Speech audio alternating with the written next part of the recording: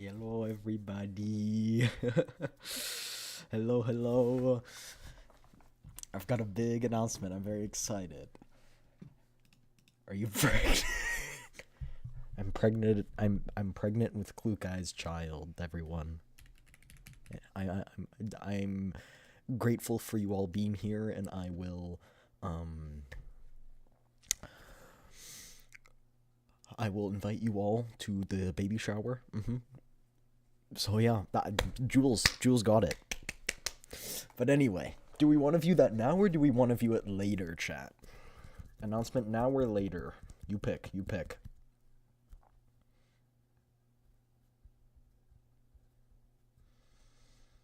Now? Okay, we'll do it now. I'll swap over right now. All right. Okay.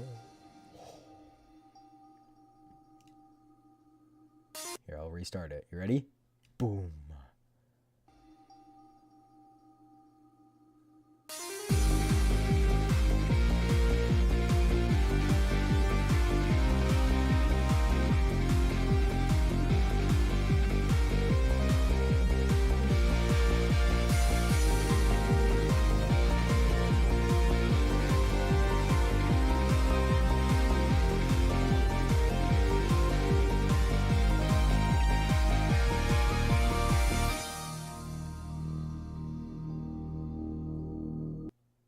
What do we think, chat?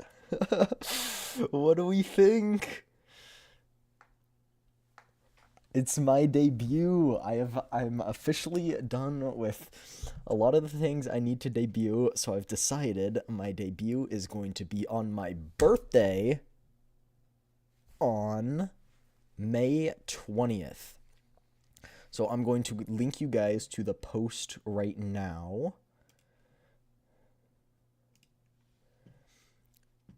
Hold on.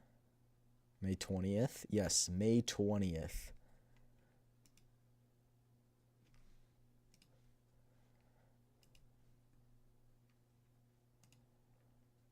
All right.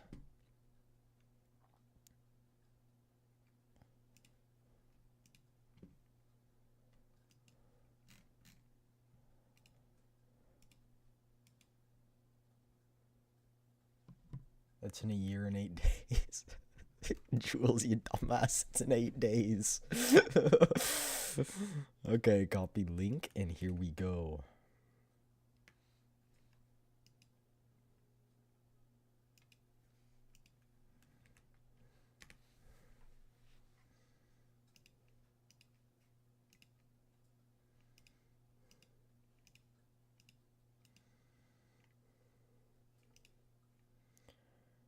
Boom. It's not letting me pin messages, chat. Let me do it manually.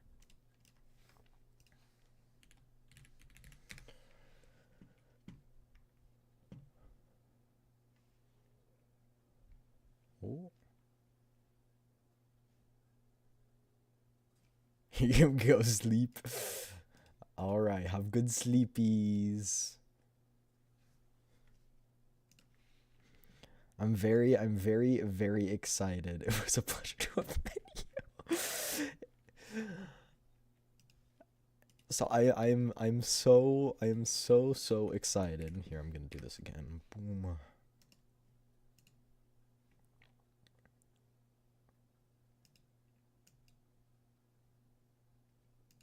I don't know that the pinnings work, but that'll just have to do for now. But yeah, I am very excited for this. It will be so much fun. It's been in the works for like 9 months now. So I am so excited. Yeah. So that was the big news that I have. The trailer, I'm just gonna keep it up there. It's just gonna be looping during the stream. Hope you guys, if I don't think it's in a spot that will really obstruct anything we're doing. But yeah, that'll be in 8 days next week, or next Tuesday at 8 p.m. PT, or not 8 p.m., sorry, 5 p.m. PT, And what is the time in JST? And 9 a.m. JST.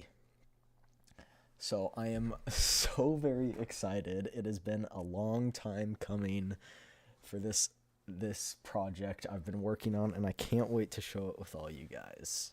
It will be so much fun. And the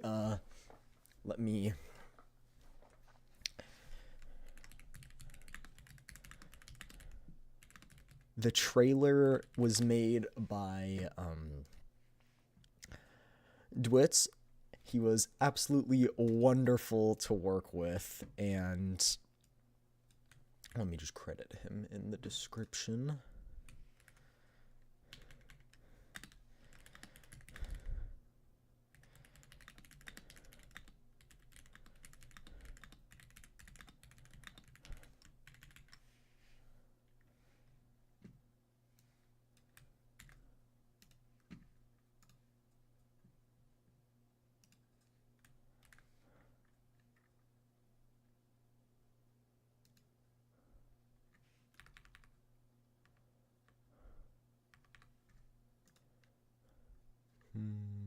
What does he have a?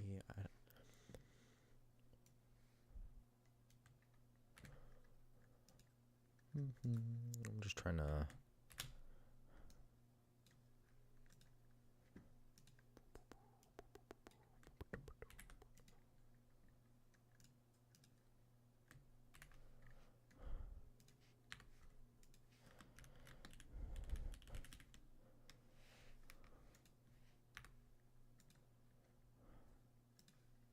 There we go. But yeah, I'm so very excited for that, and I'm looking forward to it so much. I'm so nervous.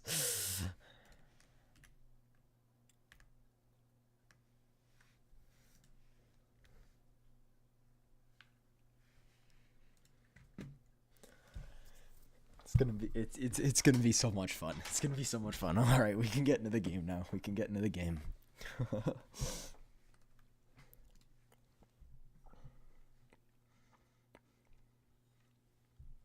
There are some things that aren't quite done, like the background and some other things, but they won't be super like necessary. But all the people I did work with throughout this whole process, they've all been wonderful and amazing, and I'll talk about them more in the review, but for now I won't spoil it. But yeah, we're going to be playing some Genshin Impact today, and there's a new character, Escoffier. Oh, French, oh oui, oui, oui. Oh oui, oui, oui, oh French. Yeah, and she's a good cryo support, and so we're gonna pull for her to put in our Ayaka team. Yeah, it's gonna be fun. It's gonna be fun. We'll do a few wishes. Oh, what's this?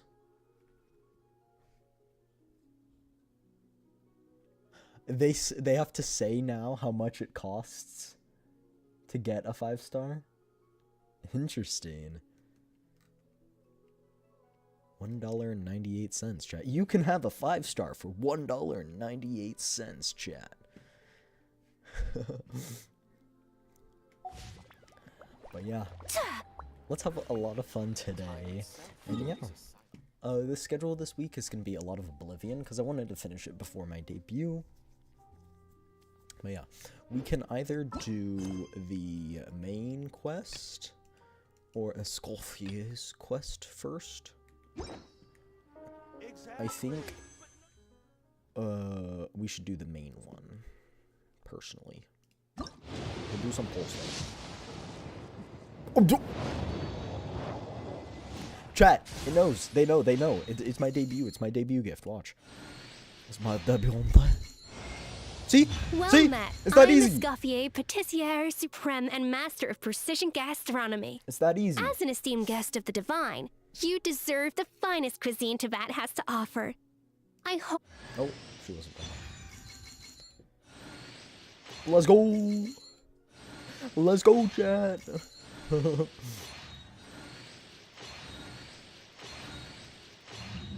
Let's go! What pity was that? That's crazy. The first 10 pull?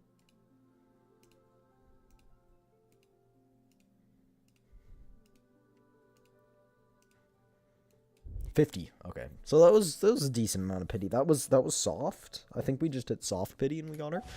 Nice. I've been doing some farming over the past few days for her. Because I wanted to be able to put her on our team immediately when we got her. I actually don't know if I have the materials, though. Oh, it's conches? I think I have enough. Enough conches.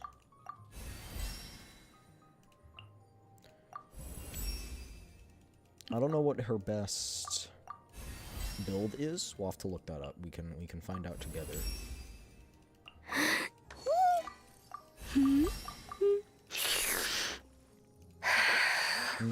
Go collect. Let's collect some conches. Conch time. I'm gonna take off my sweatshirt. I'm hot. I was so nervous to announce that. It is. I just want everything to go perfectly. It's so nerve-wracking.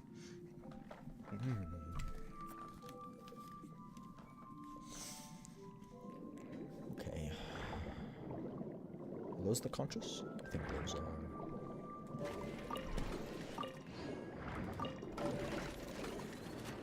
I think there's still. Oh, there's one. I think as long as that blue circle's there, there's still more. Oh, there's one. Depleted. New area marked.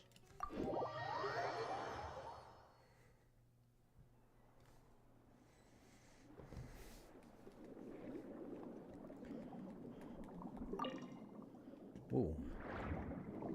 Okay. Where could the conches be? How far down do you think they are? There's one.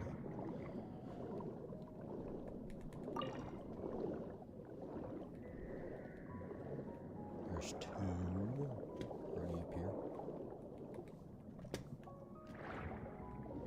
2, 3.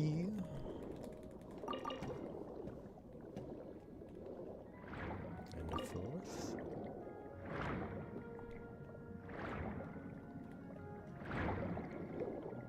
I don't know where the last one is.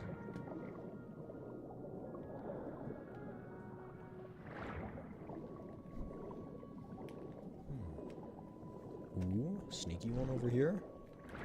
There's a coin chest though. 15,000 Mora. We're rich! We're rich!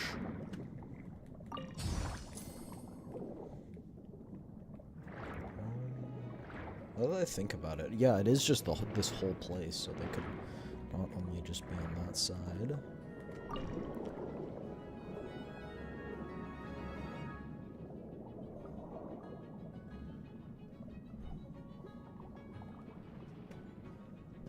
Oh, there's one. On the pillar, the upside down pillar. Collection complete.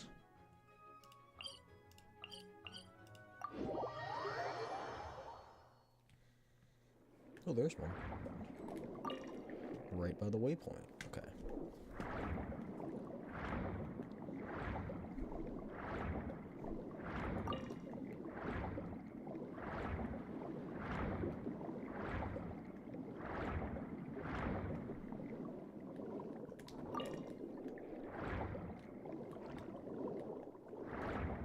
Oh, there's one inside.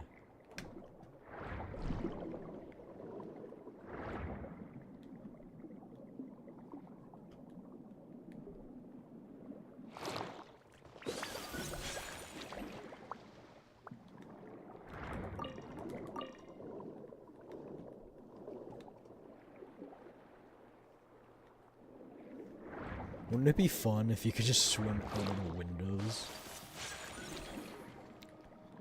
I don't know where these other conches are. Oh, tricky one right there. Alright.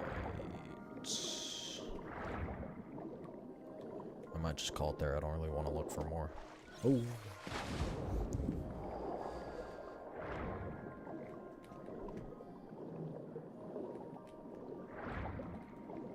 They're all in this area. There we go. That's gotta be the last one, right? No? There's still more?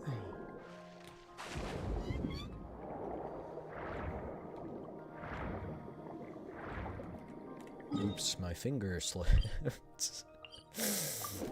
Oh!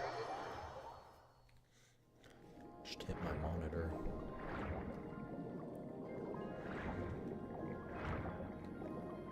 Maybe we all need to go watch a video on how to build a Scoffy. A Scoffy. Oh, oui. That we have to talk like Frenchmen for rest of video. That's Russian. I can't do a French accent. I can do like Scottish and Russian. That's it. Everything slowly devolves into a Russian accent for me. What is this? Invisible barrel conch? Oh, is it just on the inside? Probably. See, I can do Russian. Not very good, but Russian, you know. I talk like this sometimes.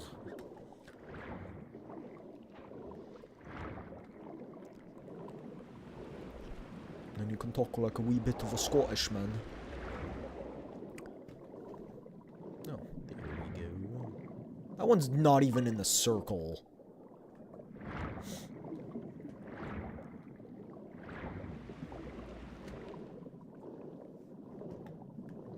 Maybe up here.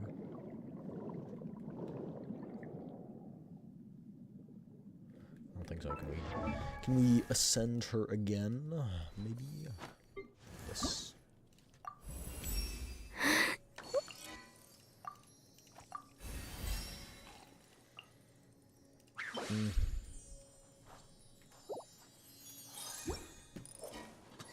Chat, should we go look at a video?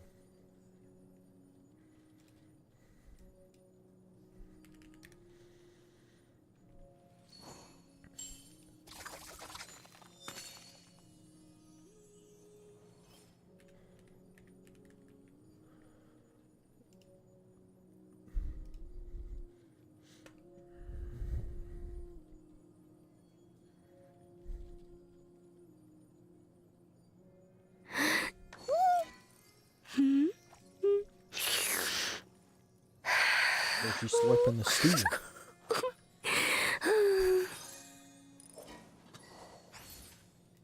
Alright, chat.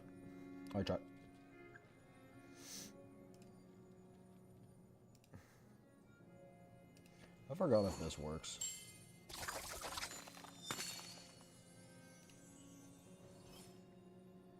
No? Doesn't? Fair enough. I know this will, though. This guide's by Zeox. I think that's how you pronounce his name. I always use his guides. He's great. If you ever need guides, definitely go check out his. They're very, very good. Window capture. Okay, here we go. Boom. Oh, it's big. He's big. He's big. Okay. We'll put that there for now. Polearm character who was just released in version 5.6, and she's an incredible free support, healer, damage dealer, and buffer. In this video, we're going to talk about everything. Got it.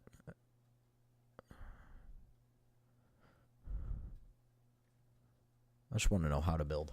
Other teams. Alright, now with that out of the way, let's talk about how to actually build your Escoffier. So firstly, for most people, I'd say that the golden troop set will be your best in slot overall as the most consistent and universal option. This set will give you up to 70% elemental skill damage bonus from the 4-piece, which is great for Escoffier as the majority of her damage will come from her skill. This set effect will basically always be active, and so the 70% skill damage bonus you're gaining is just a lot of damage, and it makes golden troop the most recommended and generalistic strongest option for Escoffier. Now, if you don't have a golden troop set, or maybe just don't have a good one, an alternative set you can use is going to be the 4-piece Blizzard Strayer.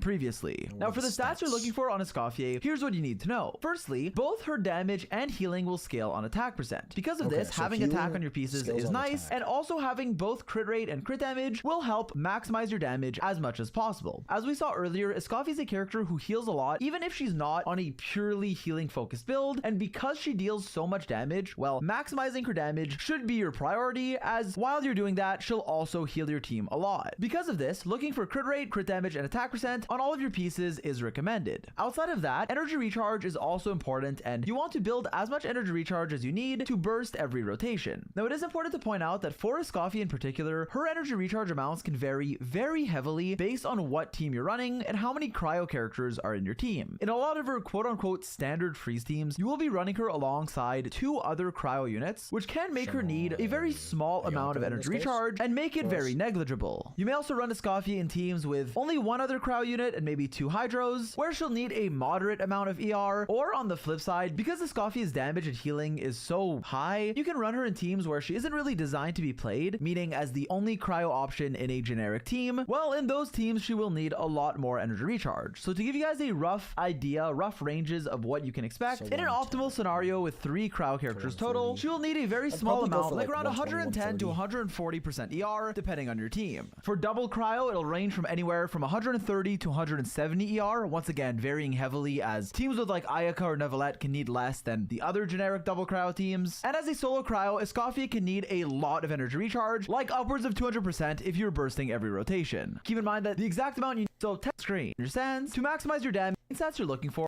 Full generalistic energy recharge ranges that I put on screen. Now with that said, for the main stats you're looking for, it will be very straightforward. Typically you're looking for attack percent on your sands to maximize your damage, although an energy recharge sands is viable in teams where you really need a lot, although typically it's more recommended to get your energy from your substats and maybe even your weapon, but ER sands can be viable with attack percent being your general go-to best option for damage, crit rate or crit damage on your circlet, and crowd damage bonus or attack percent on your goblet. Now keep in mind that while crowd damage bonus is the general option for damage, Escoffier is actually a character who gains a lot of damage bonus through external buffs like the Golden Troop set and maybe even Farina, who synergizes very well with her. Because of this and the big amount of damage bonus you may be getting, an attack percent goblet can actually be better in some teams for your damage. Outside of that, attack percent can also help you get more healing, which definitely makes it a great option overall. With that said, if you are running Shenhe, because of the way her icy quills work, crowd damage bonus will definitely be better for your Escoffier's damage, and so which goblet is better for you will depend on the team you're running.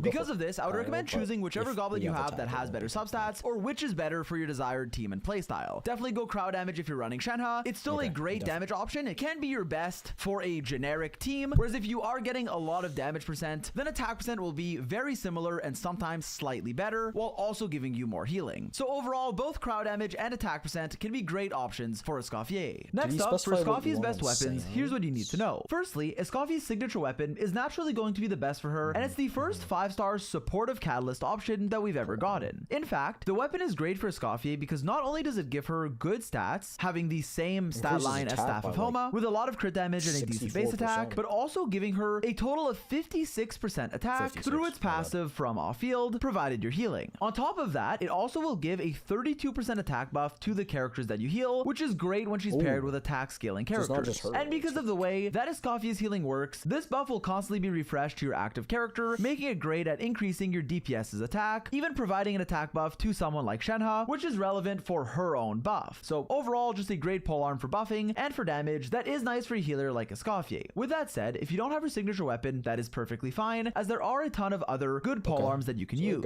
Firstly, any good stat stick that gives you a lot of attack and or damage is appreciated. Calamity Queller gives you a ton of attack and is a great 5-star for Escoffier. Staff of Homa also gives you a ton of stats, and so do some of the crit rate 5-stars like Lumidu's Jade Spear, Crimson Moon Semblance, or Staff of Scarlet Sands. Keep in mind that with these weapons, you want to be careful not to overcap on crit rate, but they are all pretty solid. It is also worth pointing out that Deathmatch is generally your best generic 4-star option if you do buy the Battle Pass, as it is just another stat stick giving you crit and attack through the effect. Deathmatch is generally the 4-star I recommend the most, being even better than some of the 5-star options and just a really good option and generally your best offensive 4-star. Outside of that, energy recharge weapons can be viable as well in teams where you need that energy recharge. I just have it on my Hu Tao. But I don't use Hu Tao very often, so I could just switch it, because they're like never in the same teams as each other. This one probably is not bad for her either. Oh, it has energy recharge, though. Yeah, we'll do this. We'll do deathmatch. Can we... Is it possible to use the artifact thingamabobber? The thing that, you can, like, use 5-star artifacts to get new ones? Is the... Yeah, Golden Troop is here. Oh, and they added some of the new ones, too. So we can do this. Let's take a look first. So we're looking for attack percent.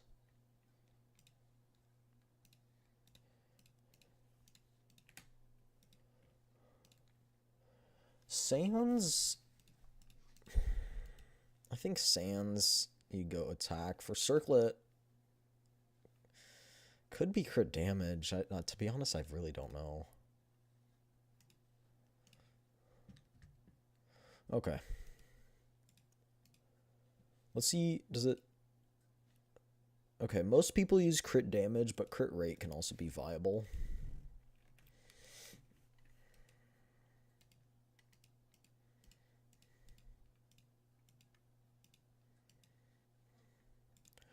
We have a Kyra damage bonus on set. I don't think it would roll very well.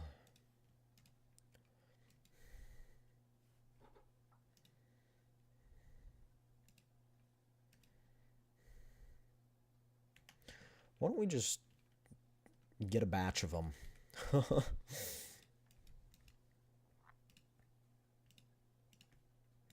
I haven't used this in a long time, so we have a lot of them. HP, that's not going to be good. Attack. Goblet. That's Dendro. I don't really care about that. This could be good if it rolls crit damage. That's just bad. Same with that.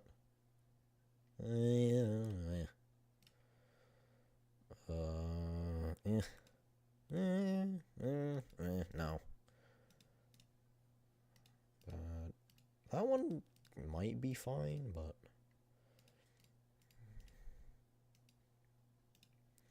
Wasn't very good. Let's get some more. HP. Don't care. Hydro. With defense stats, do not care.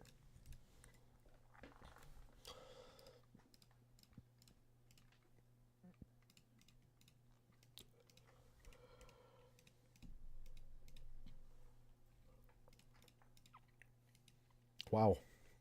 Unlucky, I guess.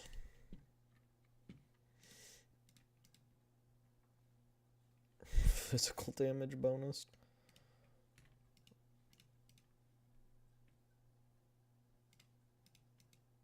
Actually, I guess this could be fine.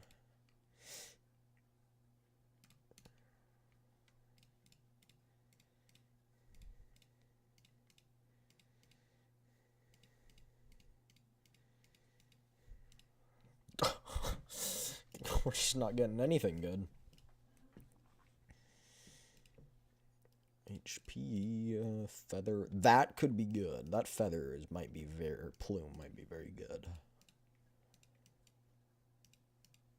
Other than that, it's not looking too hot. This could be good. It's got attack and ER, which is good.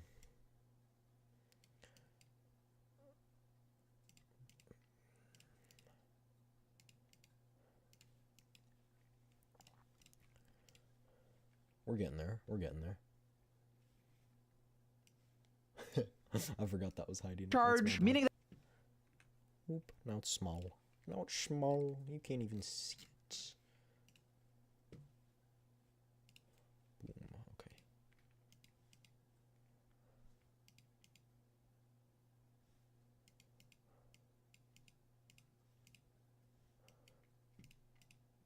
okay. Ooh, okay. That could be good. For Farina, especially.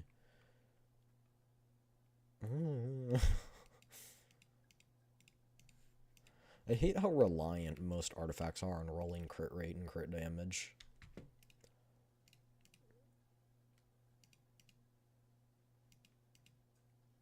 That could be good.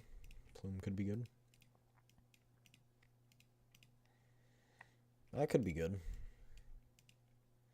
If it rolls crit damage. This could be good. I don't think that's very good. Like that? Why are we locking? Why is it auto-locking those? We'll do this one and then we'll go level up some and see where we're standing. Electro, Dendro. Ooh. Has potential. That one, on the other hand, does not.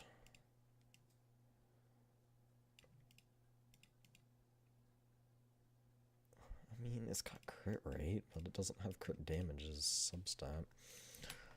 Alright, let's level up some.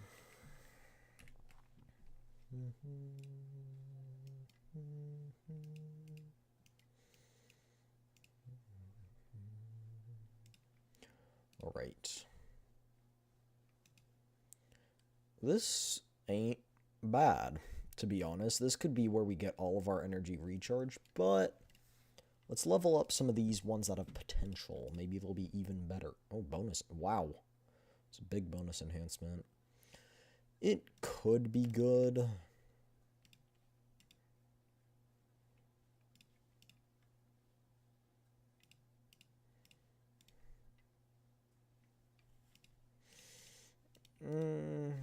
I don't know. I don't know how I feel about that. Let's upgrade the other ones before we go all in on that one.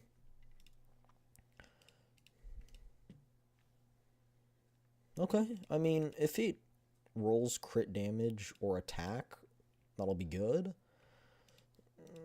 Okay. I think 1 is no. This one, though. This one's got real potential, chat.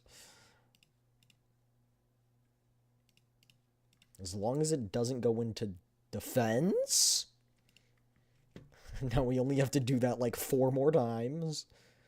Alright, Elemental Mastery ain't good, but 1 roll ain't the end of the world.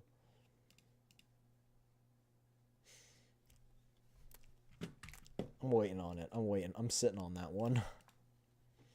This one, unless it rolls crit rate on this first one, no. Okay. Okay, wait. Oh, wait, let it. Okay, nope, nope, nope, nope. Nope. Nope. Same with this one. I don't want to level it up to 7. Is it not on enhance to next tier? That's what I want on. Nope. Sucks. Well, this one's at 0 still. Attack ain't bad, because we do need attack. It's not looking terrible here. I mean,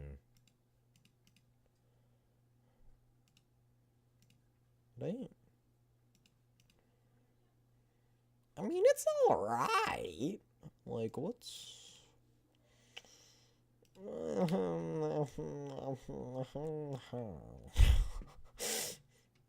This one's pretty good.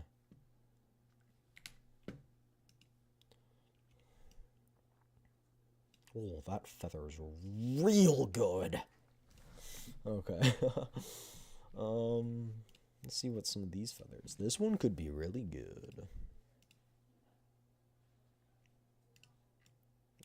Oh, we're using our elixir thing now. I don't like that. I don't like having to use that stuff.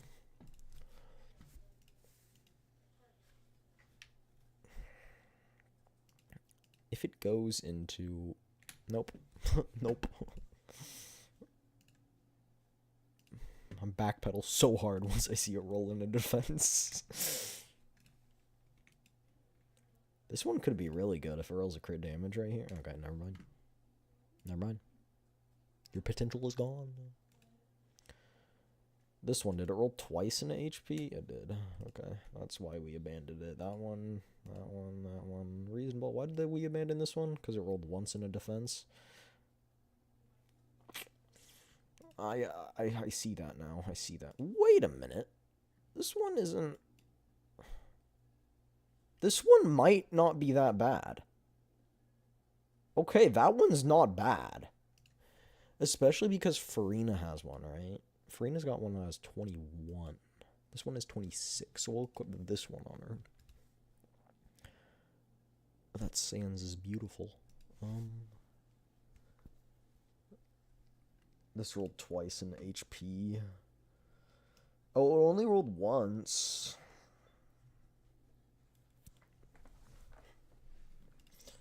But this was originally had 3 substats, so... I mean, it's fine, but... It's better than nothing. This... Oh, I meant to look at that one. No, that one's not good. That one's energy recharge. That one's HP. That one's HP. That one's defense.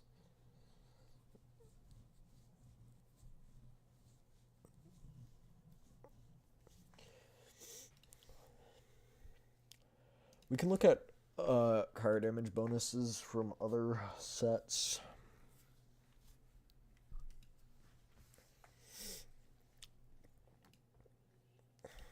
I think this one would be better to level up because we have an opportunity for it to get something good. We're getting way too much energy recharge here. We do not need that much energy recharge.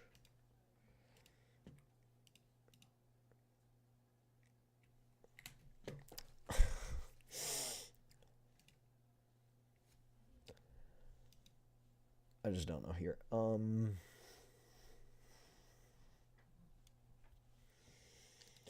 So look, maybe we have a goblet that's worth investing in. This one could roll a crit, chat. It could. My hopes are too high. My hopes are too high. Do we even have anything that's that good?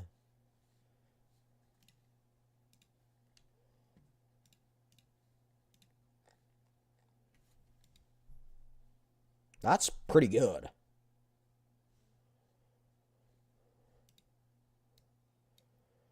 No, that's pretty good.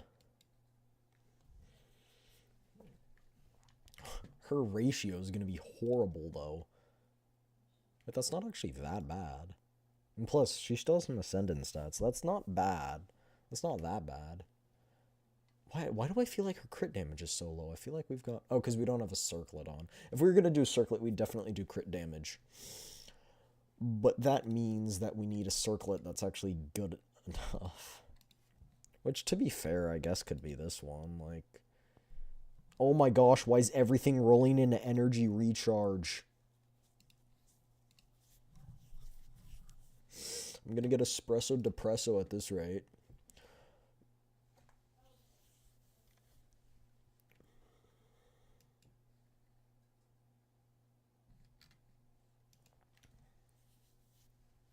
Like, we really don't need any more. How much do we have? We probably have like 180%. 154. Okay, it's over.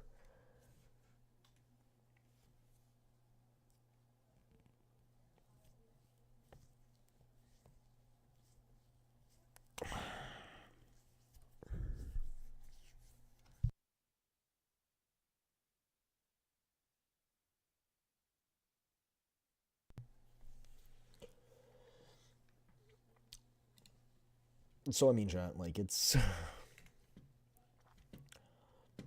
Whoa. Oh, it's a swan. That's so cute.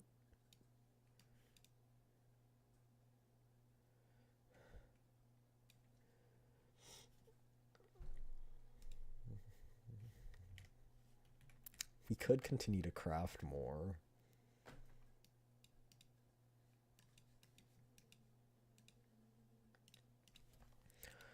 In hopes that we get a good circlet, and we didn't even get a single circlet. Yeah, that could be good.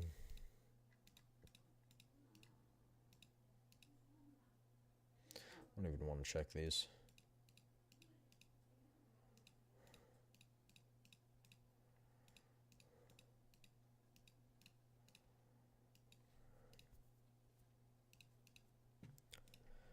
Just give me a circlet. 1. It's defense. What did I expect out of this godforsaken world? That could be very good for Farina or for Escoffier, depending on what it rolls into. That is crazy. What's the big announcement? I'm glad you asked, Marrow. So you see this thing that is right here. Oh, right here. Boom, boom, boom. I will show you right now. Watch this. Are you ready? Here we go.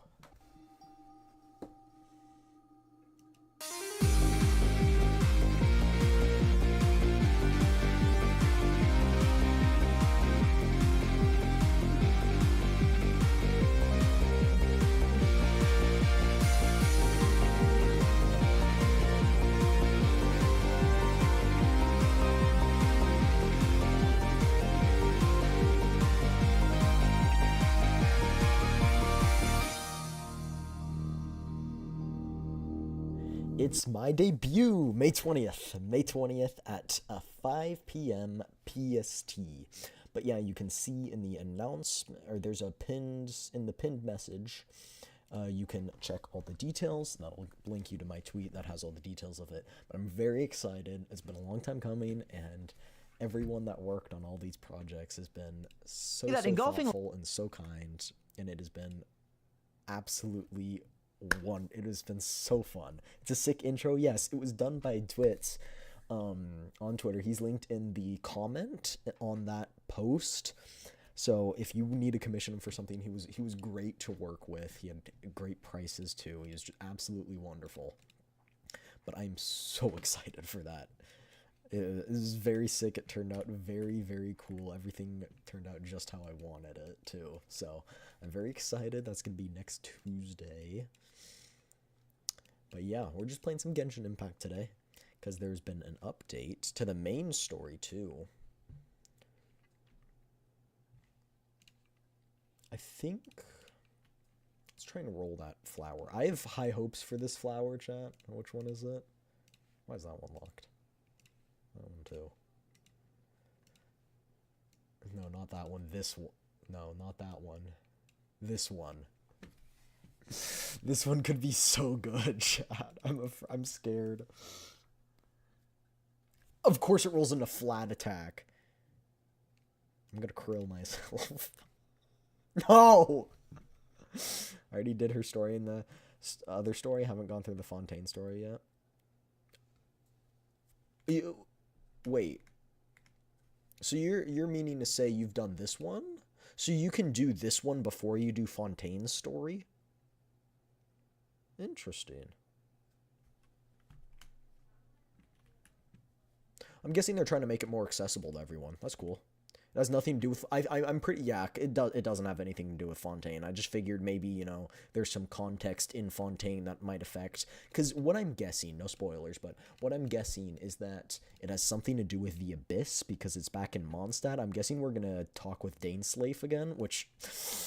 Daneslafe, best dude, so I'm excited for that.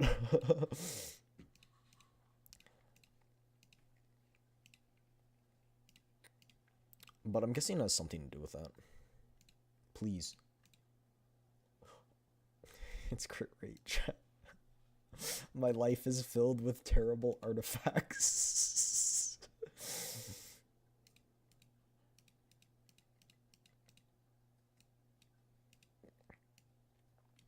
Who cursed me? Which one of you cursed me?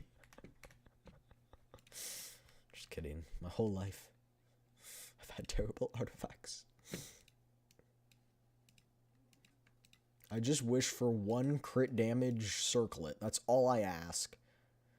I only ask for one crit damage circlet. That's all I ask. Please. Please.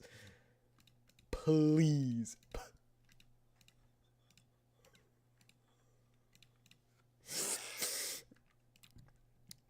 Thinking about me every night. Oh, I'm espresso depresso. That could be good.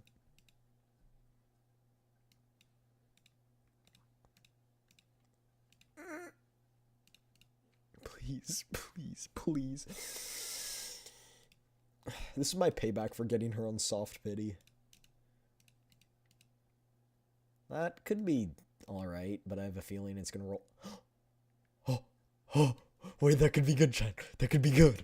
That could be good. Oh, don't get too excited. Don't get too excited. Stay calm. Stay calm. Chat, stay calm. Stay calm.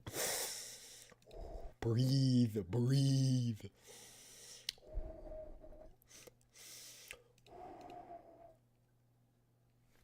Please.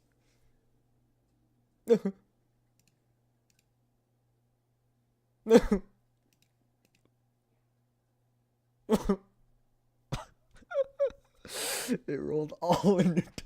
I ain't even finishing that, bro. I ain't even finishing that. I don't even wanna. I don't wanna touch it.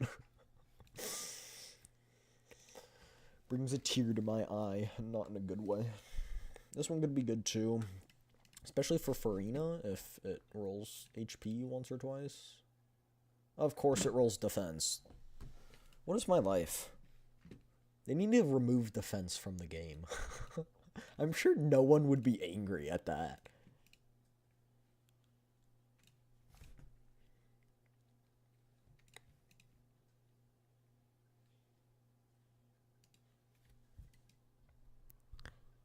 Let it cook.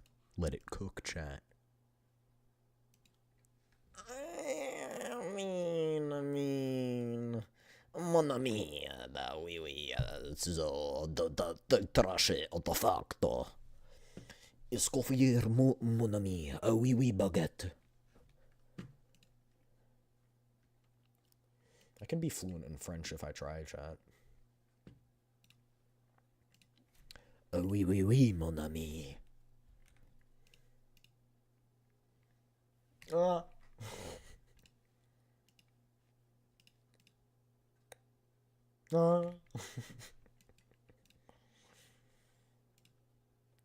This could be good. It could roll a crit rate, chat. It could, in theory.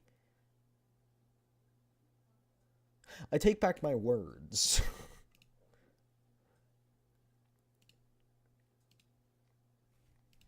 Okay, so she's not... She does... Her build's not terrible, chat. It's not terrible. It's not... That's actually not bad. That's not bad. That's not bad. I mean, it's not good, but it's not bad. I know she's not, like, fully leveled up. We need to do that still. I know. But I don't want to collect conches. I don't want to, chat. I don't want to. Chat, is there, like, a store you can buy conches from? Perhaps? There never is. It's always copium when I... How am I supposed to get in there?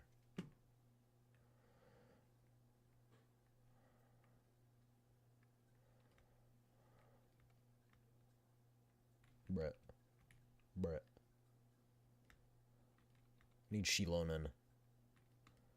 My life has become too used to Shilonen in my teams.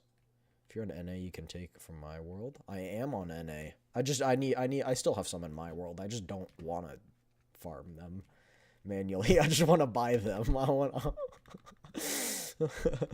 I will come take from your world. That'd be very nice if I do run out.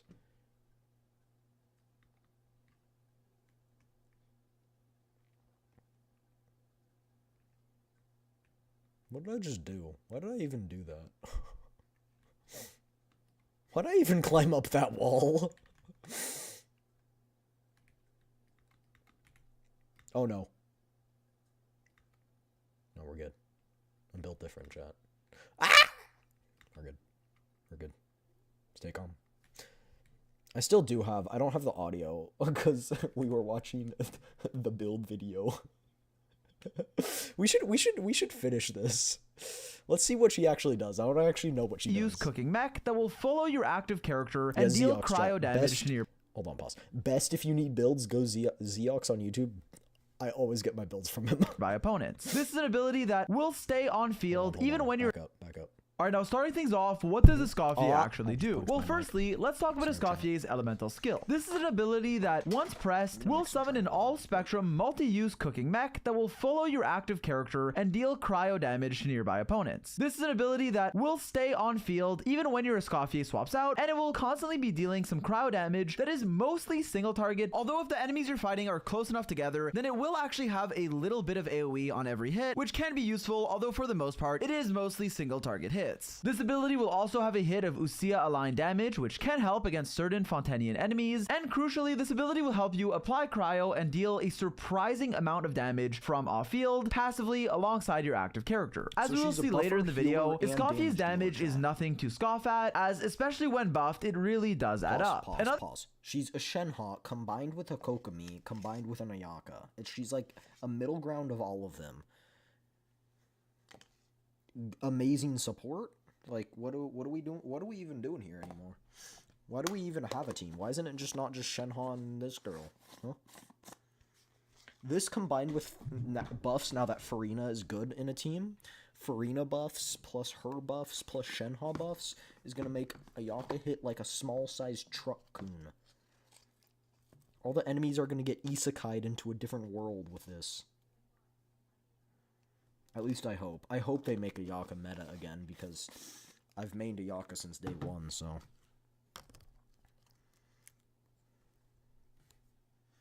Another reason for this that I actually want to talk about right now before we even get into her burst is because of her second passive talent, Inspiration Immersed Seasoning. What this will do is decrease the hydro and cryo res of opponents that her elemental skill or burst hits by up to 55%, depending on how many hydro and cryo characters you have in your party. In fact, if your full party is all hydro and or cryo characters, you will get a 55% res shred to both hydro and cryo to any opponent that you hit. This res shred will last for 12 seconds and is refreshed anytime they get hit, so it effectively will have 100% uptime with a really good effect. It's worth highlighting that because she shreds cryo res on top of hydro, she's also buffing her own damage, which is why, as I said earlier, her skill's damage can be surprisingly high because she's also buffing herself, making her own damage good, on top of also making your other party members do more damage. This passive talent will effectively form your team building. It incentivizes you to run teams that are all hydro and cryo units, replacing your other res shredder like a Kazuha or Shilonen with Escoffier herself alongside other hydro and cryo units. Now you'll notice that the difference between a 3 hydro or cryo party and a 4-1 is very big. You go from 15% res shred to 55, meaning that while Escoffier is still viable in other teams, because of how much she has in her kit, as we'll talk about in the next section, she is very much incentivized to be played in these freeze teams that are comprised of only hydro and cryo units, but again, there are some exceptions that we'll cover later. Now with that out of the way, for Escoffier's elemental burst, this is an ability that will deal AoE crowd damage with a decent scaling, while also healing all of your party members based on her attack. This is an ability with a 15-second cooldown and a 60 energy cost, and the healing that this ability gives.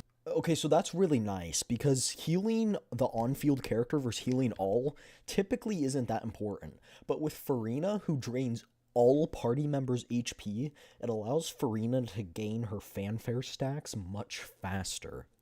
And it's much better. So that's actually really nice that she's a whole team healer. You is honestly very nice. In fact, this ability healing all of your party members one single time when you use your burst is very nice, as it can help you synergize well with a character like Farina by healing all of your party members simultaneously. With that said, through Escoffier's first passive talent, she will also get more healing to your active character only, healing them every second for 9 seconds after she uses her burst. So in practice, her burst will be 1 hit of damage and then 1 instance of burst healing to your whole party, and then it will continuously heal your active character for 9 seconds. Both Escoffier's damage and healing skill with attack, which is appreciated, as we'll see in the build section later. Something else I wanted to point out is that while it's not relevant in combat, Escoffier can hold her skill to allow her to transform ingredients into dishes, allowing you to basically get free dishes every week if that's something you're interested in, as a nice bonus if you have the character. Lastly, before getting into a small healing showcase, for Escoffier's talent priority, you should know that both her skill and burst are important to level, with her skill being the priority to maximize her damage, and the burst being nice to increase her healing. Because of this, I would recommend leveling her skill and then her burst, and ignoring her normal attacks. With that, thank you, Zeox. I appreciate your service. I appreciate your service. Kazuha's been swimming for his life over here. Someone save me. Conches. The bane of my existence. Conches. Okay.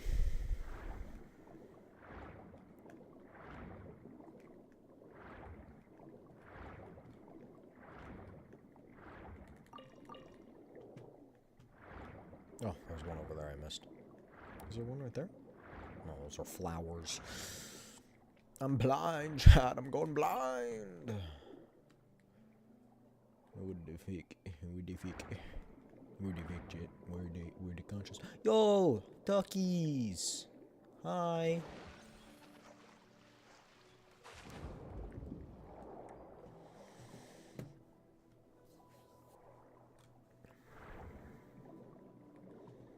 Okay, where's this last con? There's a conch over there, but that is not in the circle.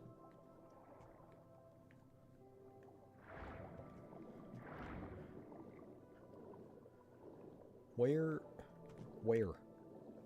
in the... Where in the where?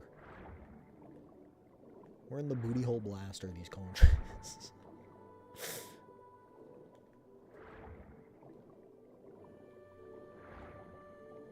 Am I blind? Don't answer that.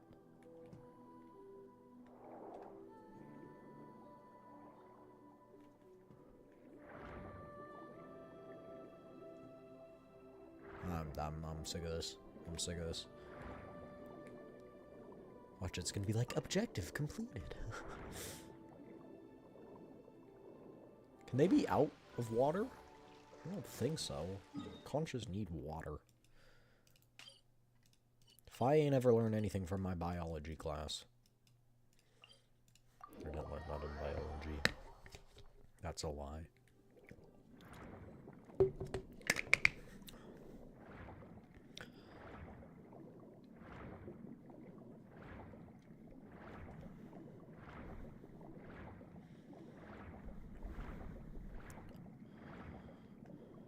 Alright, we'll go from top to bottom.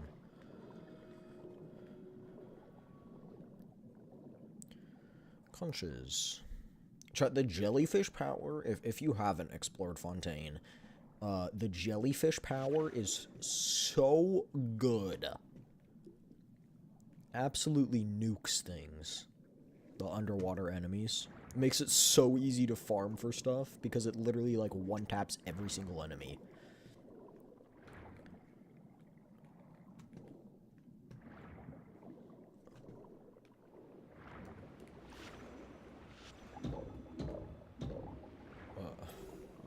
I'm dumb.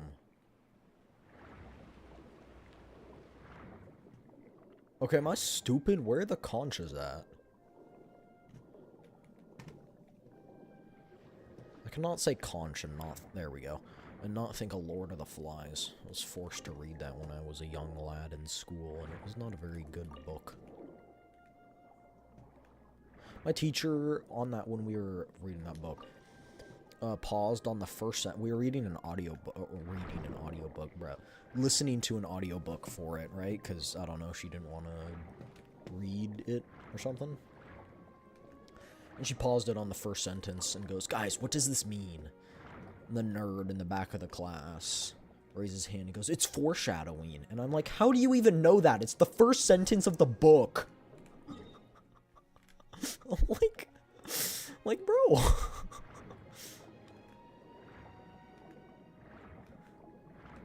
And everyone turned around, looked at the kid, stared at him for a solid 3 seconds. Loki kind of felt kind of bad, but he kind of deserved it. Oh, I was definitely the kid that was made fun of in those scenarios, yeah. Because I would always answer the math questions and stuff. I was the nerdy kid in school. I was always answer the math questions and stuff because I was tired of everyone being stupid and not knowing the answers. And I'm like, can we please move on? I'm bored. So I'd answer the questions all the time by myself because no one else would know the answer to them. So yeah, needless to say, was not a very popular kid in school. But that's fine because I have anime, chat. I have the power of God and anime on my side.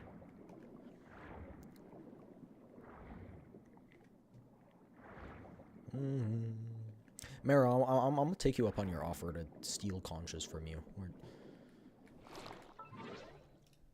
I'm gonna take you up on. I'm gonna take you up on that offer. I'm not. This is not gonna find you, but maybe. Oh, it's a UID. Okay, one sec. Maybe I can find this last conch while we wait. There's like one more conch here, I'm pretty sure.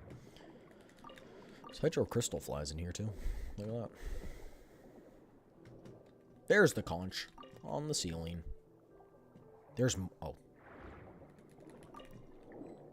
There we go.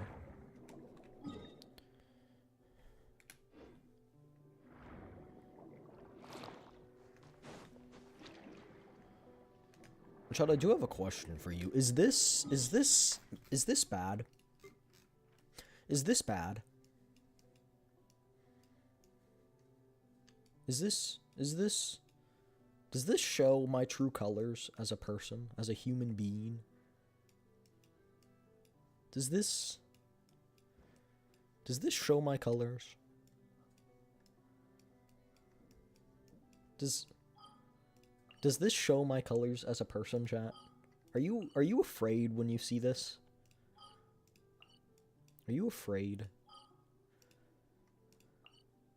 Are you afraid?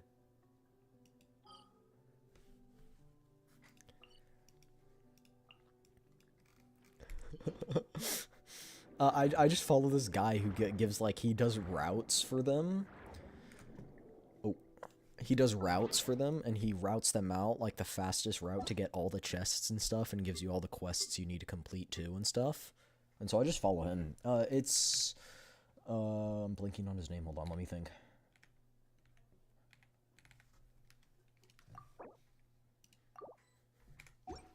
I'm blinking on his... Wait.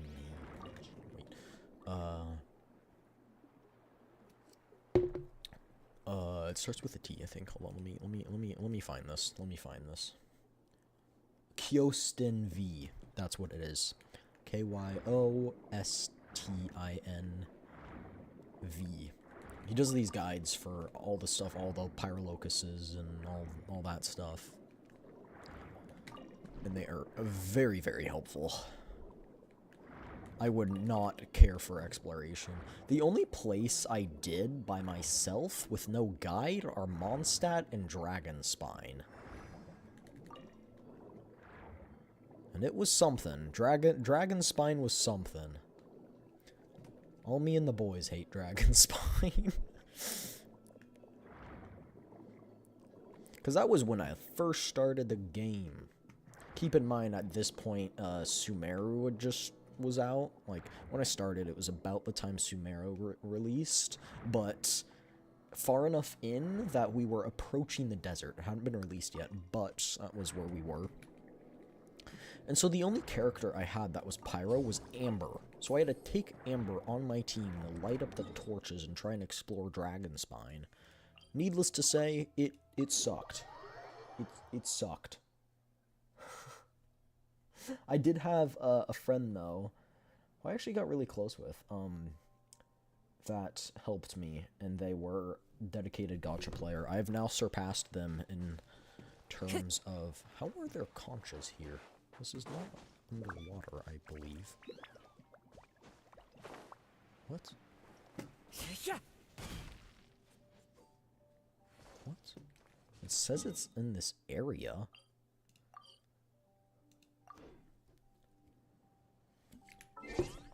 And, I've now surpassed them in UID. Or not UID. Time to go. Adventure rank. You're standing on them? What? I'm standing on them. Oh. Oh! Oh!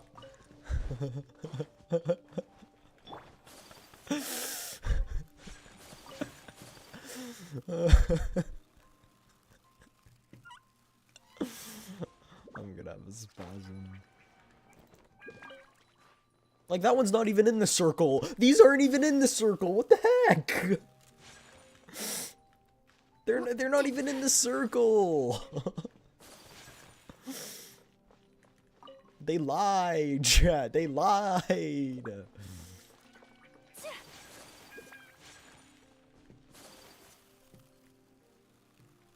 It's not even my fault. They're lying. Remember, stay hydrated, chat. If you have chlorine, you can see them on the minimap. I do not have chlorine. Wanted her, but I didn't have any good teammates that would go with her. And I was like, oh, well, I mean, she's cool, but...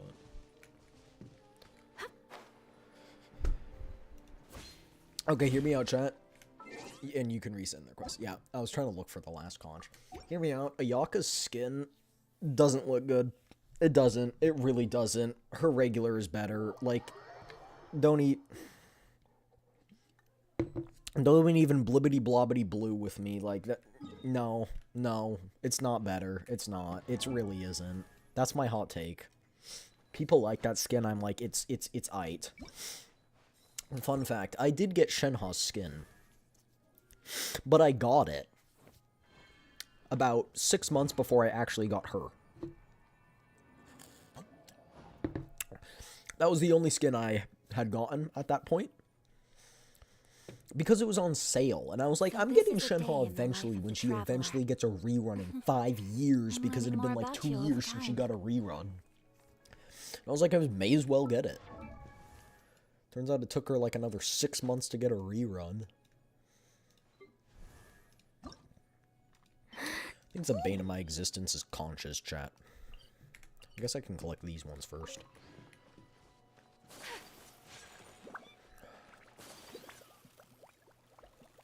I have beef with these conches.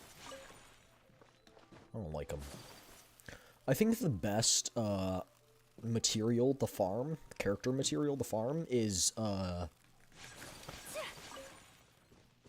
blanking on her name. A Knight of or not a Knight of Favonius, the Church of Favonius girl. Why am I blanking on her name? Rosaria. Rosaria's Valberries, they're so easy to farm. Barbs, I actually haven't leveled up. It's been a long time since I leveled up Barbs. But, it was the Valberries for her, because they're just so abundant. Like, you find one bush of them, and you get, like, 5 of them per bush, and there's, like, 5 bushes per area. So you're getting, like, if you explore all of the... If you explore all of the things, like get all of the Valberries on the map for the day, you're getting like 80, at least 80.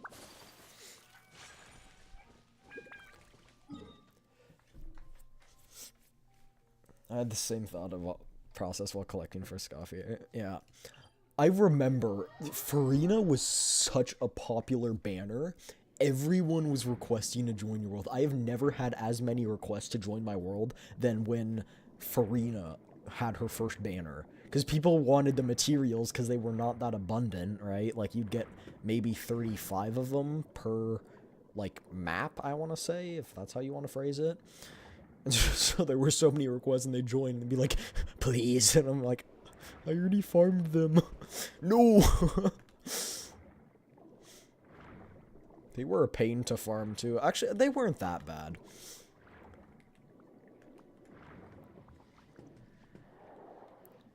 Who's really sucked, though, was, the other conches. The star conches. For Yelan. Oh, yeah. There's a Hydrolocus if you want it. What flashbang? Holy.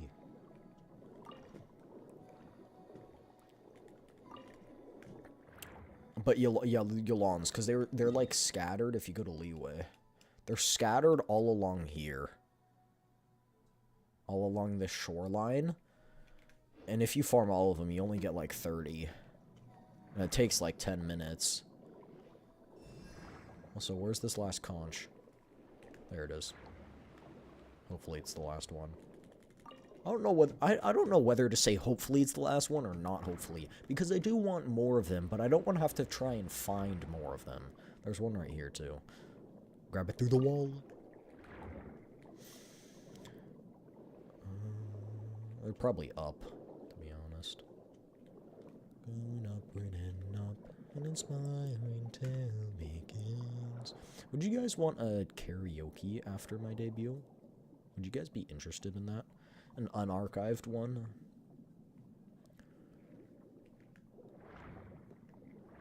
Over there. I'm coming. I'm coming.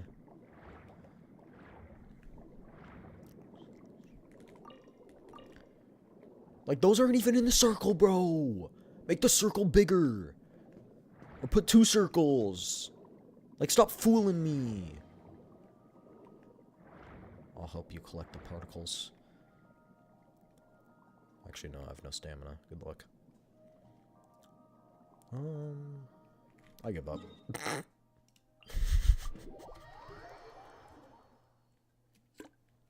Chat, I do not have much mental fortitude. Meaning that I give up very easily. Can't do it? Well, whatever, not worth my effort. I'm the type of person that when you say, do it, you won't. I'll respond with, yeah, you're right, I won't.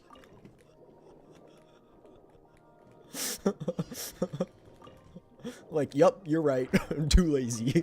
Couldn't be bothered.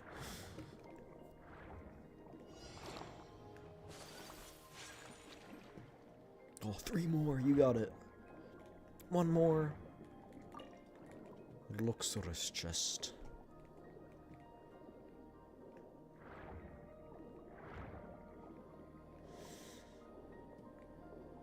Take a step back and find the conches. Because damn, they're close to invisible. There's too much stuff going on. There's too much yellow and blue. I can't...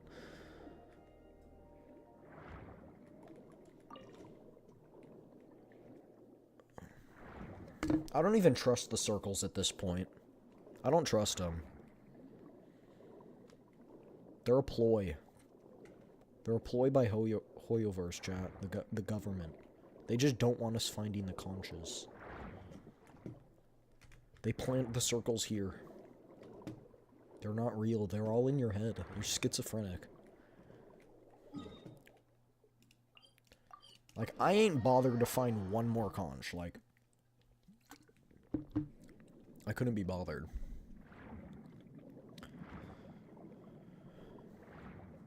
This one though.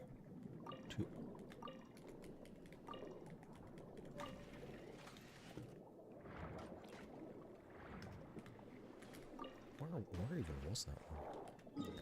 Collection complete. Yippee! Are we at her last ascension? No, we're not. Now we are, actually.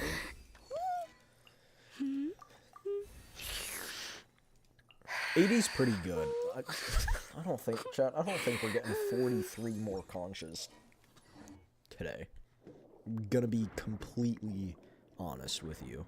Do not think we're getting 43 more conches. But we'll finish collecting the conches in this world.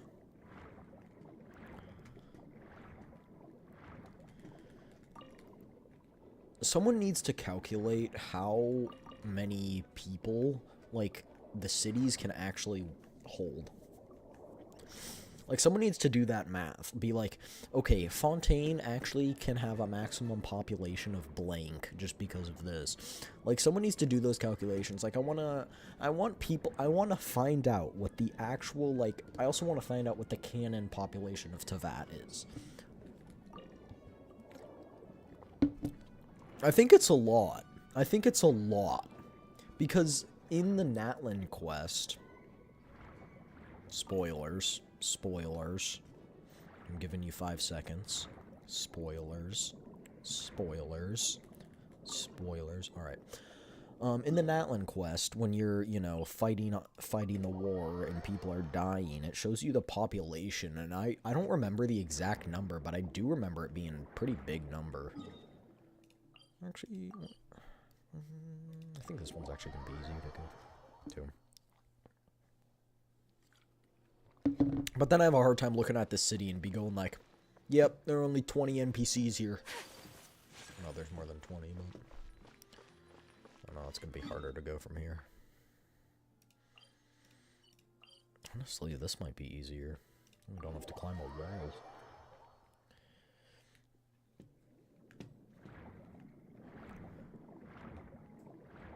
Ooh, doesn't this thing, like, transport you? Boom! Beautiful.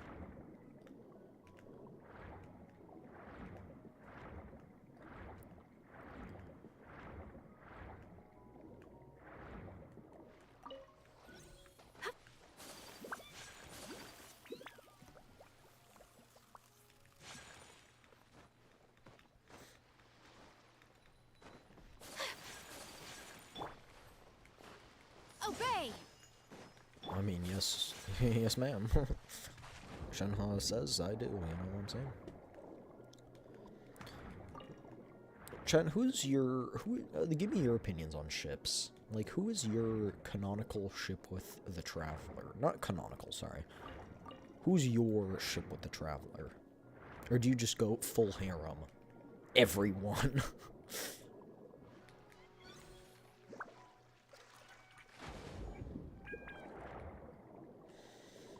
Chat, if you haven't noticed already, if you haven't noticed, I am a sucker for white hair.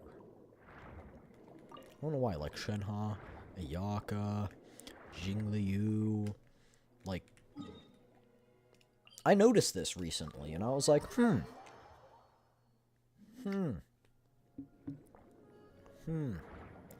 Or just different colors that aren't usually regular. Or I swear, sometimes the manhwas or the... I kind of want to call them comics, but they're also kind of... not comics? Because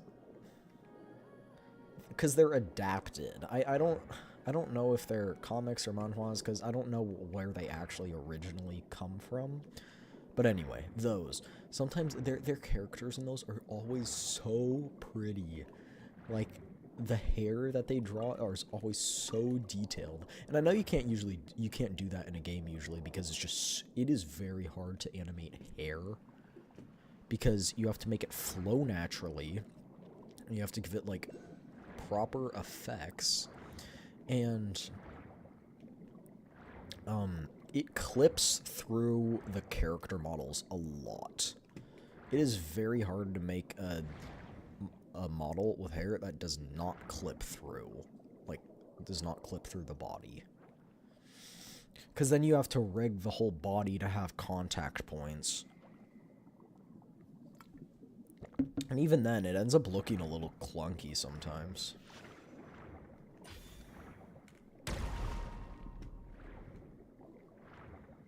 I thought it would be in here, though.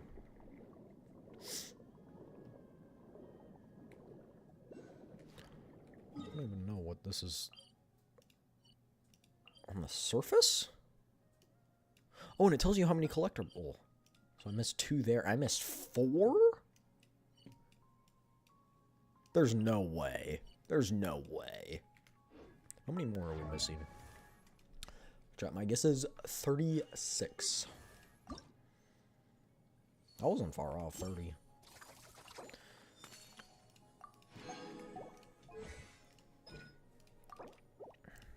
I need a hold to level up.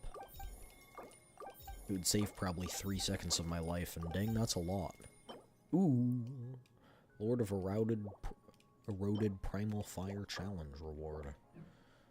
Haven't done that before, I'll tell you that much.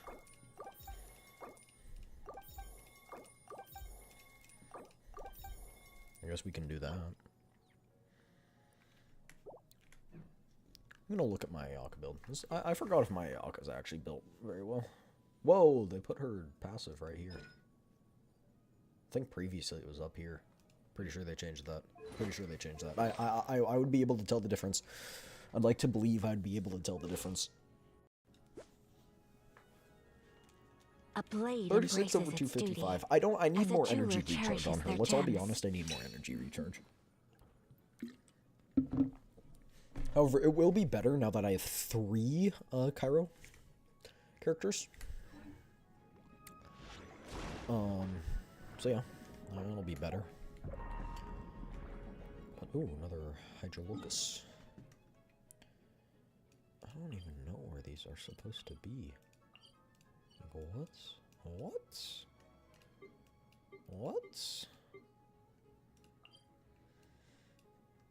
There's no way there's 2 more there. Okay, now I just want to prove it wrong. Now I just want to prove it wrong. It says there's 2? Where do I miss them? I've searched this circle in and out.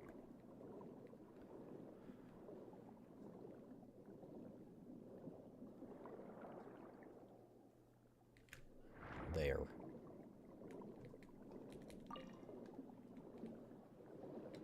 Maybe you just gotta look for the blinking through the walls.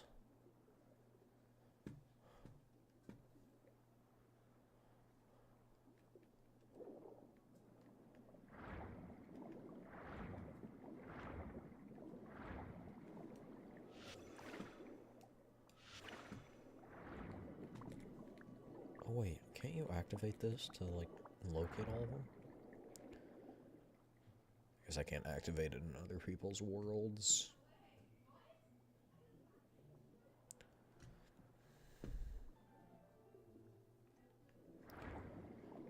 I do not know.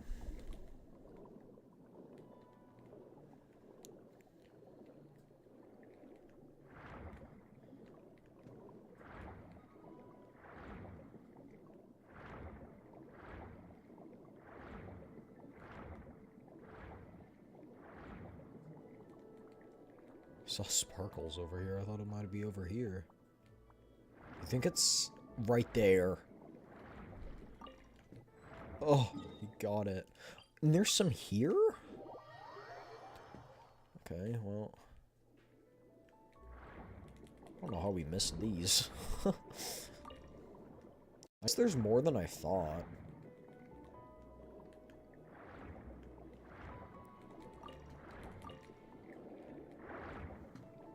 Wow, there's a lot here.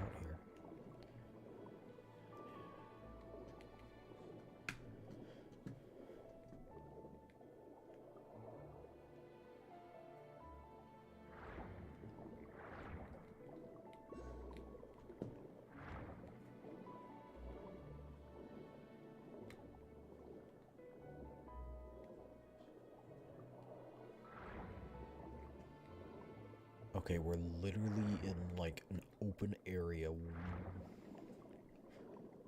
let's get to the very edge of the circle. And we look back.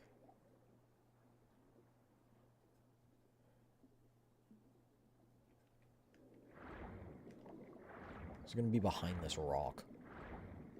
It's gonna be behind the rock, isn't it? No. It's not sneaky breaky.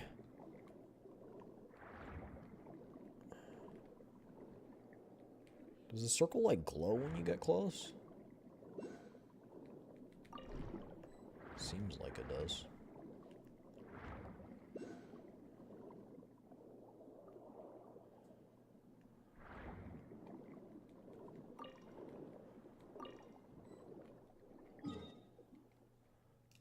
New collection areas.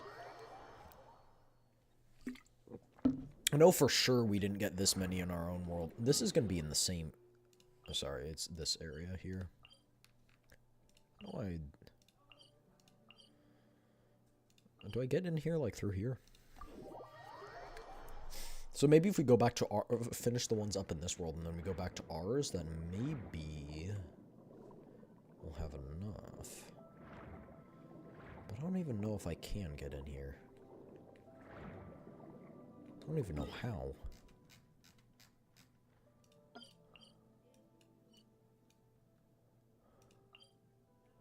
It's here, I think. Mm-hmm.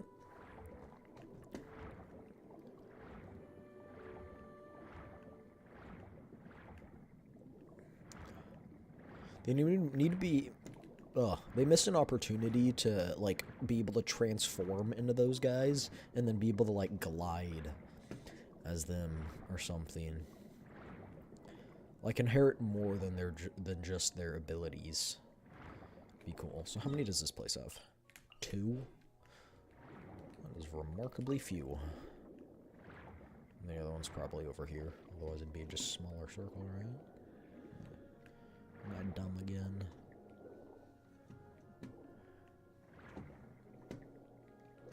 There's a very real possibility that I could just be... There it is.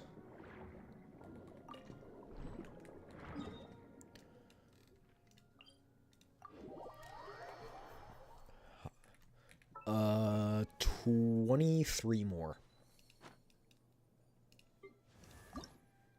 Oh, I was close. I was close. It was 19. I was off by 4. Okay, I don't know how many there are here. We'll just have to go with the flow and see. Oh, there's another Hydrolocus here. Such a weird sight to see them, because they're all collected in my world. Maybe they're inside the rock. Yeah, that's probably it for this half. Okay, how many are there? 2 more. They're probably pretty close to each other. Bridge? Yeah, the bridge.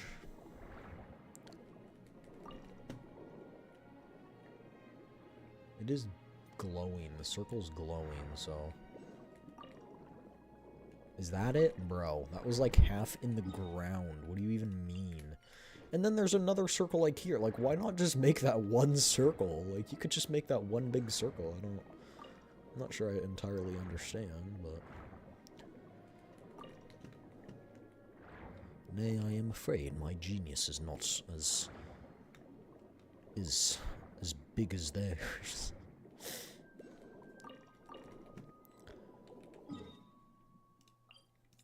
There's actually a lot of these. I was probably inaccurate with my guess of 35 or whatever I said. It's probably more like 45. More than that. No, way more than that, because we're almost done here. Where? I thought they'd be under the bridge, no?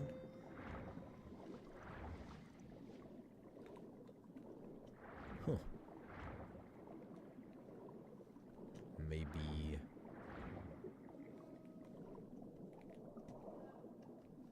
What? Oh, there. They were under the bridge.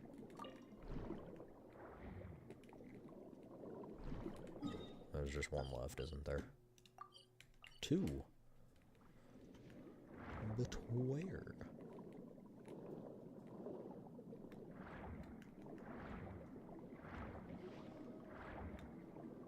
Okay, I'm not going insane, right? Like, I've checked. Can they grow on the leaves? I wouldn't be surprised. I wouldn't be surprised. Okay, maybe on, like, this very edge, and you have to, like, turn the corner of the mountain to see them. What is going on here?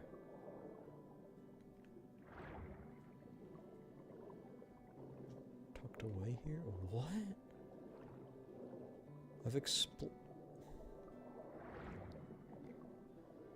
Don't tell me it's, like, somewhat out of the circle. It's, like, right here. Where are these 2? Okay, now I'm just curious where they are and why I'm so blind to them.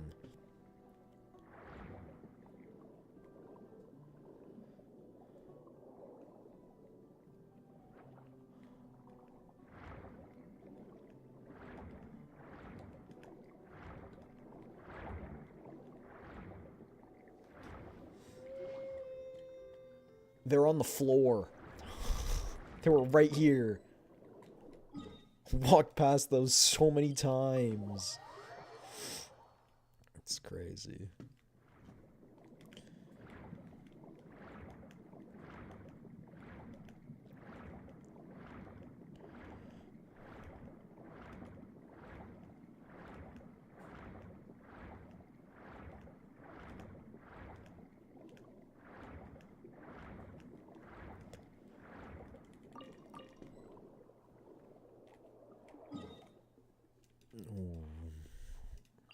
That's a long way to swim. A long way to swim, that's for sure. Okay, 13. 7? Wait, we're definitely gonna be able to get this now.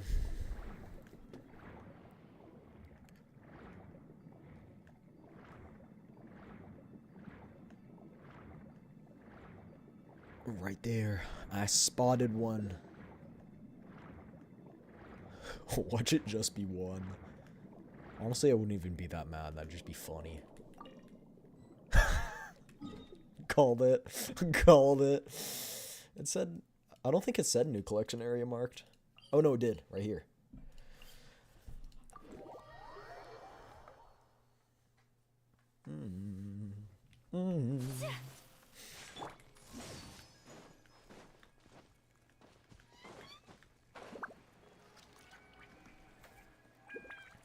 Because I think we did drain this place of water, right? I think that's why there are conches out of water here. Okay, I'm predicting there's going to be 2. Those 2 right there, and that's going to be it. 'Cause I'm pretty sure another character needed these conches. I forgot who. I think maybe it was like... No, it wasn't Neverlet's. How many more are there? 2.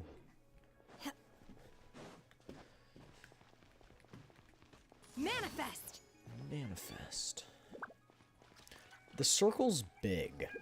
So that means if those 2 were on that end of the circle, the other 2 are going to be like on this end of the circle because otherwise the circle would be smaller, no? Or is that foolish of me to think?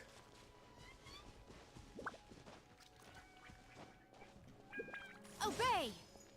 But I don't know where, to be completely honest. Oh? No. Well, there's a lot of Mora chests right there.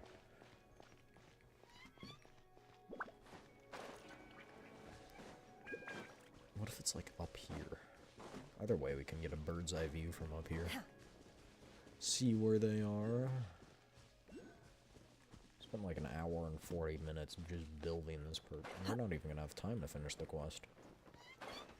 It's fine. It's fine. I can play this more tomorrow before we play Oblivion.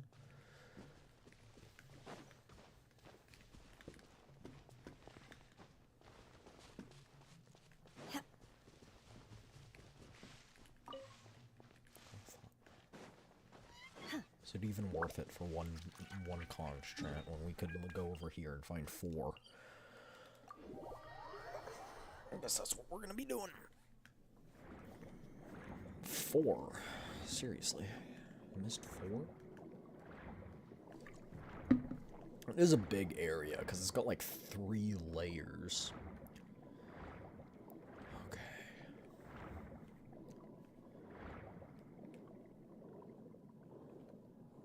I used to not even have these markers to tell you where they were. Oh!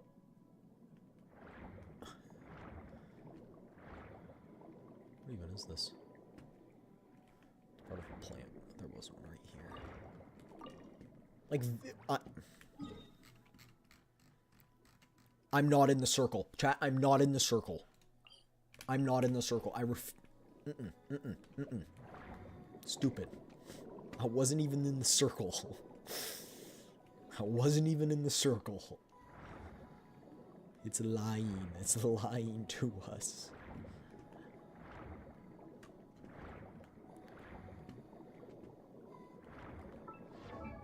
Please, please. 2? 1. I need 1, chat. I need 1.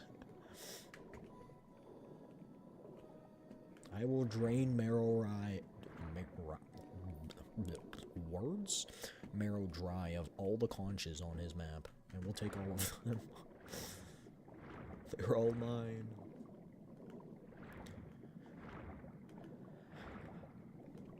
How do you get more powerful? Oh, I collect conches.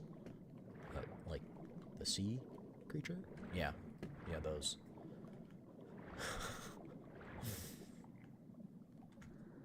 I collect flowers. That's how I get stronger. The logic is quite funny when you think about it. Oh, right here, it's out of the circle. That's a perfect spot for them to put it, because we know they love putting them out of the circle. I'm gonna have a temper tantrum if I can't. Okay, I swear, if this counts as one of them, I'm gonna throw a fit. Okay, good. I was like, that's so blatantly out of the circle, there's no way. We need to go make more of the gems. I think we should have enough of the jewels to make the gems.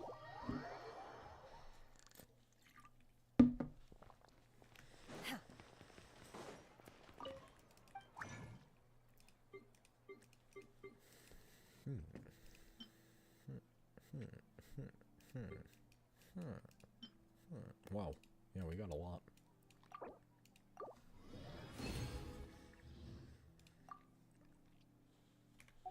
Oh. Still need that. 6.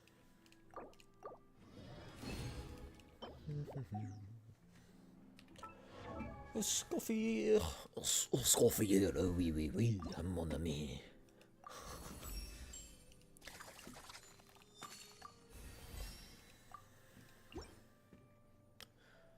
Okay, let's look at our stats now. 83 over 183. Not bad. 154, plenty. Attack, 1.6. I mean, that's alright. Bing. Thank you, Metal. Now we leave. We leave. Thank you. Now we can start the quest. Chat, do we want to do our story quest or the Archon quest, the interlude, first? Do we have preferences? I don't know why I have a marker here on my map. Oh, that's for the strange hilly churros.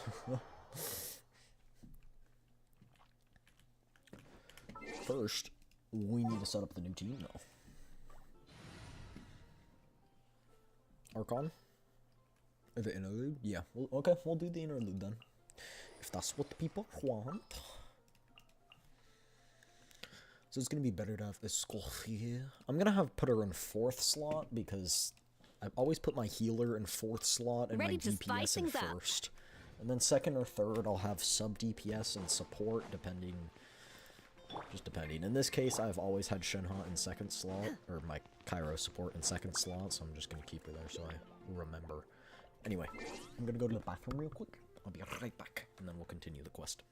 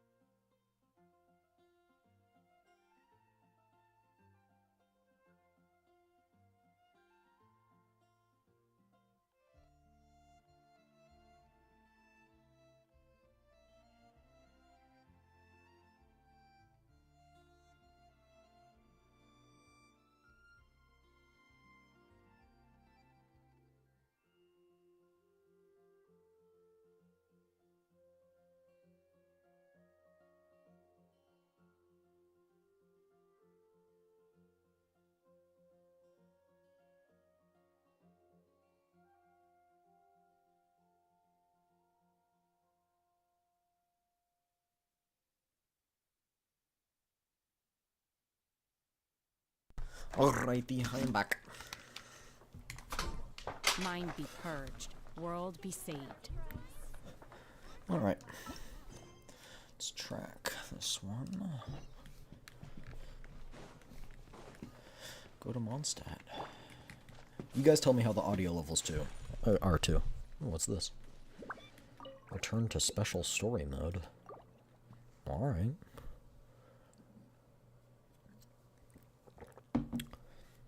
Whoa! It's so pretty! Wow! The city is all decked out! Oh, it's beautiful! season means no commissions, which means no Mora. But Catherine's always looking out for us, so we should still drop by and say hello. Sure, let's go.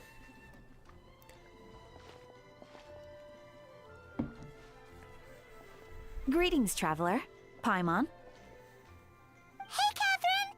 Still doing the whole no commissions during Windbloom thing? In general, yes. The people of Mondstadt don't delegate their work to others this time of year. But But... feel free to take a look around. I think you'll pick up on something unusual. Chat, this Catherine's just a clone. Take a look around, huh? Oh, a person! Oh, 2 people! It's finally Windbloom. And here I am ruining everything. You're a bit tired. No big deal. Give it some time. How about doing something fun tonight? We could take a stroll or go stargazing. Stargazing? Like we'll find a spot.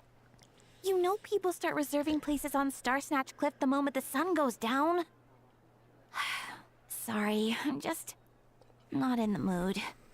I should go. Whoa! Something's off with Beatrice. She would never give up a chance to talk to Quinn. This is weird. Oh, you're leaving? I can walk But you nothing home. like insanely strange. No, it's okay. Thank you. I just need some time to myself. Besides, there's still something I need to do. The truth is, Quinn, not long ago, What is it? Is there something wrong? Never mind. It's nothing. I thought she was gonna Actually, break up with him. Quinn, I Oh. should stop I seeing each jinxed other it, for I now. jinxed it, I jinxed it. Holy shit. The timing. Wait, are you Pre-read. saying we can't be friends anymore? I thought we were best friends. Did you see that? Beatrice ran off without looking back. Oh, we go adventuring in other nations for a bit, and one of Mondstadt's Maybe they're best just working love, out the kinks. friendship stories is already over? So, is this what you meant by unusual, Catherine? This is just one example. Beatrice has been feeling down for days. But that's not all. Oh, it's the honorary knight in Paimon. What? I thought. Something wrong? You don't look so good. I know a knight should be stronger than this, but I haven't been feeling right lately. I just can't focus. So people are I just out started of. sleepwalking out of nowhere. Sometimes I'd even wake up in the middle of the night standing in a random location outside. You should see a doctor. I did, but all the tests came back normal. The doctor said I'm fine. So yeah, I'm Yeah. guessing Abyss. I even consulted Miss Barbara at the church, but her conclusion was the same. In any case, she was kind enough to pray to Lord Barbados for me to get better. Lord Barbados ain't gonna do shit. This is Venti, bro. Lord, your quote-unquote Lord Barbados is probably getting hammered at the bar. Is it because I saw something I wasn't meant to see? What do you mean? Sorry, this is for me to figure out. I'm It is guessing it's the Windbloom Abyss's after all. influence on the ley Anyway, lines. I have patrol to finish. Until next time, you two. Mark my words. Abyss influence on ley lines. Huh. Is it something in the air, maybe? Something in the very roots of this world.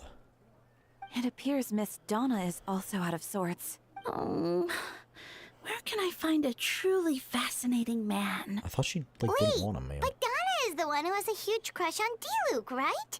That's what I thought too. But she seems to have changed her mind. Kaya! Is that Captain Kaya? Huh. Now that I look at him, he's exactly my type. How come I Bro. never felt this way before? Bro, he's right there. Bro, he's... I'm flattered, Miss Donna. Although, I do wonder whether that was intended for outside ears. Oh, no. Of course not. I'm sorry, Captain. Just pretend I didn't say anything. I guess I'm voicing And, Kaya. have a happy Windbloom. I intend to, my dear. But first, a question. If you don't mind. Why the sudden change of heart? I was under the impression Master Diluc was the object of your affections. Good question, Kaya. So you knew about that? Well, Master Diluc came into the city not too long ago, but when I saw him, it was like the butterflies just weren't there anymore. If I had to compare it to something, it would be like waking up and realizing you're married to a man you don't love. But then I saw you, and it wasn't that something was different about you. I can't really explain it. I'm pretty sure it's the ley lines, chat. A feeling. 90% certain. I understand, and I'm flattered I was able to bring back the butterflies, but I do need to see to some business, so I'll take my leave. Oh, here he comes. Well, surprised to see us? Not at all. You're the exact two people I've been trying to find. So, Vixen, Paimon, how have you been? All good. How about yourself and the rest of the Knights of Favonius? The answer to that requires a private conversation. Catherine, do you mind? Not at all. Have fun, you three. So, you said you were looking for us. Yes. Jean sent me to find you when she heard you were back in Mondstadt. But let's discuss the finer details back at headquarters.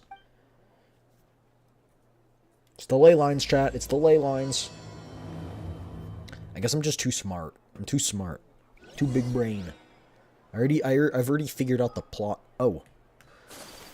Oh, so we're locked in here. I see. We're being held hostage. How nice. Anyway. Chat, does Farida's walk on water ability work in the fountain? It does. I need to see those scientific purposes.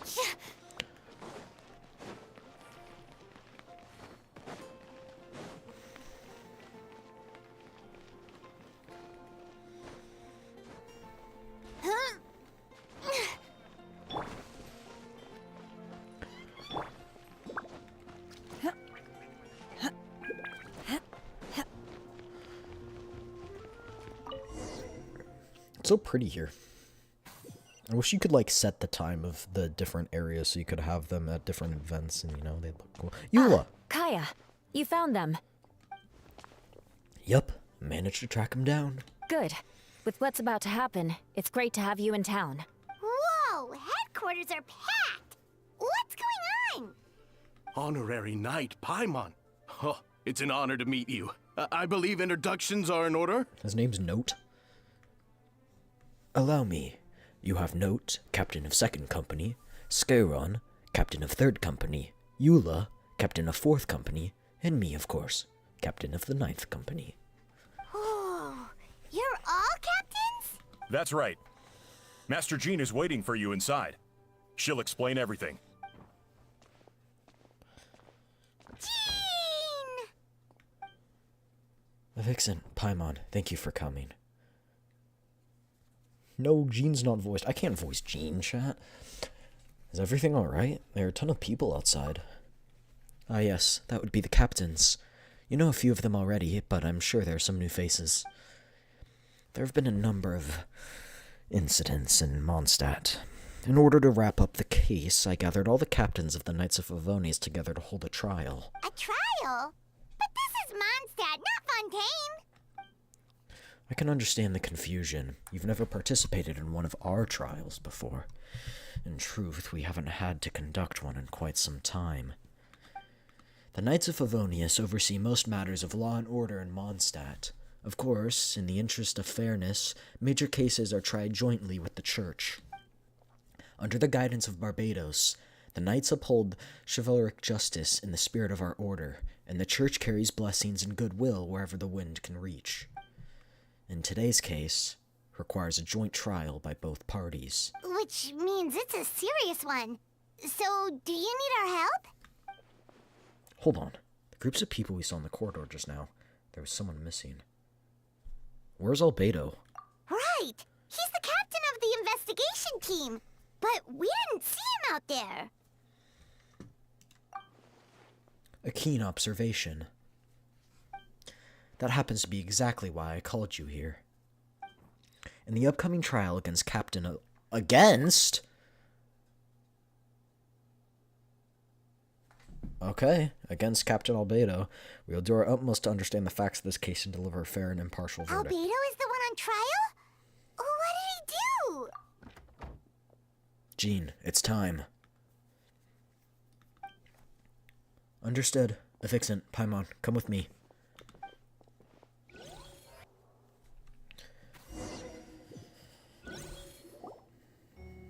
Hear ye, hear ye.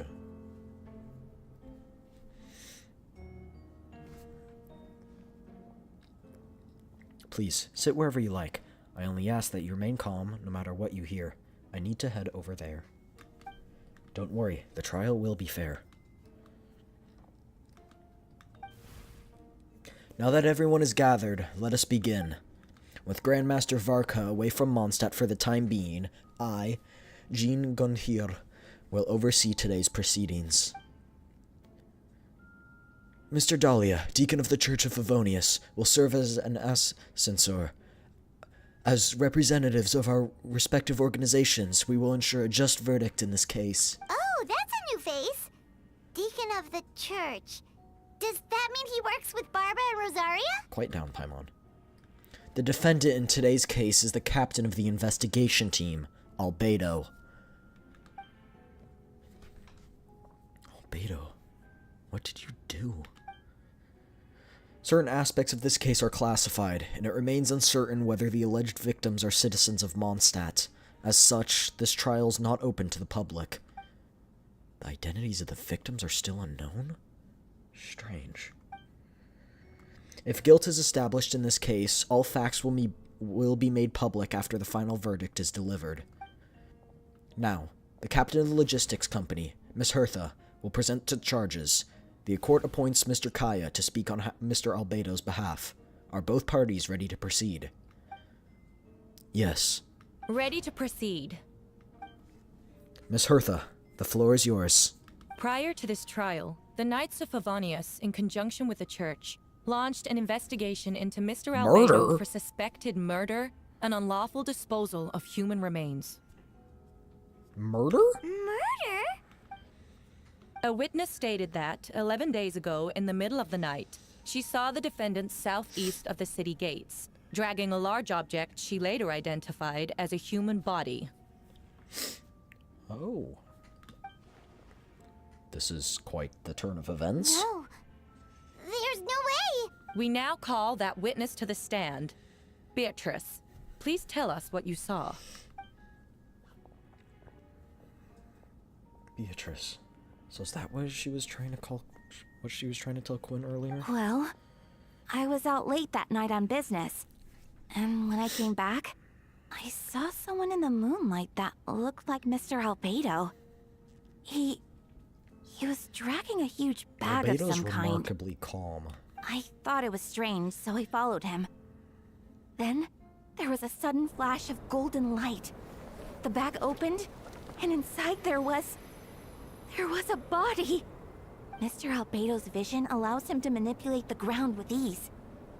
So he buried it, and then removed any traces on the ground. Where did this happen? Dig up the body. Before he left, it seemed like he looked in my direction. Maybe it was just my imagination, but I was terrified thinking he might kill me too. Luckily, he didn't see me. Or did he? I now turn to the defendant. Describe your whereabouts that night. I was working in my office on the second floor of the Knights of Favonius headquarters. That's right. The next day, the defendant submitted his latest environmental report on the Dragonspine region. Considering the length of the text, it must have taken a considerable amount of time to finish. Can anyone attest to the fact that the defendant was working in his office that night? No. Then the length of the report is not a sufficient alibi. This isn't looking good. Oh, Dahlia does have a voice. If the crime did occur as you described, then what about the body? You mentioned the joint investigation. Well, was the body recovered? Not yet. In other words, you dug up the location Miss Beatrice described and found nothing. You don't find that the least bit suspicious? I know what I saw. I'm telling the truth, Miss Hertha, I swear. Also, didn't you say that speaking out would help protect the people of Mondstadt? Otherwise, I'd never put myself out here like this. You're doing the right thing. Besides, the investigation wasn't fruitless. A single men's shoe and a torn piece of fabric were found in the bushes near the crime scene. The same location the witness described. If no crime occurred, then is all this just a coincidence? And yet, no victim has been identified, correct? It's true. No one has been reported missing. However, Miss Beatrice harbors no ill will toward the defendant. Her testimony clearly points to a crime, and she has no reason to lie. Does the defendant wish to say anything in response? You may believe otherwise, Miss Hertha, but I did not kill a single person. He killed multiple people, chat. As a knight and the captain of the investigation team, I have a duty to protect Mondstadt and its people. You accuse me of murder, but there's no body or motive. The defendant raises an important point. Motive. Yet, I must be frank, not all murders are premeditated. Spontaneous conflict can also have unforeseen consequences. Nevertheless, I don't intend to prosecute this case on circumstantial evidence alone. Which brings me to the second charge against Mr. Albedo. Second charge? Please proceed. 7 days ago, at dawn, a witness saw the defendant dispose of the body of an adult male in the area between Dragonspine and Dawn Winery. I now call the second witness to the stand. Do we think there's some imposter that is... Wait, that's... Diluc Ragnvinder. I can't pronounce that. Please tell the court what you saw. Chat, I think that there's probably an imposter of Albedo that's doing all this stuff. And then replacing them, maybe. At around 3:40 in the morning, I saw Mr. Albedo dispose of a body beneath the cliff. It was dark, but he used the power of Geo to illuminate his surroundings. From what I could tell, it looked like the body of an adult male. Tall, thin, but I couldn't make out the age. He buried the body underneath the cliff and smoothed out the ground to remove traces. We now have accounts from 2 separate witnesses that describe the same modus operandi. Would you call that a coincidence? I would only inquire as to what Mr. Diluc was doing in that area so early in the morning. Not the most opportune time for a stroll. Is there such a thing? Dawn Winery is my home. It's not unusual for me to take walks. I just happen to be in the right place at the right time. That's all. Master Diluc is a well-respected figure in Mondstadt. I see no reason for him to frame Mr. Albedo. Yet the question remains, where are the bodies?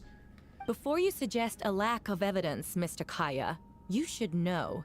After the defendant left that morning, the witness found this where the body was buried. A chest? And this is? What looks like the teeth and femur of a human. Now, it does beg the question, if the burial was fresh, why is this all that remains of the body? But I suppose Mr. Albedo is the only one who can answer that. Careful now, Master Diluc. I do believe I hear a presumption of guilt in there somewhere. These remains suggest an accelerated rate of decomposition. Considering the defendant's profession, there's reason to suspect that alchemy is at play here. Both witnesses saw golden light, a known byproduct of alchemy. That's how the defendant destroyed the bodies. The light also explains how the witnesses were able to get a clear view of the events in the dark. So that's your angle. Alchemy. A logical assessment, but we have a witness of our own. The afternoon before the alleged second murder, Mr. Albedo had a lengthy intellectual exchange with his student Sucrose. The two were in the library until the next morning. Why did the discussion last so long? Miss Sucrose was presenting the results of her research. She noticed some flaws in the data, and instead on reviewing her calculations until the next morning, with Mr. Albedo present. That's right. We were in the library together. You're certain Mr. Albedo was present the whole time? Yes, and I know Master Albedo will never kill someone. He could never be that cruel. Nevertheless, the other witnesses have no reason to lie. Tell me, Miss Sucrose, that meeting in the library, were you awake the whole time? Sounds like a considerable duration to go without sleep. I do hope you can be truthful with us. It concerns the safety of countless Mondstadt citizens. A crime like this cannot go unpunished. I'll take it from here. During our meeting, Sucrose did fall asleep not long after midnight. It's all right, Sucrose. You don't have to lie for me. This is a sacred place of judgment. The truth is paramount. Mr. Albedo. I see. Then I'm afraid your alibi cannot be substantiated. Do you understand? Yes, I know claiming innocence without proof isn't enough.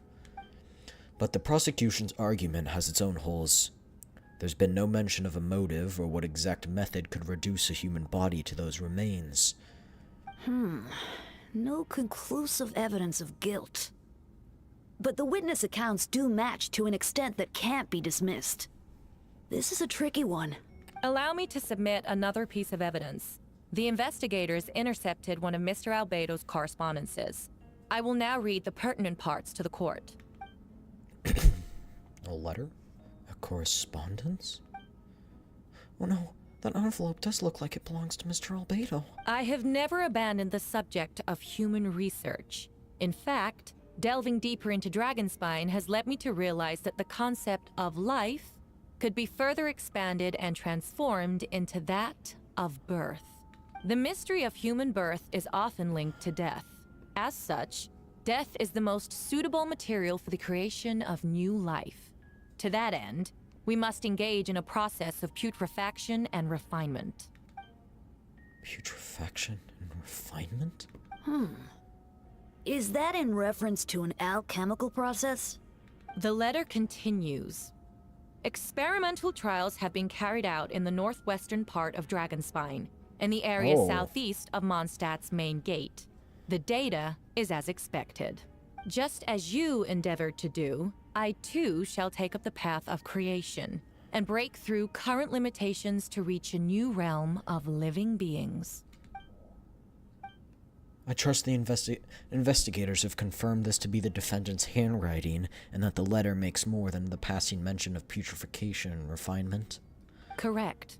Not to mention, the locations indicated in the letter match both crime scenes. What more can we trust than the defendant's own words? No, it can't be true. I can't believe it. A guilty verdict cannot be delivered without sufficient evidence. In order to protect all parties involved, that is what our principles demand. My original assessment was that we lacked said evidence. But now, it seems the only remaining questions are the identities of the victims and the specific alchemical process used in this case. Then, we are in agreement.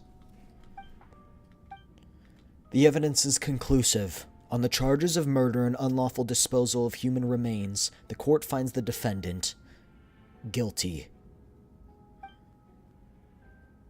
The people in attendance appear shocked. No one can believe a kind and well-mannered person like Albedo could commit such a crime. Jean stipulates that those unsatisfied with the verdict will have time to submit an objection or appeal, but most appear hopeless in this moment. You watch as Albedo being taken back to headquarters. You get a strange feeling that something hidden is about to come to light. It all comes back to the letter, a secret that you and Albedo know all too well, but the people of Mondstadt have yet to discover. Why would Albedo do something like that? Oh, this has to be a nightmare.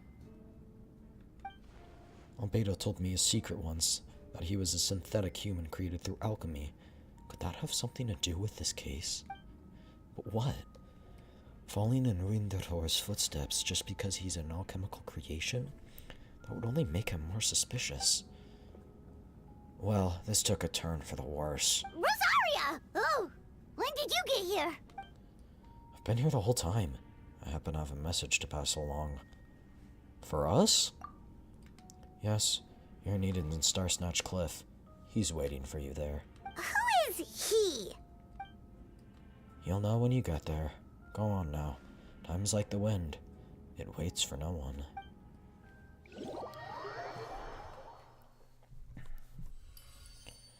Recollections. The current story seems to be related to your past adventures. Would you like to quickly go over and review?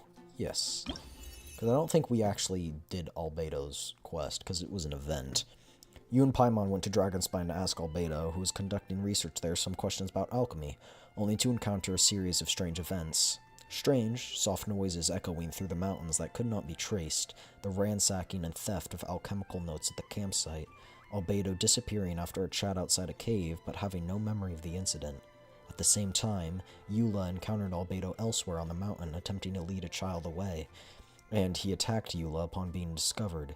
You were able to confirm the presence of a mysterious figure impersonating Albedo. A running battle ensued, ambushing and being ambushed, hunting and being hunted. In the end, Albedo eliminated the giant mutant Whopperflower posing as him. Yet, there were more than 2 people wearing that face on the mountain. So there is an imposter. There's an imposter among us, chat! He's among us. He's among us, chat. Bum bum bum bum bum bum bum. Bum bum bum bum bum bum bum bum. Bum bum bum bum bum bum bum bum bum bum bum. Bum bum bum bum bum bum bum. Bum bum bum bum bum. Okay, I'll stop now. Chat, he's a sussy baka. Manifest! Albedo's a sussy baka. Oh, he's not getting hammered in the bar. Ah, Vixen, Paimon. I could hear your arrival upon the wind. Were you looking for me? Venti, did you send us that message? No, I did. Dahlia? Whoa, where did you come from? Wait, Venti, do you know this guy? His name is, Dahlia. Didn't think I was that unmemorable. I'm Dahlia, Deacon of the Church of Favonius, and Herald of the Animo Archon Barbados. Not gonna forget next time, right? So, you called us to here so we could meet with Venti? That's right. I noticed you during the trial. The legendary honorary knight. You seem to have a lot of thoughts on your minds, so I thought we should have a chat. After all, I am the Herald of Barbados. If the people of Mondstadt are in danger, I should keep the Animo Archon in Oh, the so loop. he knows Venti's identity. wait then, you know about... About what? The fact that my tavern-hopping nomad of a friend is Barbados himself? Don't worry, Dahlia and I are close. He knows everything. Besides, a god needs someone to communicate their will in a formal setting, and no one does that better than Dahlia. Not that I saw that coming when we first met. But back to the matter at hand. I believe you two already know about Albedo's background. If you mean his true identity, then yeah, we do. So, you know too, Venti? That's surprisingly Archon-like of you. Oh well, I know from the moment Rintendor and Alice brought Albedo to Mondstadt. When those two aren't in town, no one could afford it to slack off. I can't pronounce these like German words. The Krindenprinz, a perfect specimen of synthetic life. At this stage of the case, there are countless questions surrounding Albedo's motive. His true identity is a potential weakness. A synthetic being loses control of their sanity and goes on a killing spree. That's how a novel would frame the story, and people are inclined to agree. Albedo has told us before that humans often value the ordinary over the transcendent and miraculous. And the slightest difference is perceived as other. A very common phenomenon. Which means we'll need to find a way to help your friend. What do you know about this situation, Venti? Me? Well, I know that Albedo's a synthetic being, and that a lot of strange things have been happening in Mondstadt, even though Windbloom should be about drinking and having fun. We noticed that too! The minute we got here, something was off. You share your observations with Venti and Dahlia. I've picked up on most of those too. Miles is out of sorts. Beatrice seems anxious. Although I didn't know Donna stopped being interested in Master Diluc. When no love remains for the songs to tell, the world becomes naught but an empty shell. Cruel is said fate, cruel it may be, were it not for a hero who could set us all free. What are you getting at, Tone Deaf Bard? Oh, just making a comment. There are always unavoidable trials in life. At least, that's what Barbados would say. A certain someone is going to need to overcome a trial like that. In such cases, even the Seven know better than to tamper with fate. If only there were a brave soul willing to aid their friend in this time of need. Should he meet a terrible fate, all of Mondstadt could be worse for it. If you wanted our help, you could have just asked, you know. Well, even Albedo is at the center of this case. Protecting Mondstadt is part of being an honorary knight, right?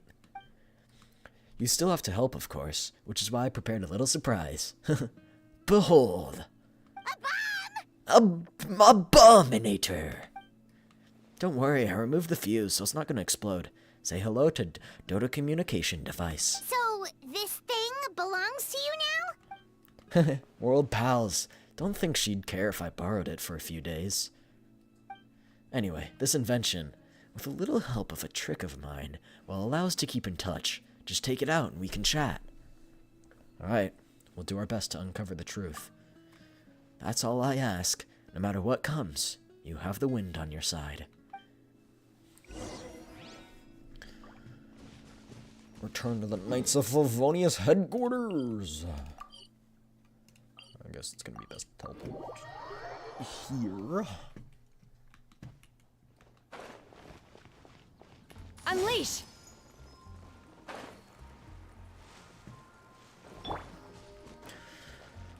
Oh, chat, which wings do we think would work best on this Sylphie?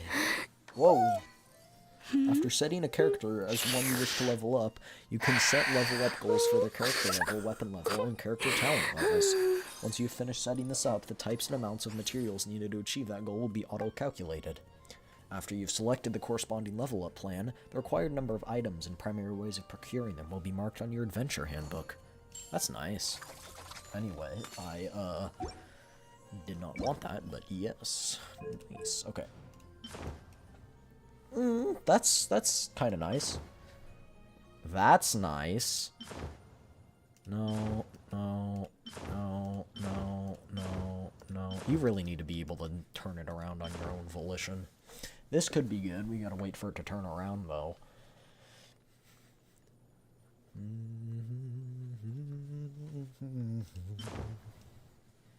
I think this one's the best. I need to go to the bathroom again. I'll be right back. Okay, I'll be right back.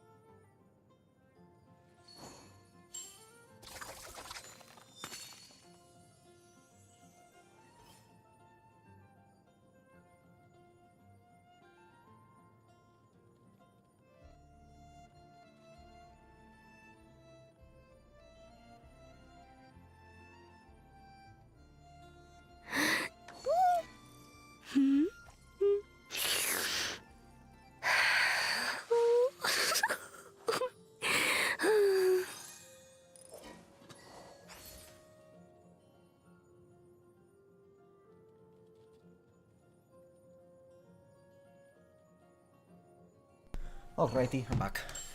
Hear ye, hear ye. Time for the trial of Albedo, who's accused of capital treason and murder, and the unlawful disposal of human remains. Oh, it was outside.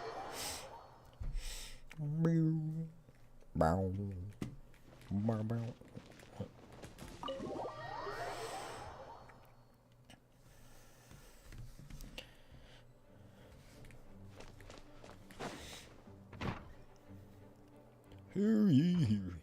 I know you all must be shocked, but the evidence is solid. Albedo's situation is not looking good. I still don't believe Albedo would do something like that. Using living people as alchemical test subjects? It's like something out of a novel.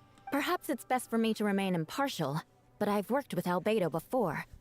He's an alchemist, not a sadist.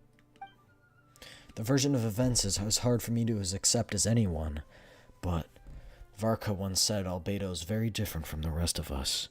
Perhaps there are things we still need to learn about him. Let's see what Albedo has to say for himself first. Would you mind giving me a moment, everyone? A private matter requires my attention. Hey, Jean!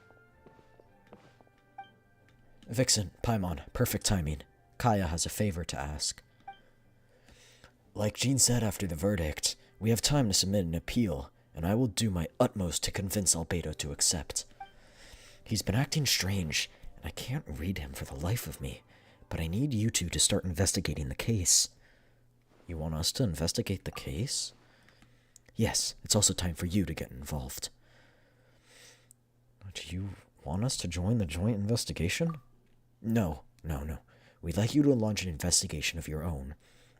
I'll continue working in his defense in the meantime. If you find anything that might help his case, just let me know. I know it's against the spirit of the season to task you with this, but Albedo's a trusted member of our ranks. We owe him the benefit of the doubt. Understood. I know you'll get to the bottom of this, Vixent. You've never failed us in our time of need. But what if the accusations turn out to be true? Then you have done Mondstadt a great service all the same. I'm expecting a retrial. Until then, you're welcome to have a look around on Albedo's office on the 2nd floor. I'm counting on you.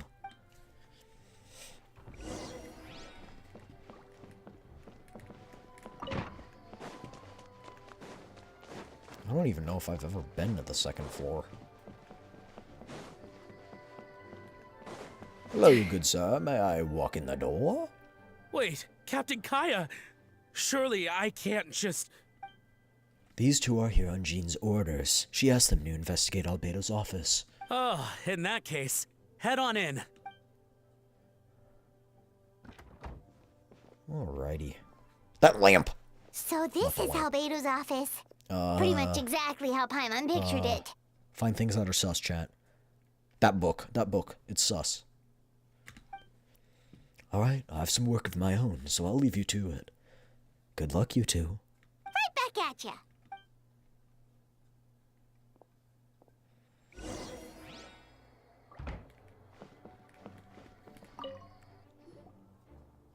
Alright, I knew the book was sus. see what we can find. There's a stack of books on the desk, mostly related to alchemy, environmental science, and life science. Some of the pages have been marked with alchemical symbols, and others have an S-shaped or triangular symbol drawn on them. Any potential meaning is unclear. Wow, these books are so fancy. Albedo must have gone to great lengths to get them. After moving the book, the desk looks almost empty. Your hand slipped while moving the book, causing the hardcover book to strike the desk. The resulting noise is a bit unusual. Secret compartment! Sounds too hollow, almost like there's a compartment within the desk. Wait, it looks like there's a hidden compartment under the desk. This does appear to be an compartment aided to one side of the desk. It was very well hidden. The lock mechanism is complex and seems to involve elemental power in some way. Perhaps you should try using the power of Geo. The hidden compartment opens. Inside lies a piece of paper with more information. Festering is also a manifestation of rot. When festering forces and a sufficient amount of life energy collide, the two will repel each other, triggering a powerful side effect. When I tested this in an alchemical experiment, the results of the refinement were startling. Breaking through the shackles of life, the situation of the project, I must take advantage of this opportunity. The name of the project is blotted out in ink. What could it be? The note mentioned festering forces, which suggests that Dragonspine should be involved somehow. If this has something to do with creating synthetic life, would Albedo go that far in one of his experiments? No, that can't be. Amid the notes in the map is a few markings on it. Two of the marked locations correspond to the crime scenes, and the third appears to be in Dragonspine. It's a hard pill to swallow, but if the results of the joint investigation are correct, there could be a body hidden in that last location, or at the very least, what remains of one. Huh. What does this mean? Oh, do you think something might also be buried at the last location? Not gonna lie, it's not Alright, looking too that good for seems him. to be it for this place. We should go tell Jean what we found.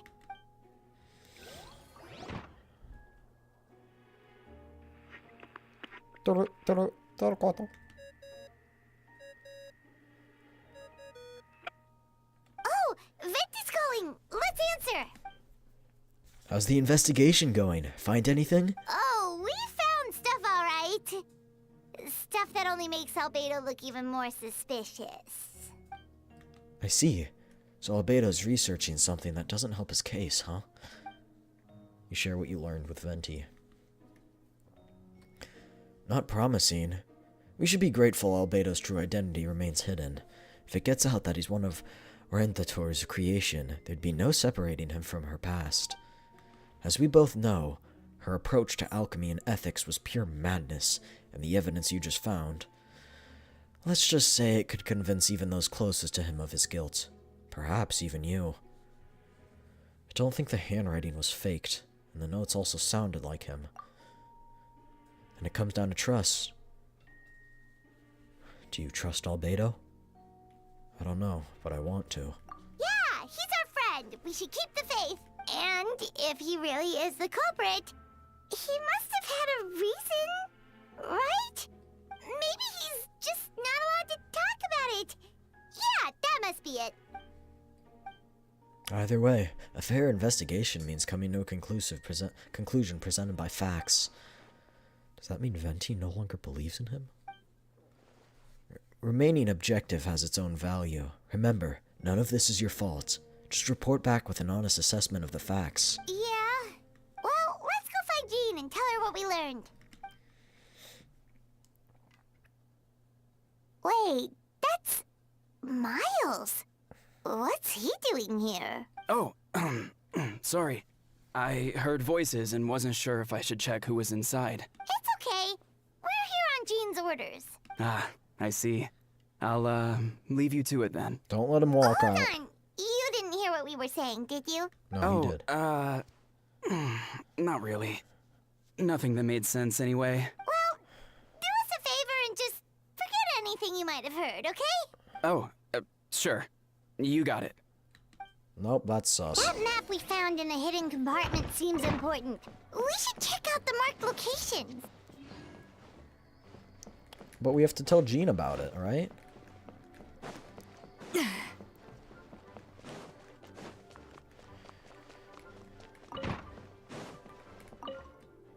Thank you for agreeing to investigate. We're counting on you.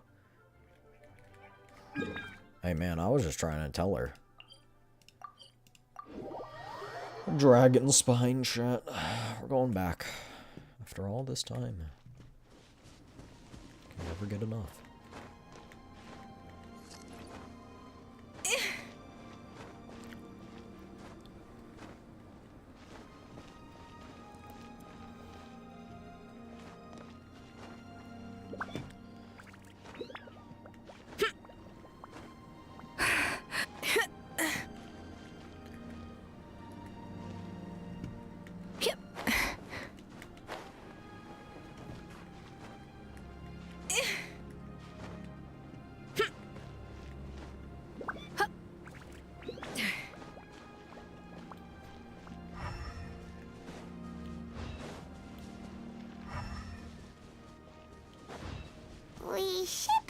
clothes. There's no way this is it.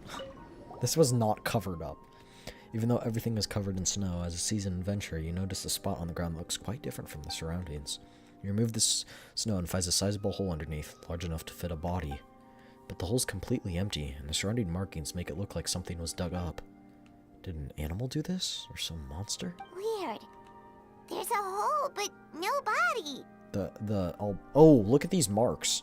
The prosecution's argument is that Albedo used alchemy to destroy the bodies.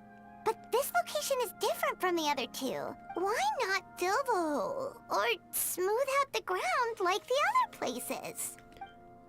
If one person did all this, why not remove the traces like the others? And if Albedo isn't the one responsible, why was this location marked in his notes? You return to the Knights of Favonius, doubts swirling in your mind.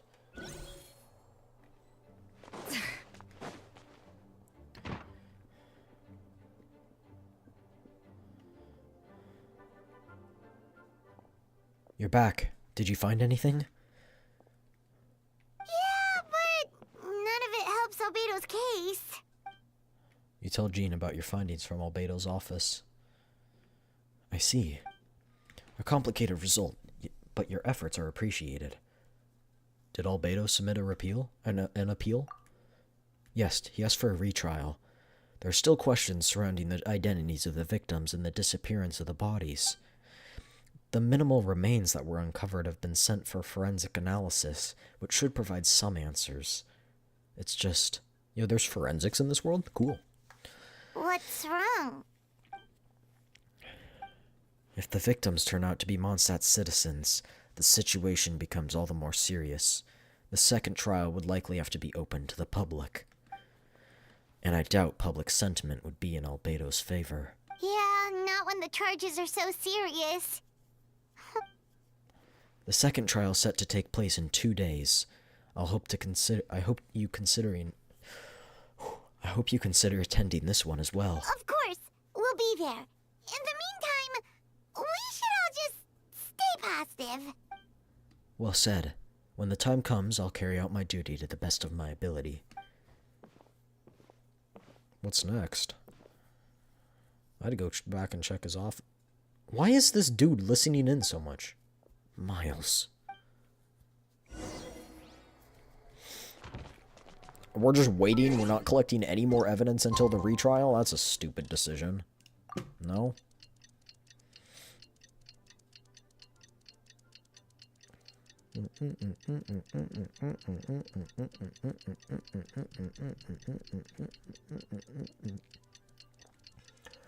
And collect more evidence, but...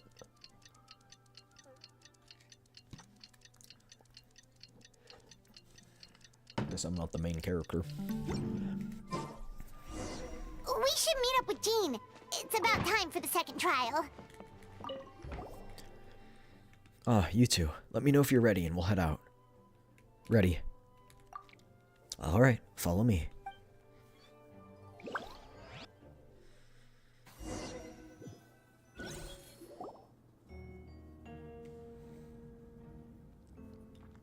Ladies and gentlemen, we now convene for the second trial against Mr. Albedo. I, Jean Gunhulader... Screw it, I'm not trying that again. Will once again oversee the proceedings. Representatives of both sides remain unchanged, and Mr. Dahlia will continue to serve as an assessor. Miss Hertha represents the prosecution, and Mr. Kaya speaks on behalf of the defense. The defendant in this case is Mr. Albedo, captain of the investigation team. With that, I now bring this trial to order. I have to slam my fist on the table like it's a gallet, or whatever those hammers are called. Miss Hertha, have the investigators made any new discoveries? Yes. We sent the teeth and the femur bone found at the scene to the church's medical office, and were able to conclude that these are, in fact, human remains. In addition, the investigators were able to identify several Mondstadt citizens who appear to have been missing for quite some time. Forensic analysis of the remains allowed us to pinpoint the age and gender of the deceased. Interestingly, one of the missing individuals matches that profile to a T. The medical office couldn't spare the personnel, so Miss Rosaria is here to present the results to the court. Hanselman, male, 46 years old, marital status, single, occupation, hunter, consistent with the conclusion in the last trial. His disappearance went unreported, likely due to his lack of relatives. In addition, medical records show that he sustained a mechanism-related injury to his leg 3 years ago. The damage on the femur bone Mr. Diluc found is consistent with such an injury. Therefore, we can conclude that one of the victims in this case is Hanselman. A specialized technique was likely used to accelerate the rate of decomposition. Is it reasonable to assume this technique to be alchemical in nature? Alchemical or magical, both are possible. Thank you for your testimony. The identity of one of the victims is now confirmed. But what about the defendant's motive? Considering what he wrote in the letter, we can deduce that the defendant needed subjects for an alchemy experiment. Who better than individuals whose disappearance would go unnoticed? In other words, he sacrificed the good people of Mondstadt for his own gain. A truly vile act. In addition, another witness has agreed to testify. Miss Donna, if you would. Another one, huh? Wait, Donna from the flower shop? I'm sorry it took so long for me to come forward. But the night Master Diluc saw Mr. Albedo, I was there too.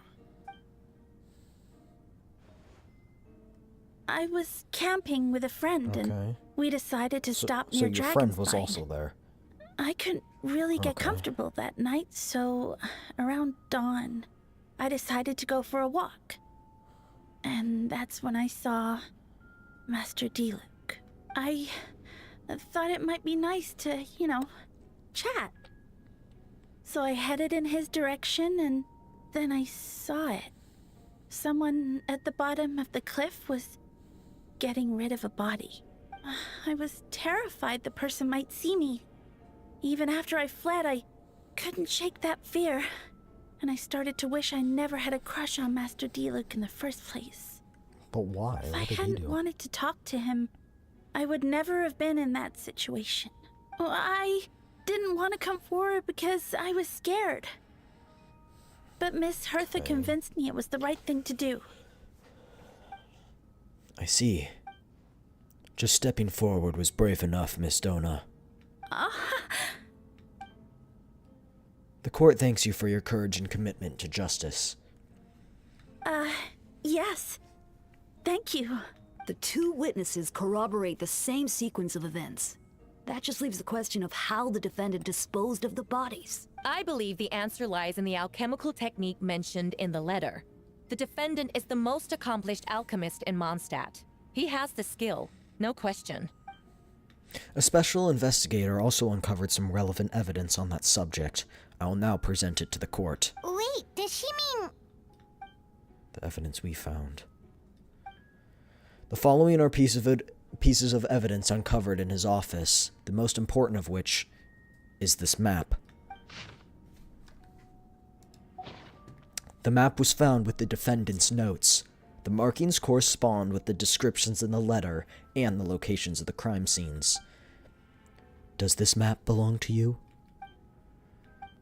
Yes. Were you the one who marked these locations? Yes. You do realize that's basically an admission of guilt, don't you? The evidence against you is nearly insurmountable. No. Since you uncovered that compartment, I might as well expound on the matter. We have witnesses and physical evidence. What could you possibly say in your defense? What I always have. I never killed a single person.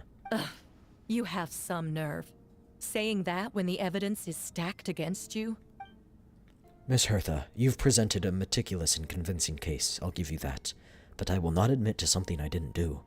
So, what? You're just going to bombard the court with excuses?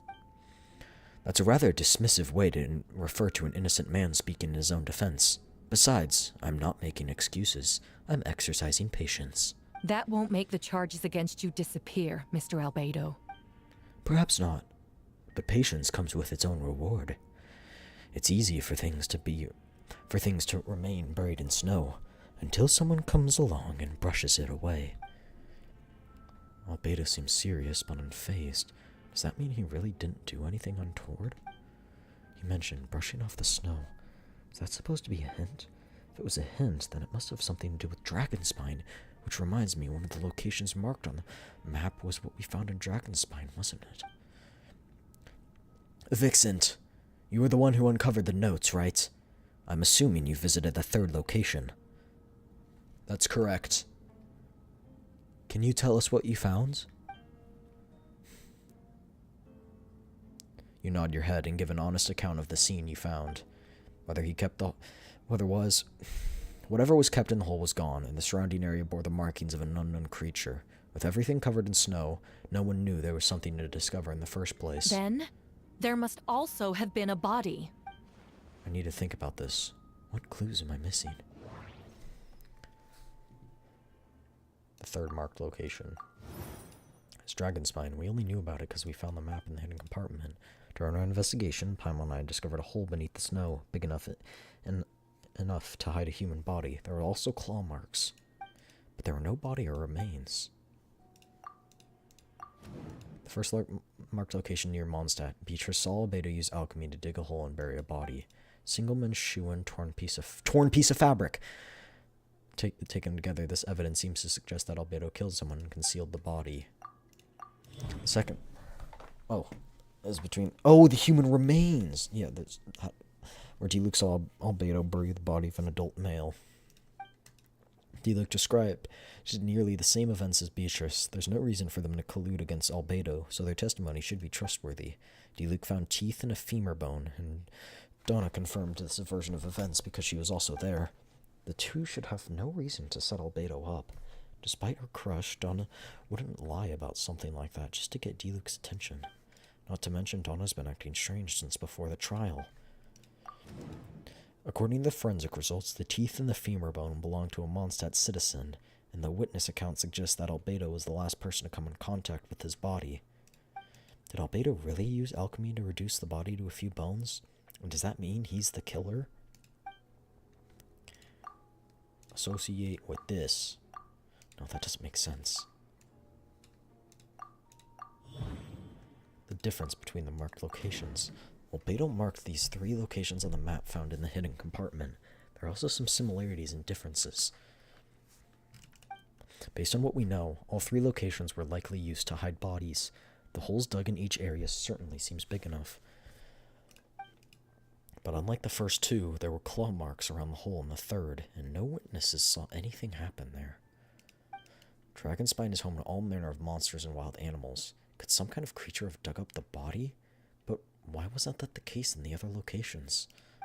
The marks didn't look fresh, which means the hole at the third location has been there longer than the other 2. But if the hole at the third location wasn't made around the same time, does that mean it's connected to a separate incident? Dragonspine's ecosystem. Dragonspine is a frigid climate and is covered in snow all year round. Even so, it's home to various monsters and creatures that can withstand the cold, and it would slow down the decomposition of the body too, because it's cold.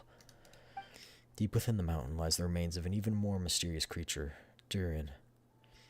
Although the dragon has been dead for a long time, he still possesses a peculiar life energy. Now that I think about it, a lot of strange things have happened on Dragonspine. Most people know Albedo as an alchemist and the captain of the investigation team, but in truth, he's the Crin de Prince, a synthetic human created by one of the 5 sinners, Gold. Albedo is steadfast, intelligent, and treats everyone with kindness and respect. I think most people would agree with that kind of assessment. He's also a calculated thinker. It's fair to say that if he did commit a crime, it would likely be well concealed. Up until now, Albedo has never displayed any ill will towards humanity, and he also seems like his normal self. And as his friend, I shouldn't reveal the truth about his identity. That would only make things worse. Associated with this? Encounters on Dragonspine. I almost forgot! Paimon and I once encountered someone on Dragonspine who looked exactly like Albedo, and we weren't the only ones. Wait a second. Someone who looks exactly like him. I thought we would have reached this conclusion sooner. I'm guessing Albedo has a plan, so I should help him out. But what does he want me to do? Announce a break in the case? No. I should play it safe. Since I made an honest assessment of the facts, I should be honest about my doubts too. It's only fair. Besides, I think I understand what Albedo was trying to tell me just now. I'd like to address the court, if I may. I was the one who investigated the office, and I believe the results raise a few questions. Regarding the 2 cases addressed in the previous trial, it was established that, after disposing of the bodies, the defendant used alchemy to restore the ground to its original state. But that wasn't the case at the 3rd location. The hole was still there, with dirt scattered around the perimeter. It looked more like something had been dug up. If this was all done by one person, why wasn't the 3rd scene given the same treatment as the others? Why weren't the traces removed?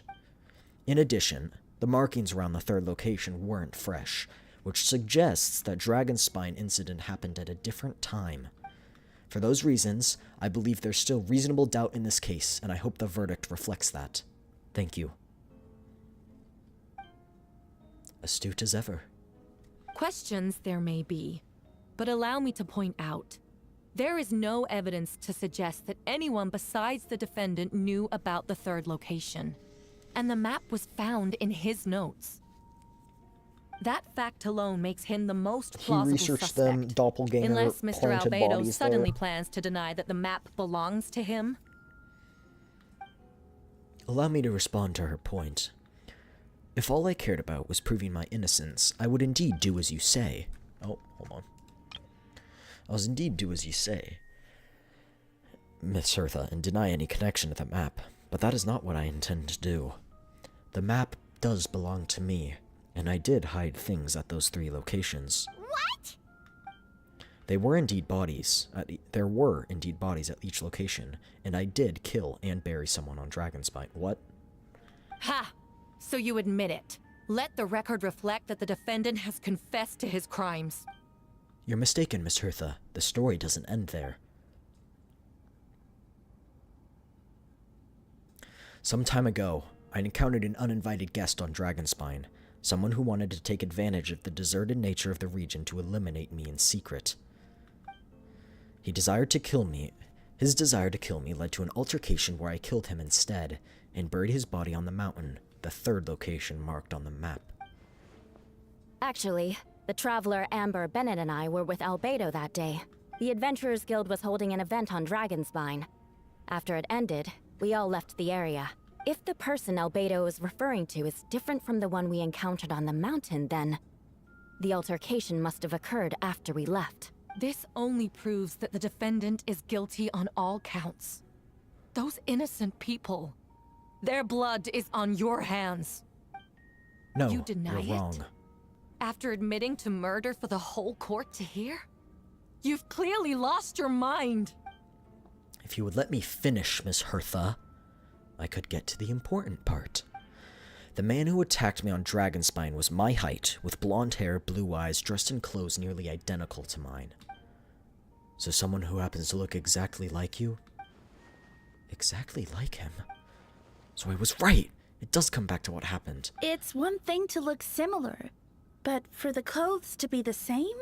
What's going on? I don't want to be here anymore. Regardless, the important thing is that you admit to killing someone on Dragonspine. In self-defense. Yes, I killed someone that day. Someone who looked nearly identical to me. But I never said that someone was a person. I see. Then it appears I need to withdraw my testimony. What? Everyone! I brought her! Wait, you... The person who just came in, isn't that Hertha? What's going on? See? I told you they were imposters, chat. I told you. Who are you? Why do you wear my face? Hello to you, too. As you can see, this is Hertha, the logistics captain of the Knight of Favonius. I see what's going on here. It's all been leading up to this, hasn't it? Your confession. It was all an elaborate stunt to set me up. You want to undermine my credibility? Fine. It doesn't eliminate the mountain of evidence stacked against you. All I want is justice for the people of Mondstadt. Order in the court.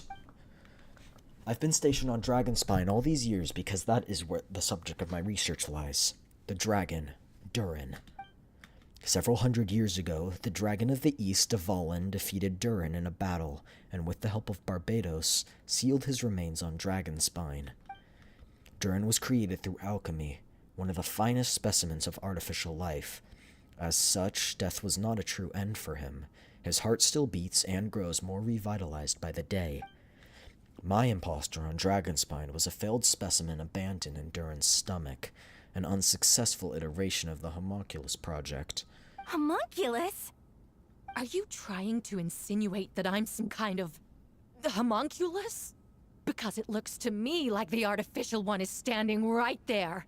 Some kind of imposter you dragged in from Dragonspine. So this is what I look like when I fly off the handle.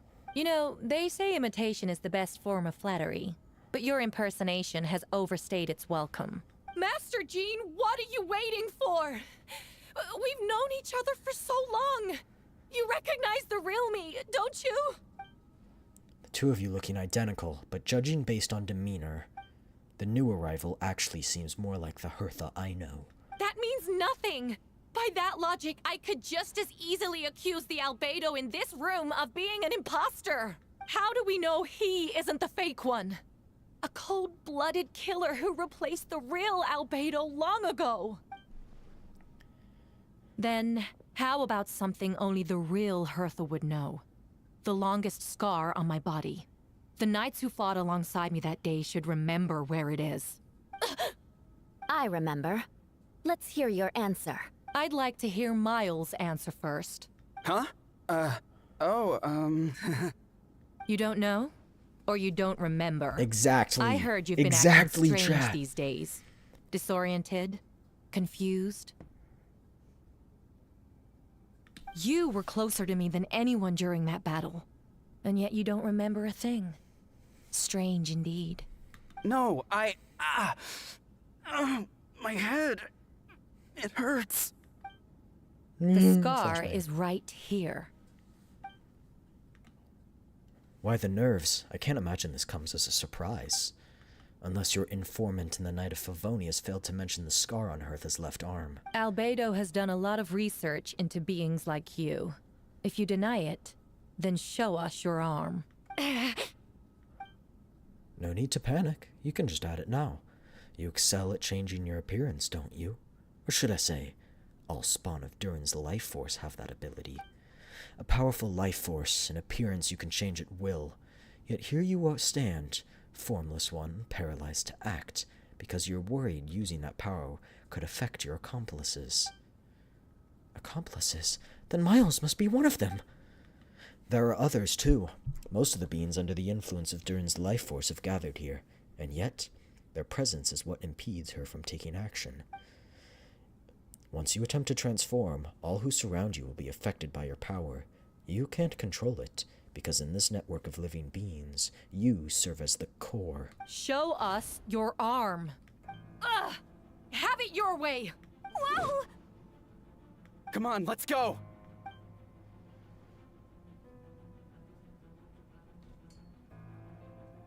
Hey, they're shielding the imposter! She's trying to get away. Stop her! Don't let anyone stand in your way! There are others trying to get in. Must be more people under her control. Time to get moving, everyone. Whoa! She just leaped across the room! Whoa. After her!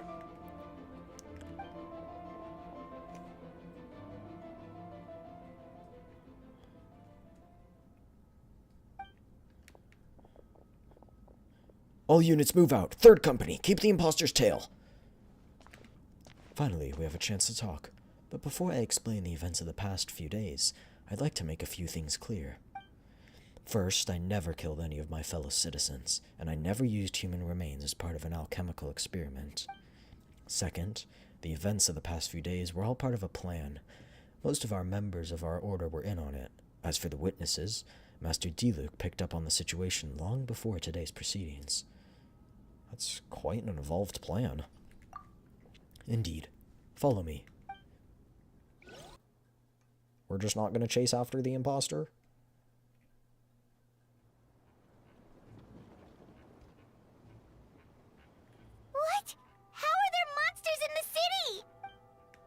They are all monsters from Dragonspine. An attack is imminent, but fear not, we've been preparing for this. We've been monitoring the resurgence of Durin's life force. Its festering nature agitated these monsters. We knew it was only a matter of time before they advanced on Mondstadt. And also, we made preparations for an inevitable battle. I was hoping you two could join me and provide assistance in the battle to come. Of course. Where's our first stop? The top of the city wall. Go, chat. No recipe, no problem.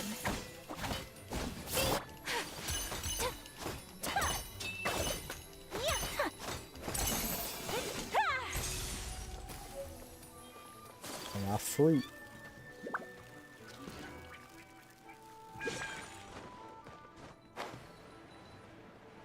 Oh no. They're Cairo slimes. That's not good. Hopefully no Cairo slimes show up here. Venti? Barbados? The drunkard? Is he an imposter too? Hey, Venti! Yes? Help me, please! Someone help me! What's with the freak out? It's just What did he say first? Shoot, someone's coming. Ah, perfect. I can drop the act. Sorry, I thought you were regular citizens. It's about time. I think we can proceed as planned. I agree. Though it's been a while since I dealt with something this big, it's gonna be pretty exhausting. Don't worry, I'll treat you to a drink for your trouble. Huh, just what I wanted to hear. So, these two know the other's identity then? People can make new friends when we're not here, you know. Monsters started surging in from Dragonspine during the trial. They soon become agitated, likely in response to the core coming under pressure. Still, I never expected those monsters to have become this advanced.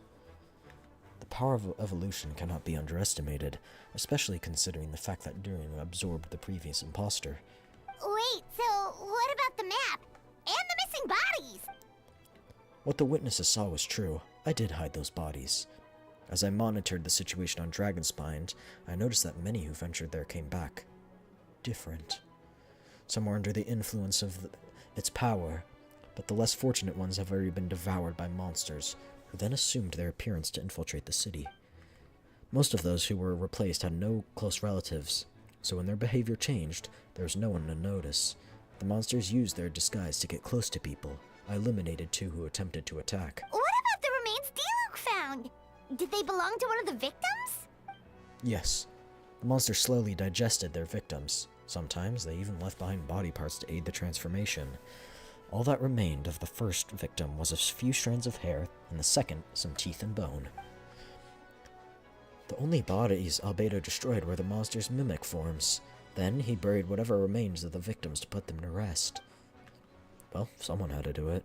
Besides, I managed to gather some valuable data on the putrefaction of the bodies.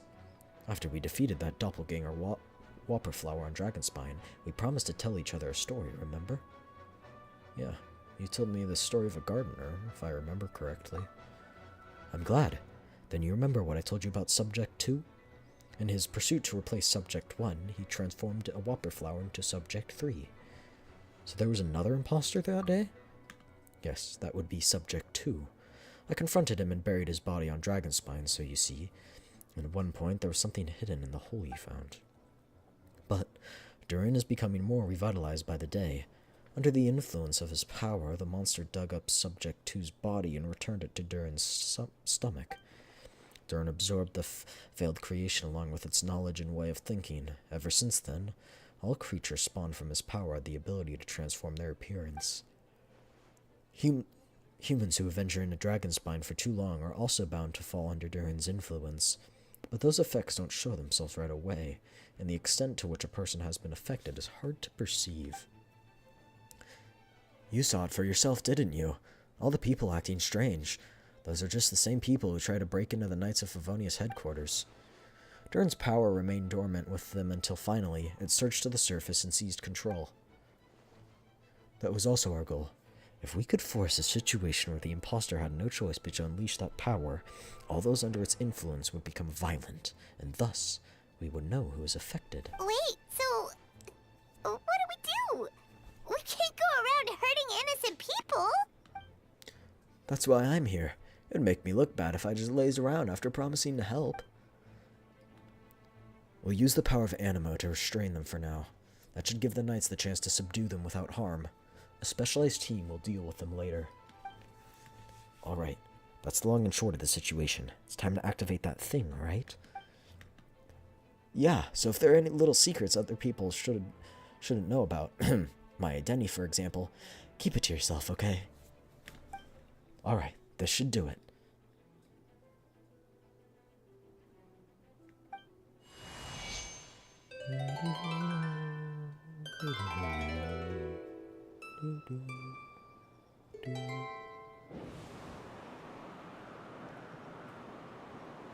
Air currents. Wind currents? Paimon's never seen this many. There should be more wind currents across the whole city. Everyone, can you hear me? Loud and clear. All units, what's your status? All good. We have enough manpower to provide support. Requesting assistance at the side gate. Heading over now. Whoa! It's long-distance wind communication! How is that even possible? It's all thanks to Lord Barbados. With this blessing, we'll succeed in defending our city. Actually, if you face away from the current and whisper like this, no one can hear you. No wonder you're crouching down there like you have something to hide. You didn't have to broadcast that. Huh? That voice? Venti?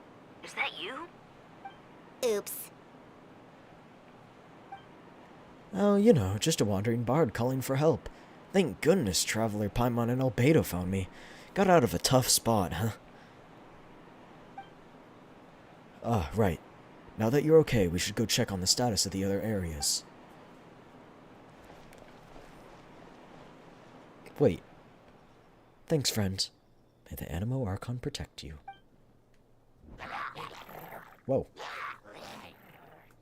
Get him, Venti. I've got things covered here.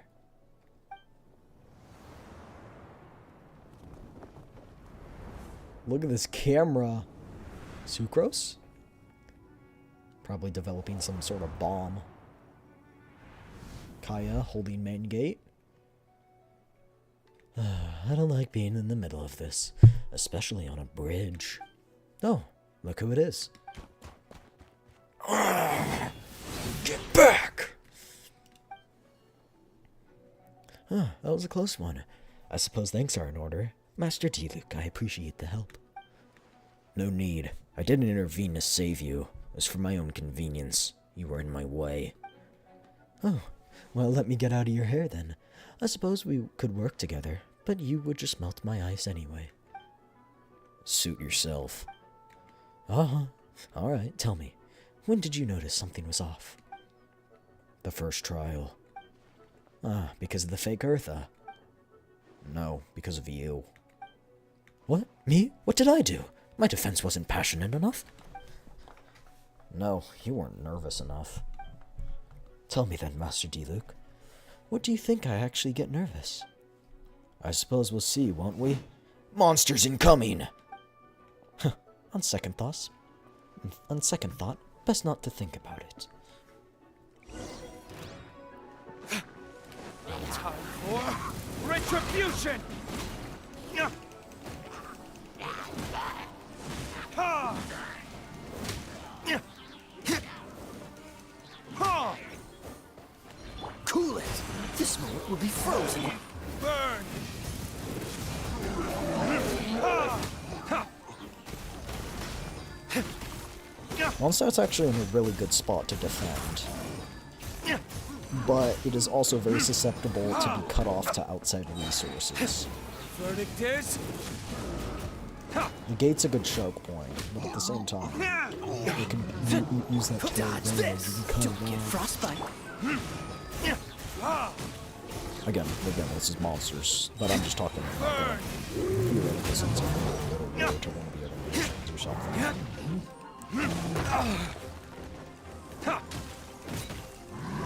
Cool it! This moment will be frozen. Verdict is...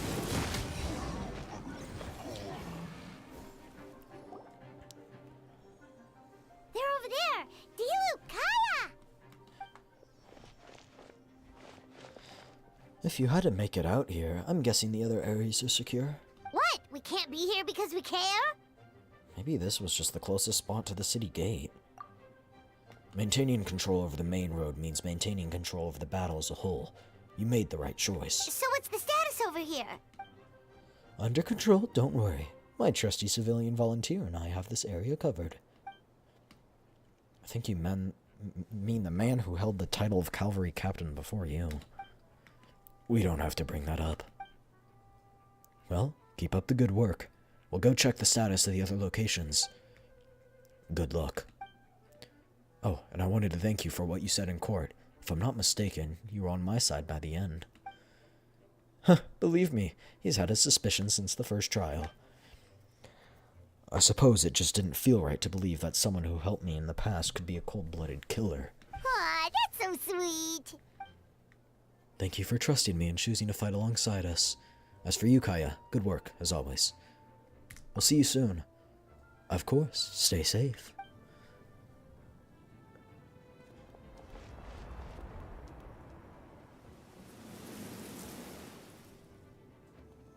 Official. Soldiers. Flowers. I'm just kidding, Barbara and Rosario.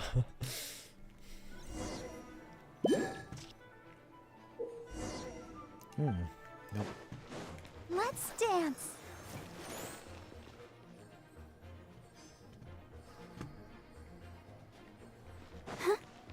Guy. He's just a guy, chat.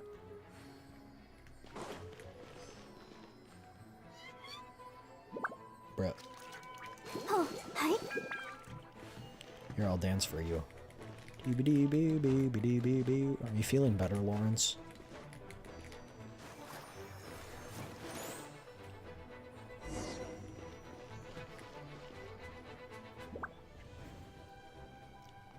Alright, you should be on the mend. Thank you so much, Miss Barbara. Things are still quite chaotic outside. It's best if you all remain inside the cathedral for now. You're not rushing back to the front line, are you? You're still injured. Don't worry, Miss Barbara. I'll try not to put myself in harm's way. I can help with the logistics from the back. Well, maybe we can give you a hand. As you said, the situation outside is chaotic. Injured parties should not be left unattended. There are others here who need to get back to the front lines, so I'll escort you all myself. Of course. Thank you, Miss Rosaria. Just doing my job. I'll leave the cathedral to you then, Barbara. You can count on me. I don't really know how all this started, but I do know that Jean and the others have been preparing for this for a really long time, so I think everything will be alright. No, it has to be. Did I catch you at a bad time, Barbara? No, not at all. Did you need something? I just wanted to tell you that over the next few days, a lot of things are going to happen in Mondstadt. Attacks and fighting. So I need you to take care of yourself. Huh? How do you know? Albedo warned us in advance. It has something to do with Dragonspine, and he's our authority on that region, so we should take him at his word. Dragonspine, huh? So the city's gonna be in danger? Yes, but the Knights of Favonius will do whatever we can to protect the people. But then, who will protect you? Don't worry, I'll look out for myself, I promise. Please let them be okay out there. Sister Barbara, could you lend me a hand? Of course, come in.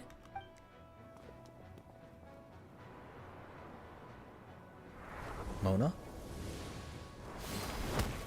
Noelle?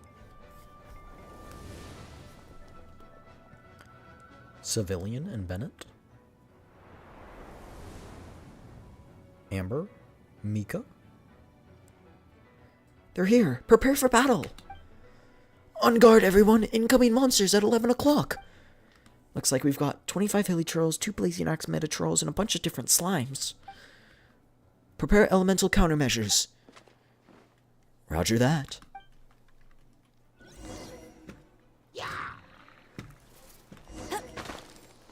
Hey! Go, Baron Bunny!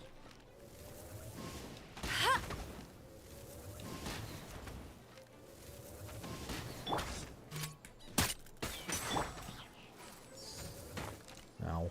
Ow. Ah, I fell down. Get him! Hope I'm gonna leave. Correct.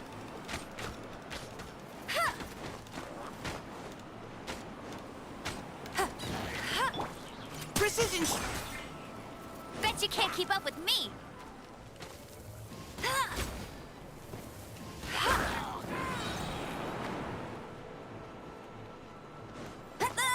Ow.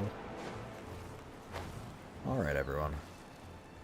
To the crossbow. Let's roll. Final warning. Come on, guys. Let's go. Come on, walk over here. I'll race you there! No escape! You had your chance. Let's keep going, team. Hey! Go, Baron Bunny!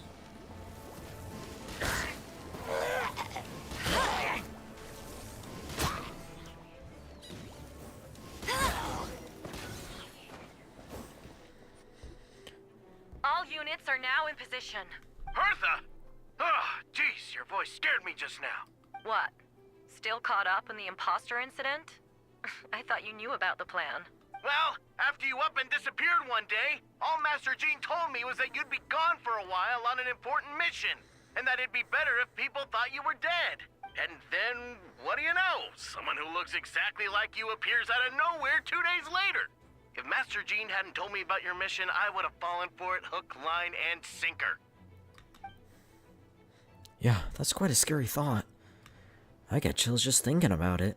A monster replacing someone close to you and you're none the wiser.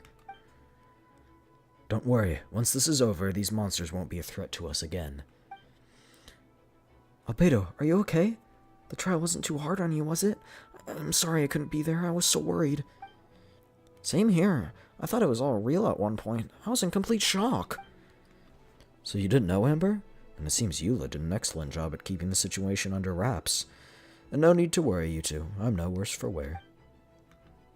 That sounds like Eula, alright. She's like an impenetrable wall, that one. You're not getting a secret out of her. Yeah, for sure. She's someone you can really count on. Wait, so how did you decide Hertha should disappear again? After all this fighting, I can't seem to get it straight. It was Kaya's suggestion. He said the plan would work best if someone well-known and reputable without being too high profile. Naturally, Miss Hertha was the perfect choice. We needed to leave a hole in our organization, so she came up with the idea that she would disappear. Oh, so that explains the rumors that someone had fallen during a mission. Of course, it didn't take long for that to get resolved. No, because the imposter fell in right into our trap. It was all part of the plan. First, we spread the rumor of Hertha was missing in action after some kind of incident. The news came from Kaya and Hertha's direct subordinates, which was important because we needed it to be credible. The imposter saw the gap in our ranks and couldn't help but take the bait. It didn't take long for the fake Hertha to appear on the night's patrol route, claiming to have survived her mission. When did that happen? Over 6 months ago. Whoa, so this has been a long time in the making. Yes, and our enemy was more meticulous than we expected. Monsters have been searching for Hertha's body in order to protect the imposter's identity, which is a more advanced way of thinking than Subject 2. So we had to wait long enough to convince the fake Hertha that she had our trust. Furthermore, we needed to give her time to gather evidence against me and convince herself she had enough to strike. But how did the Knight's internal information even reach Durin and his monsters? There's an informant among our ranks. Don't worry, Barbados tracked her down. She doesn't have his blessing, so she can't hear what we're talking about right now. Honestly, this whole situation almost gave Paimon a heart attack. Wait, why do I think it's Awful Sucrose? accusations in the first trial, and you couldn't even defend yourself. It's not, because she's not part. It was to be expected. I couldn't just reveal the truth. It had to be at the right moment, or it would have given the imposter even more fuel to use against me. She would have demanded to know that I knew about Dragonspine and the monsters in disguise, and, if my true identity got out, the public's trust in me would be gone. Wait, he just said that in the current, though. So everyone heard that? Anyway, we'll pretend no one did. It was a trap, you see. Argue back and expose my origins, or keep my mouth shut and be seen as a murderer. Credit where credit is due, it was all thought out. Yeah, thank goodness we were able to back her into a corner. Indeed, and I have you to thank for that. You probably don't know it, but you've been a part of the plan since the beginning. Me? I didn't even know there was a plan. And for that you have my sincere apologies. I know I kept you in the dark, but I had a reason. This might not sound intuitive, but I did it to make the plan even stronger. From the beginning, I knew I had to leave the letters in my office for a fair and independent reader to discover, someone willing to seek the truth. Naturally, I thought of you. I knew you would return for Windbloom. I knew you would agree to attend the trial. And I knew your sense of responsibility and justice as an honorary knight would compel you to start your own investigation. The fake Hertha, Subject 2, has met you on Dragonspine before. If she thought even you had lost faith in me, her confidence might get the best of her. The perfect time for us to strike. Albedo's right. You were part of our plan from the start. I hope you don't take offense at our decision to keep that from you. And please, don't be too hard on Albedo. He was just doing his best to look out for Mondstadt. Enough people were involved in the plan as it was. We had no other choice. The honorary knight and Paimon will always be friends of Mondstadt. We will never forget that. Aw, that means a lot. In that case, thank you for thinking of me. It was an honor to take part. It is us who should be thanking you, honorary knight. Wait, was that you just now? Let's go to the side gate to check it out. So these are all optional objectives. You can talk to people. These darn things are more annoying than these disgusting booze hounds. Albedo, Vixen, if you run into anyone who needs a safe place to wait out, feel free to send them to the Cat's Tail. I'll be here to watch over these things, so the tavern will be safe. Thank you, Diona. We'll be sure to do just that.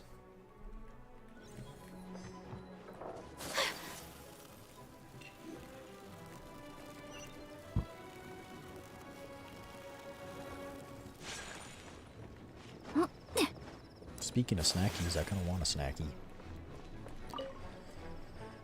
Gotta say, when I saw you on the side of the road, I thought you were hurt. Not about to whack me in the head. Oh gosh, I'm so sorry about that. I was trying to run away, but I just couldn't keep going, so I pretended to be unconscious. Thought I could at least land a surprise hit on a monster that way. I get it. That's a pretty common tactic. Oh, Traveler, Albedo, you're here. If you're looking for somewhere safe, head to the Cat's Tail. Diona's sheltering people there. Anyone who needs help is welcome. Got it. I'll take her there right away.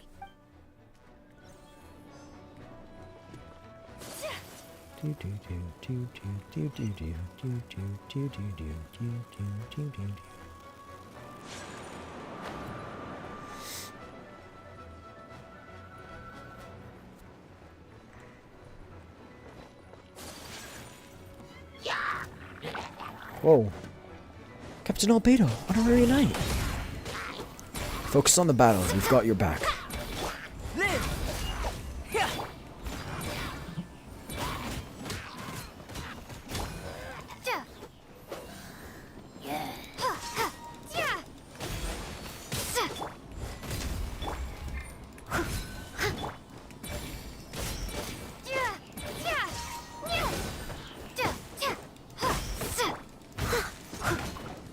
Leave it all to me.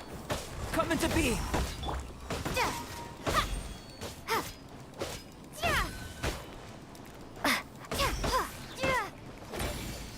Moment of birth. Burst forth.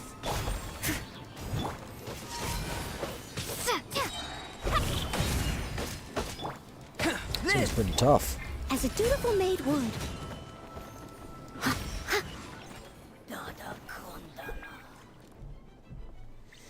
Thanks for the help.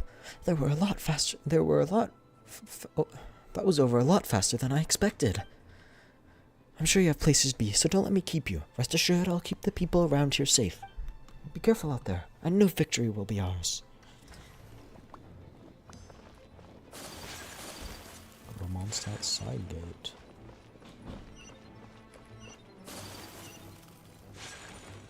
This is it, but I kind of want to go to over here first. Lisa? Hey, cutie. I wonder if she's dressed. Oh, cutie, it's you. Here to take some weight off our shoulders? It's you. Good work, everyone. We're here to help.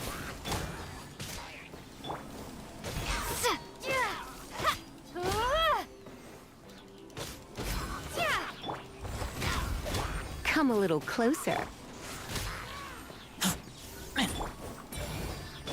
Witness my great undertaking.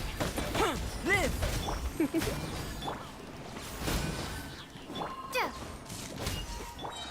You're in for a little shock.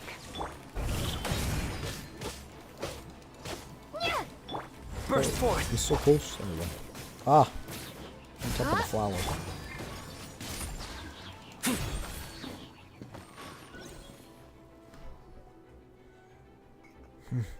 Phew. It's been a while since I unleashed my lightning during Windbloom. It happened a lot before? Unleashing lightning on people? No. Once in a while, maybe. It sure feels good to let loose, though.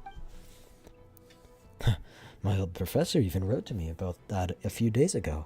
Of course, I made sure to emphasize that I always treat others with kindness. It's only natural for a student to inherit their teacher's way, after all, and mine was a gentle old man from the Splendimod school. So, you see, this time I only used gentle methods of electrocution. So gentle even Jean would have no reason to intervene. Huh. Gentle electrocution.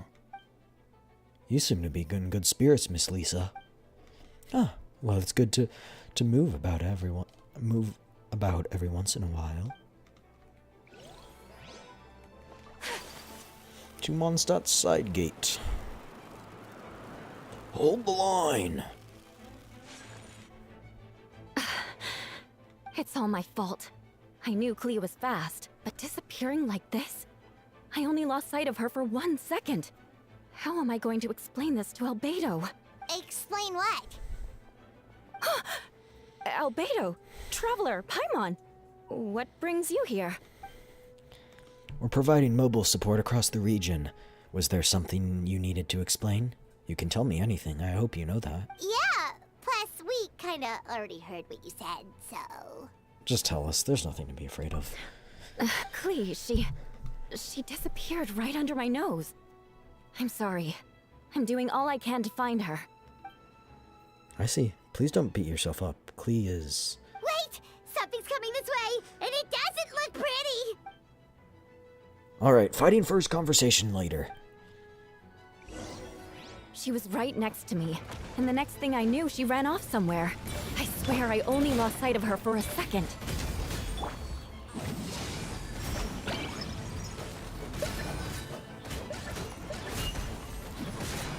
Yeah. Live! Oh, there you are. Clee's here to help. Ha! Feel this ancient power. Ha! See? Kids are faster. Come into... Those bombs. I see what you mean. She is not to be underestimated.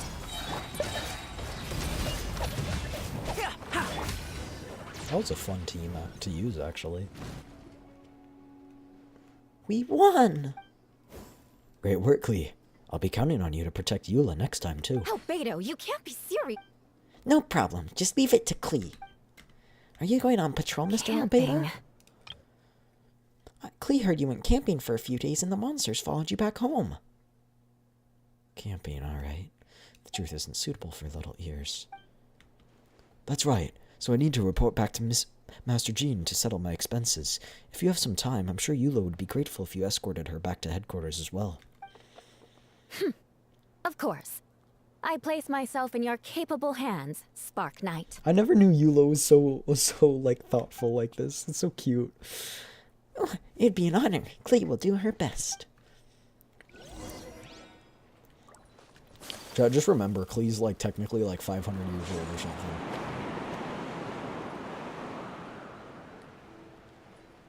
Is she? I don't know. Maybe she's not.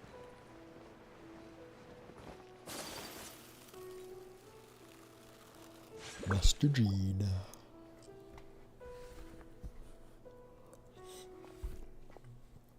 That should be it. Good work, everyone. How did we fare injury-wise? Good. Our preparations paid off. Injuries are few and far between. I have the full record here. Wonderful. I'll review it in a bit. We're back! Everyone all right? Amber? Yep, her right as rain. We're back. Klee kept Miss Eula safe the whole way. That's amazing, Klee. Eula was lucky to have you.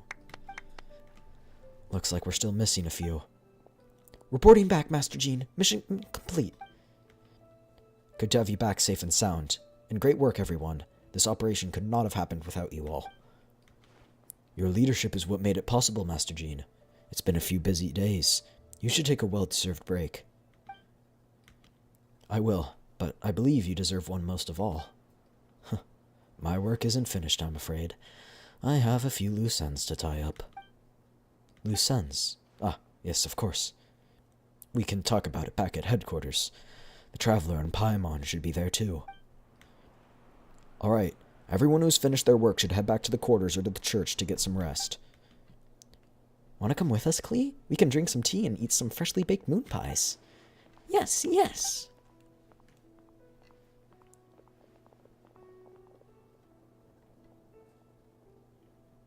Hi, everyone. I said that weird. Venti, thank you for everything. I know there were difficult moments along the way. Oh, well, wait. Does this mean you saw me running for my life? No, apologies. Just forget I said anything. Just kidding. But you're right. It was tough out there. I almost lost my hat to the wind several times. Any notable information on the wind? Of course. I was out in the city wall for quite some time. I heard all sorts of things. As for something notable, well, I picked up on an anxious voice and a child's anger.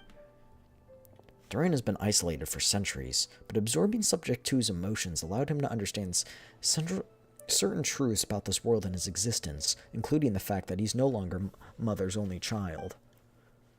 Or her most perfect creation. It's obvious he found that fact difficult to accept. The emotions he felt in response were quite genuine and, dare I say, human. If I eliminate the perfect creation, I will be the only child Mother needs. This mindset arose out of Durin's instinct to compete and survive, and came to dominate all those around him. Of course, the absorption of Subject 2's knowledge allowed him to take a more intelligent approach, accusing me of murder. In the end, however, Durin still lacks sufficient social intelligence. The fact that his army even got this far is a miracle. Oh, no wonder Venti sensed a child's anger through the wind. That same feeling. It's close.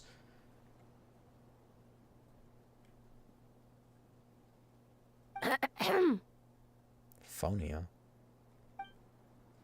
Ah, Miss Phonia, here to make your report. Oh, nothing much to report, actually. Is that so? During the battle, we were talking about your transfer to the 7th Company. You were in charge of patrols and post-battle reconnaissance during this time. How did everything go? Good. No problems. I see. If you don't mind me asking, why did you come from that direction, and why are you alone? Did you think we were still meeting at the side gate? There was a change of plans. We sent the message over the wind in the last few minutes of battle. There were a lot of changes during the operation, but I imagine you missed those as well, because you're under Durin's influence, and you've been since your trip to Dragonspine over 6 months ago.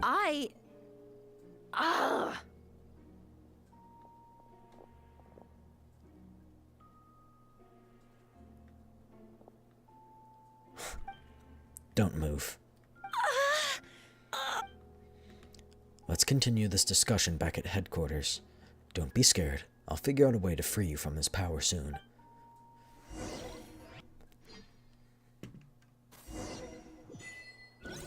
Ding.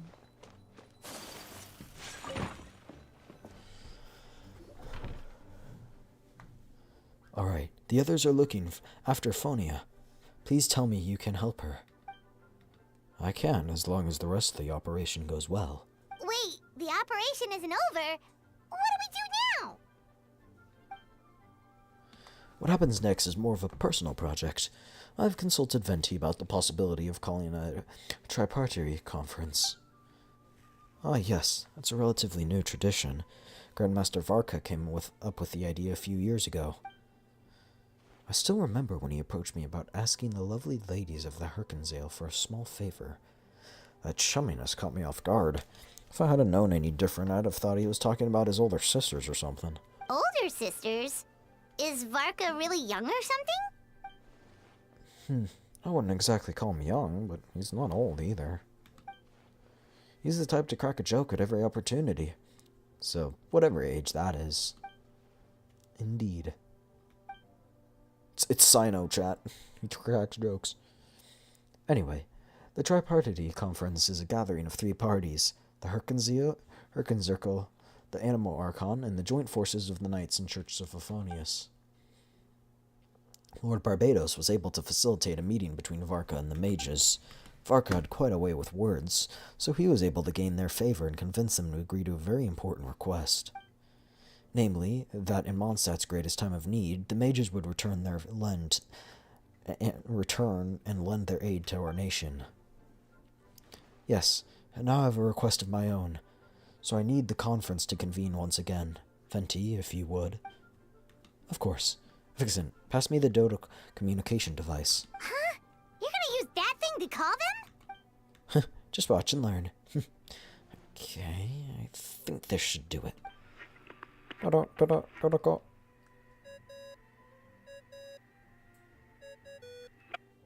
What's that ringing? Is it the wind or something? Hold on, that's not the right voice. Wait. Barbados? Varka? Grandmaster? Oops, I put in the wrong number. Sorry, Varka, you're probably busy right now. But considering I'm surrounded on both sides with a group on my tail looking to turn me into mincemeat, yeah, I'd say so. Yes, well, have fun with that. We can talk some other time. All right, pass along my regards. Oh, and I still owe you for those drinks, don't I? Just take it from my stash. I keep it in... Dodo, go. He's like, I don't want the stash. I don't want anyone to figure it out.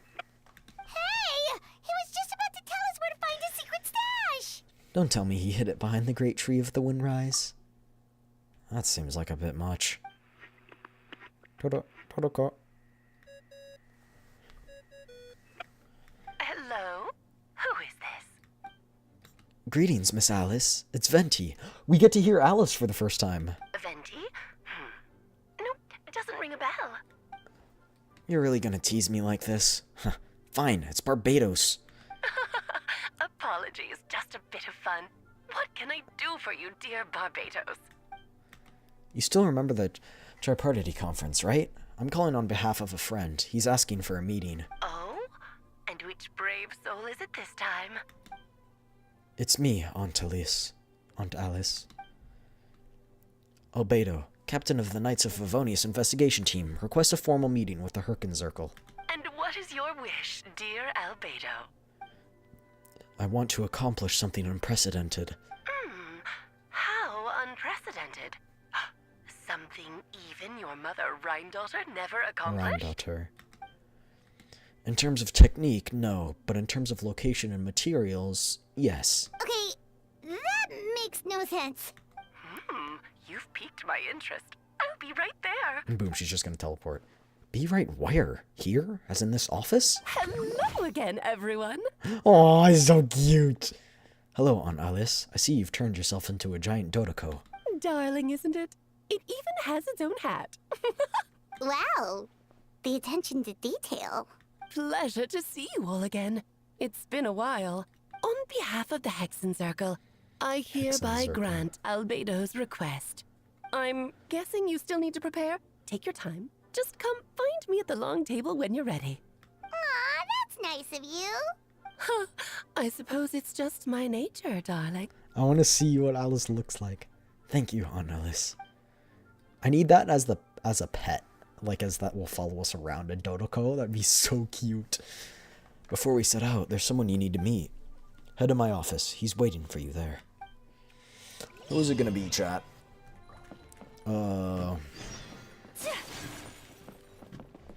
I swear I just saw Yaka sitting down somewhere. I don't know. Who is it? Hey, have you ever wondered why Albedo always keeps his office closed? Paimon bets there's a secret snack stash hidden around here somewhere. Nope. Hey, not so loud. Mini Durin? What are you doing here? Who is Mini Durin, chat? Well, actually, I've kind of been helping you guys in secret this whole time. I tried tapping Paimon on the shoulder during the battle, but you floated away too fast. You were there? Yeah, I've been in Mondstadt for a few days now, but I've kept myself out of sight. I thought people might be scared of me. Oh, don't worry. We aren't scared of you. Thanks. So, what brings you here? Oh, is it Windbloom? There are a ton of fun games this time of year. I did sneak off to the festival for a bit. Even though I couldn't play the games because of all the people, I still had a lot of fun. But that's not why I'm here. Albedo and I made a promise to accomplish something great together. What do you mean? I'm gonna replace the Durin on Dragonspine. I'm gonna be the one who is revived and brought into the world. Wait, didn't that already happen? Oh yeah, he's the one from the storybook world. Yeah. And now you're here. Sorry, I should be more specific. Albedo said he can use alchemy to turn me into a human. What? Durin's gonna turn into a human? Human transmutation. So, you're Albedo's intended subject. Yeah, he's been working on it for a long time. And that's what you want, Mini Durin? To become human? I don't know if want is the right word. I don't even know if there's a right answer on a situation like this. But I do know this. I have just as much of a right to this name. I don't want to lose to the other Durin.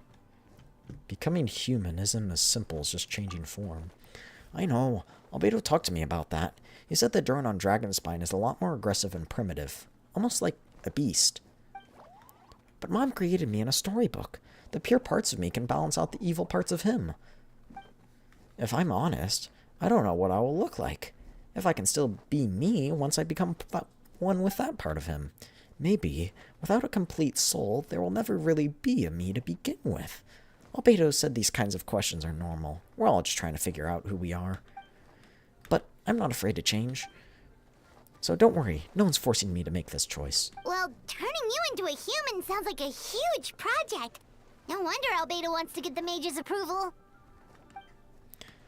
Yeah, I'm really grateful for him. We're kind of in the same boat, you know. Albedo told me he's the Prince, a synthetic human, and if this works, I'll be one too.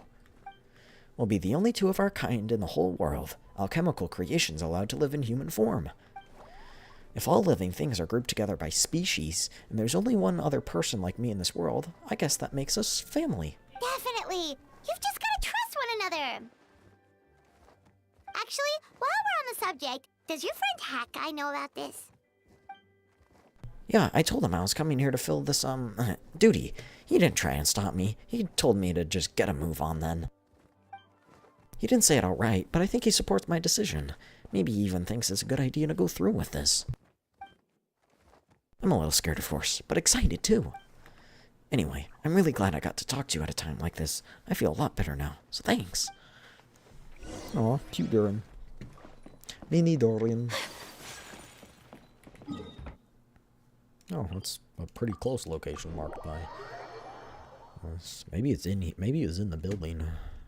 Yep, it was in the building.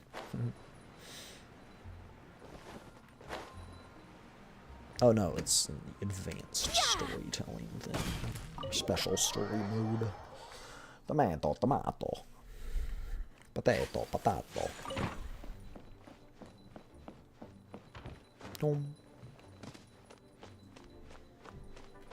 Imagineering theater. Wasn't this the room? Wasn't this the room the theater's in?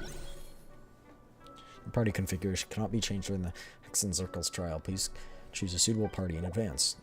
Yeah, I've got it. Welcome, one and all. Those are Please, fancy sit chess wherever pieces. You like. So no unspoken rules to be unaware of? I don't want to unwillingly park myself down on some important lady's chair. I highly doubt anyone's going to mind where you sit, Lord Barbados. But thank you for being so considerate. Jean didn't fancy tagging along? A lot happened in the city today. If she left, there would really be no one around to lead the Knights of Favonius. All right, never mind. I was just hoping to treat her to some tea. Oh. So, tell me, Albedo, what is this outrageous and audacious plan of yours that I've been hearing murmurings about? Why is there a... I'm not gonna ask questions. I'll get right to the point. I intend to kill the evil Durin and Dragonspine. Oh? And I'd also like to request some alchemical regions from the Hexenzirkel. Which ones? I'm all ears. First would be the flesh of that immortal monster from the Mare Javari. Interesting. What else? The other is a portion of the embryo left by my mother, Rheindotter. Ah, the raw material from which she created her monsters in the past. There's not much of it left. Dragon blood, monster flesh, and embryo. Sounds to me like a formula for creating life. Correct. Durin's heart has continued to beat ever since the day he died. That means it's just a matter of time before he eventually returns. It could be centuries away or millennia, but the day will come. I've spent years investigating in Dragonspine, so I'm well aware of the danger he poses. He has already posed a considerable threat to Mondstadt at less than half of his original strength. There's no telling how dire the consequences could be if he ever regained his full life force. Hence, if we want to be free of the dangers posed by his blood and limitless vitality, we must find a way to eliminate Durin entirely. Unfortunately, he is a special entity. Even after death, he could reawaken at any moment. So the solution is to kill them and then resurrect him in a different form. Upon resurrection, he will no longer be the creature he once was. In fact, he will no longer be a monster at all, because I intend to transform him into a human-like being. During the summer, Klee and I visited a fairy tale world called Simulanka. It was created by mages from the Hexenzirkel, so I'm sure you know of it. Of course. It was even the home of one of M's children, the other Oh, I see. It was during that journey that I learned, with certainty, that Durin would return to life one day. That experience inspired me. I met the pure soul M had created, and I knew if I wanted to change Durin's fate, he would be the key. To that end, I devised an alchemical model for the transmutation. The soul will come from the fairy tale dragon of Simulanka, the blood from the original dragon's heart, and the monster remnants from the Mare Javari and the embryo mother left behind will form the flesh. The corrosive nature of the dragon's venom and the heightened vitality of the monster remnants will offset each other, keeping the constructed body in perfect balance. A powerful side effect can be triggered when festering forces and life energy collide. In an alchemical setting, the results are sure to be nothing short of astounding. The glint in your eye when you talk about these ideas. You really are your mother's child. Do you see that as a bad thing, Aunt Alice? Of course not. To me, you're both extraordinary individuals. I find you fascinating. In any case, now I see why you asked Venti for help. The raw materials you seek are extremely valuable. The misuse of even the tiniest amount could cause unimaginable chaos. That said, we're happy to give you what you need. But there is one condition. You need to prove you can wield them. And so, you must pass the Hexenzirkel's trial.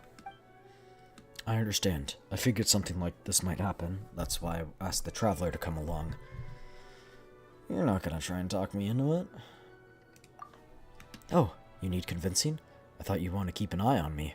Who knows what sort of outlandish things I might attempt without someone to keep me in check? Fine, not gonna argue with you. So you know our tricks, huh? Aunt Alice has always loved a spectacle. Any chance to witness friends come together to support one another. Well, success means little if you have no one to celebrate it with, no? Although, I'm afraid dear Paimon will have to sit this one out. What? Why? The Hexencircle trials are no walk in the park, my dear. Besides, I already decided on the structure. There's only room for 2 participants, I'm afraid. No more, no less. You understand, don't you, Paimon? Oh, don't be too angry with your dear aunt. Okay. You can turn off the charm. Paimon will stay behind. I wouldn't be surprised if Alice created Paimon. Thank you for being so understanding. Or someone in the Hexencircle. Whenever you two are ready, interact with the chessboard on the table. It will guide you through the trial. Then let me make a formal request. Will you go through this trial with me? Of course. Are you ready? Just about. Then, my dear children, get ready for a taste of the Dodo King's magic. Whoa.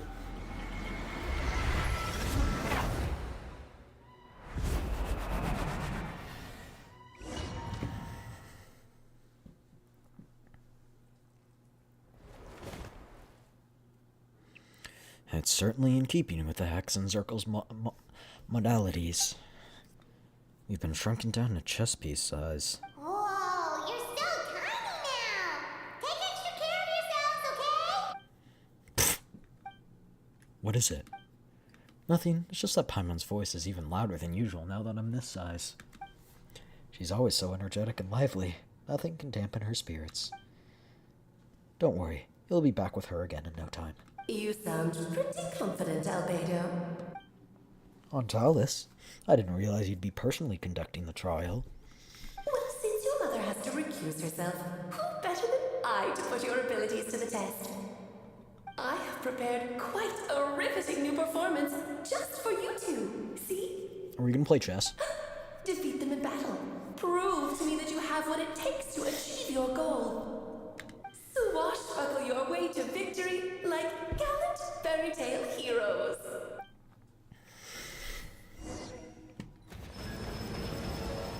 Whoa, it's a new boss.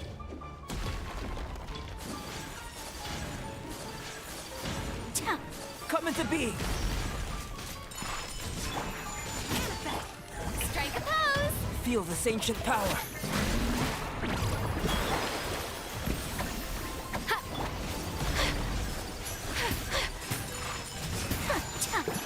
I'm Cryo incarnate. You can't get me up here. Moment of birth. Kamisato art. Sometsu. My apologies. Obey. Yoo-hoo. Live. You should present a united front. Moment Oh of yeah, birth. there's queen piece now. Are we gonna go through all the pieces, Chad? Come into being.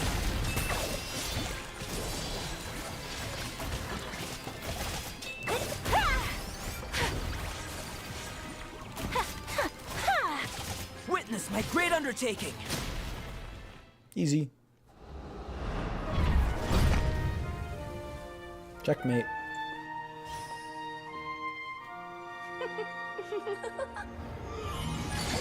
Ugh, it had to be this form? A toy really doesn't suit me. Yeah, this one doesn't seem like Alice. Well done. But this isn't over. I will now preside over the second trial. Stare straight ahead, and you will see things as they appear. But change your perspective, and you will see them as they are. What? Changing gravity.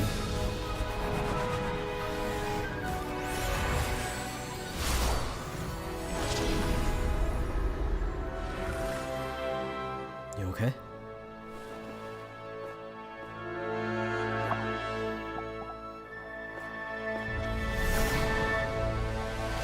That's fine again. Easy peasy, lemon squeezy.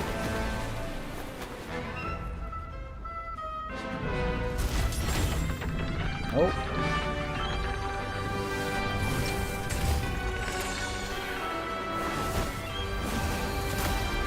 Oh. The trial awaits.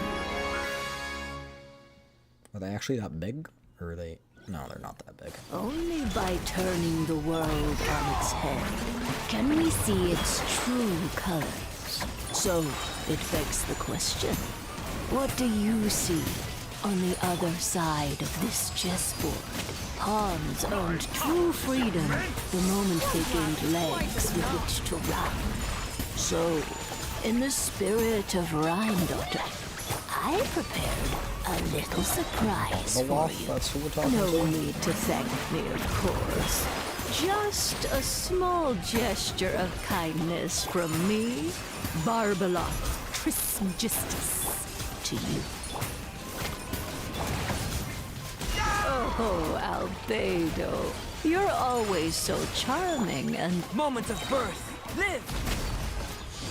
Wait, is this the Mona's master? Coming to be! This calls for some pomp and ceremony. Off to the breeze. My apologies. Unleash! Lord, I was I've forgetting lost your my lines. place. Where were we? Feel this ancient power.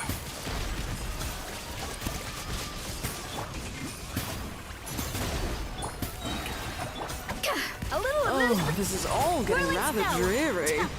Allow me, my darling. Obey. Moment of birth. The final act is a... There we go.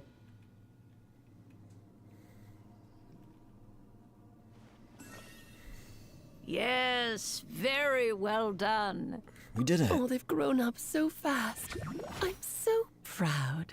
Really? Well then, I'll leave you to debrief the others about today's events. Huh? You're leaving already? You did marvelously today. I'm thrilled for both of you. And should you feel the need to gloat profusely to that student of mine so she knows to up her game, be my guest. She's talking about Mona, I'm pretty sure. Lovely tea party. But that'll do me for now. Until next time, my dearies. You're just going to up and leave? Barbie? You'll have to forgive Barbeloth. She's always on the move. And she never says where she's going either. I think she enjoys the mystique. But if I had to guess, she's probably going for a walk. She's a very health-conscious individual. Barbie was satisfied with your victory. And so am I. Congratulations. Chat, when is there ever to you two both. trials? You can come back now. Oh, whoops. I feel like need to there's turn you back to three. normal first, Wait. don't I? Wait, when is there only two trials? There's always three. There's always three. I guess second phase in this case. So I guess it makes sense. Job. You made it all look so easy. Nice to have you back safe and sound. Now time to relax and switch off. You've earned it. Thank you. Felt pretty good to beat the trial. Once you've rested up, let me know when you're free and we'll head to To Dragonspine. deal with the dragon of Dragonspine, right? Indeed. The sooner we'll deal with Durin, the better.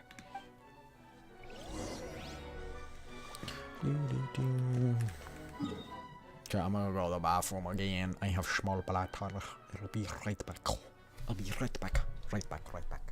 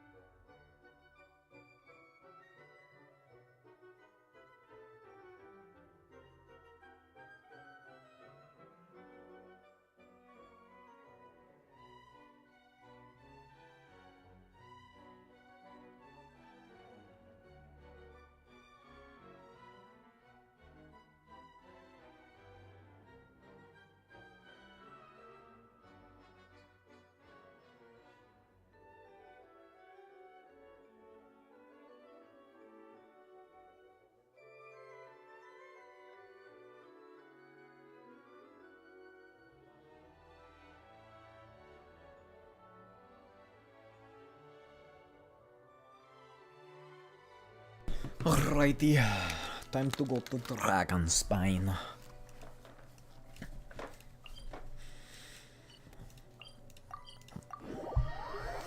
Oh, and it's the quest name's the Gardener. It's a reference.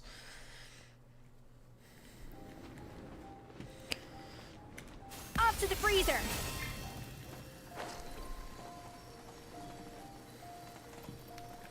I forgot how slow the heat actually builds up. It's not even that fast. But when you are doing fights, it does accumulate rather fast. This place is as freezing as ever. Paimon's hands are turning to ice. Want to climb into my hood? Aw.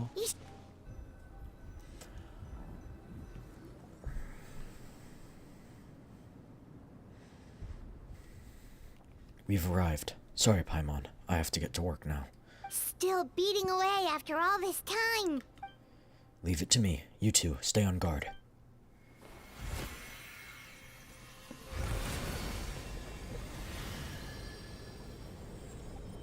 Ooh. Alright. There are gonna be monsters coming, right? And we'll need to fend them off. May Paimon ask a question? You may. Who is Durin to you?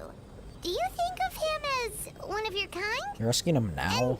Is he a dragon, person, Let the man animal, focus. or monster?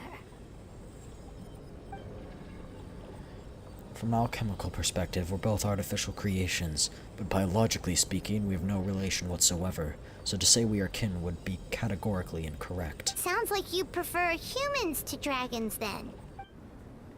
It's not so much a matter of preference, rather, as things stand, I would say belong to the class of a human, albeit a unique category thereof, but then again, most forms of life in this world possess some unique traits.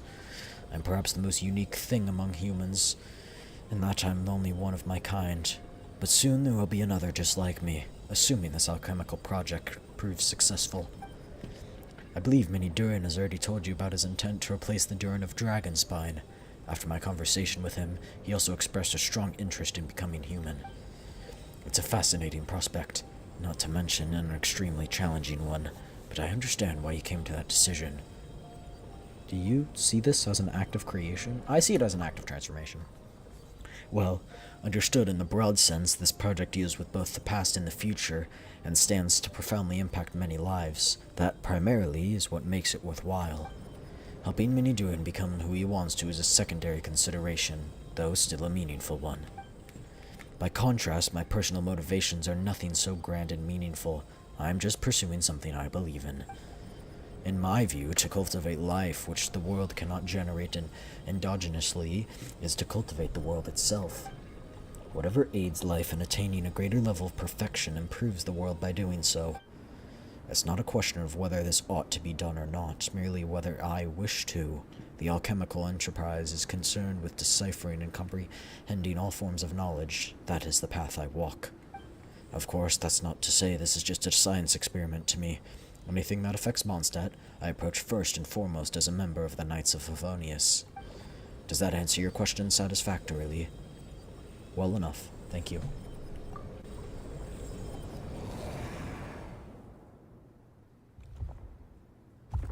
Finished. Looks like a golden energy has encased the dragon's heart. The whole heart would be too big. I don't need that much. Instead, I've just removed the core. The rest will soon lose its vitality completely.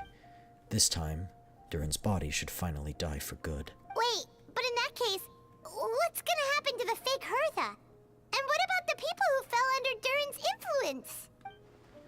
The Knights will keep an eye on them, but as far as I'm concerned, eliminating Durin's influence on the citizenry and creating a new Durin through alchemy are one and the same thing. Armed with this heart, I'll be able to complete the alchemical array and deal with all those issues in one go. Return to Mondstadt.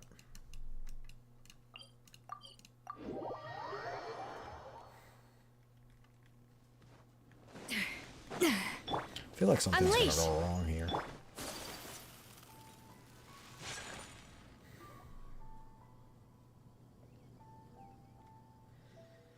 Let's call it a day here. Thank you for accompanying me. Pleasure. we sure learned a lot. Mondstadt's a lively place during the Windbloom Festival. You should take a look around and pick out some nice souvenirs for yourselves. Oh yeah, the festival! Wonder who the Windbloom Star is gonna be this time. Well, we've been too busy dealing with this situation the entire time. Who else would be free to work during the Windbloom Festival? I'm sure we'll find out the day of.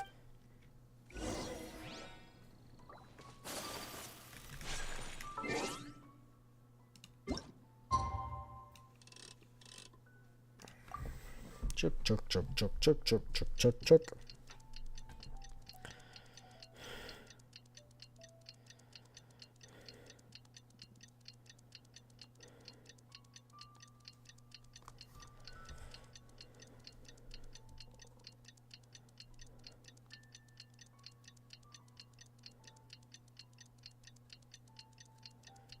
There we go. The Windbloom Festival.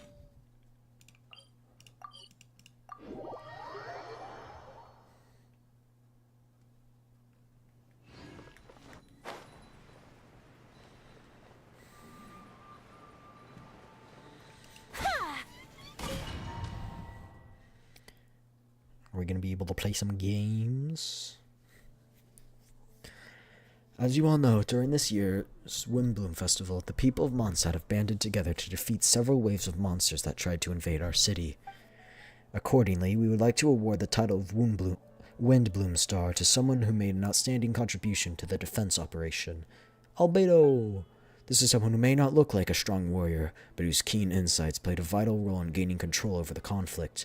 His words and songs, Venti, always have a way of lifting people's spirits, and they were a great support to us all. Let's give a round of applause this year to this year's Windbloom Star, Venti the Bard. Wow! Amazing! Venti! Huh? No way. You're really gonna pick me? Why not? You're the perfect person for the job. Alright. Does that mean I get unlimited free drinks at the tavern? I'm sure they'll be more than happy to support this year's Windbloom Star. If you'd like, you can even take a drink while you give your acceptance speech to the crowd. In that case, let me swap out the speech for a song. Everyone, the best bard in the land is beginning his performance, so don't go away. Gather round and lend me your ears. Am I gonna have to sing this? With no knowledge of the tune or words?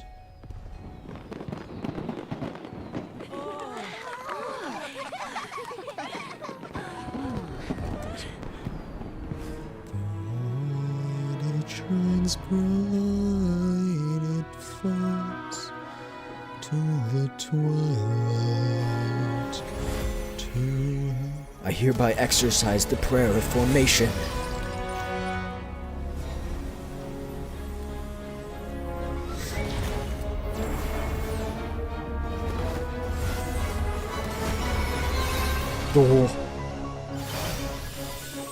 Oh, this beat is sick.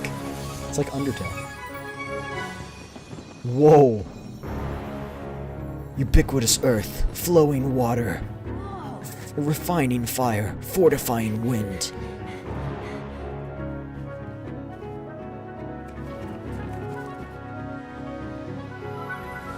Traverse the 18th, worldly and 20th passage.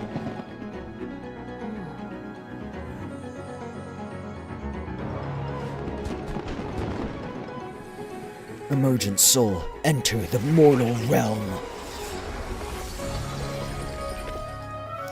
Elevate festering flesh into sacred blood and bone. O sages, witness my grand endeavor. That was sick!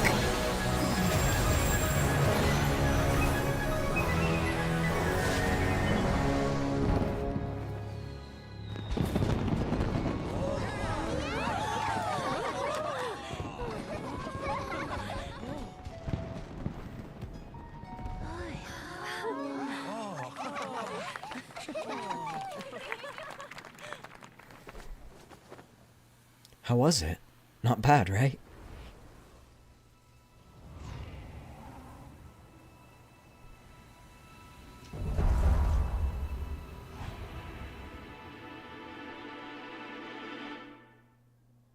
Is he gonna be a good guy or a bad guy? I feel like he's gonna be good, but I could see them making him bad. Albedo, how did everything go? Very smoothly, I'd say. We achieved our goal. Really? So Mini Durin looks like a human now? Correct. However, his newly formed body's still stabilizing. We should give him some time. Incredible work, Albedo. I graciously accept the compliment. It really is rather remarkable what we've accomplished. So, how do you feel right now? Quite good. I did what I set out to do and achieved a personal goal. I think even she would have made a rare facial expression had she seen it. She? My master and mother, Gold, Rheinendotter. A long time ago, she sent me to Mondstadt with the instruction to complete a task of monumental importance, to find the truth of the world. I had a theory about what she meant, and in time, I was able to corroborate it. Sure enough, finding the truth of the world basically stood for getting a life. That might be easy for most people, but for someone like me, it meant doing a lot of learning about a lot of things. I had to find out about myself and the world around me, get to know me and get to know other people. Life is the space that exists between me and the world. To become truly human, I had to inhabit that space. So, for an artificial human, finding a life is, in some sense, equivalent to finding the truth of the world. So that's what she meant, huh? Well, no wonder those monsters wanted to infiltrate the city and replace you. They wanted your life for themselves! Being alive is just existing, but having a life is what makes you truly human. I think that's the message she wanted to get across to me. Still, I found this whole series of events has given me new inspiration. Becoming human is only the beginning. What follows is the chance a human has to make in life, as well as the kinds of family bonds they will form. Most people would probably see the events of the last few days as something out of a nightmare, but for me, it's just part of my family life. I fear that the carefree existence my brother has enjoyed this far will now come to an end. Just like me, he will have to step into the world and face the same constraints as everyone else. You've got an unusual family, that's for sure. Well, I suppose we get it from our mother. She's highly unusual. There are all kinds of families in the world. Some base their life around the family store, others around the farm. In my family, I suppose we tend to the flower beds. And now, I'm a gardener too. As long as you feel like you've gained something from the experience. Master never showed her face, but if the Hexenzirkel knows what I've done, that means she knows as well and gave her approval. Since devouring Naberius, it would seem she finally found a modicum of peace. And if so, then I'm truly happy for her.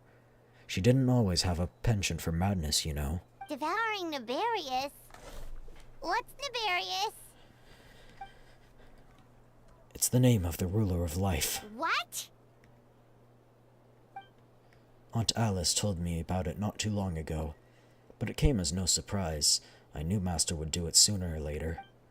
As the ruler of life, all I truly know is this: Naberius is not gone.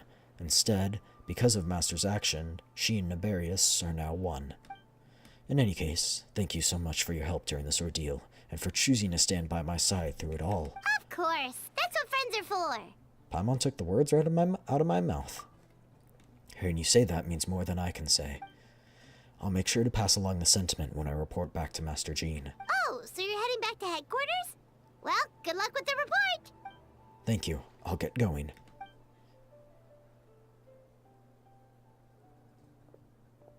Wow, this Windbloom Festival turned out to be a special one.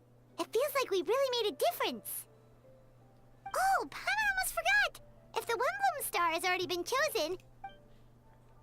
Want to take a guess? Venti! You're back! Well, I couldn't keep my two dear friends about the dark about this year's Windbloom. How could I? What do you think of the Cecilia? It's quite fitting. The true feelings of the prodigal son. A sentiment as sweet and warm as a gentle spring breeze. Perfect for the season. Traveler, give me your hand. Huh? The mages are very pleased that you and Albedo managed to pass their trial. Albedo received the materials he sought, and you deserve something in return as well. The Hexenzirkel wants you to have this. It contains something entirely one of a kind. A secret of sorts. When the time is right, it will reveal itself to you, so no need to open it right away. Wow! A gift and a mystery all in one! The mages sure love their secrets, huh?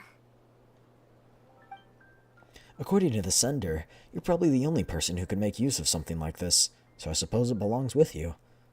Alright, thanks. Oh well, all I did was deliver it. Although I did go to great lengths during this whole ordeal. I suppose a reward for my efforts wouldn't be out of the question. You've helped a lot, Venti. How about we treat you to a drink? Really? I'll hold you to that, you know. No going back on your word. Of course, Dad! Let's go to the tavern right now! Music to my ears. I'm so happy I could fly. It's like this festival was made for me or something. When no love remains for the songs to tell, the world becomes naught but an empty shell. Cruel is said fate, cruel it may be, were it not for a hero who could set us all free. Through shadows so cold, he sought wisdom untold, chasing a fragrance the wind only knows. Thus wistful waned and faded into night, as he stepped from the darkness and into the light. That was cool. I like that quest. It was sweet.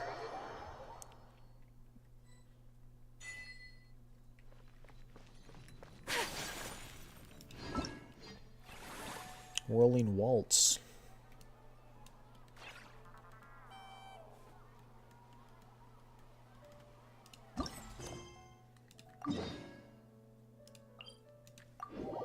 Let's go do this.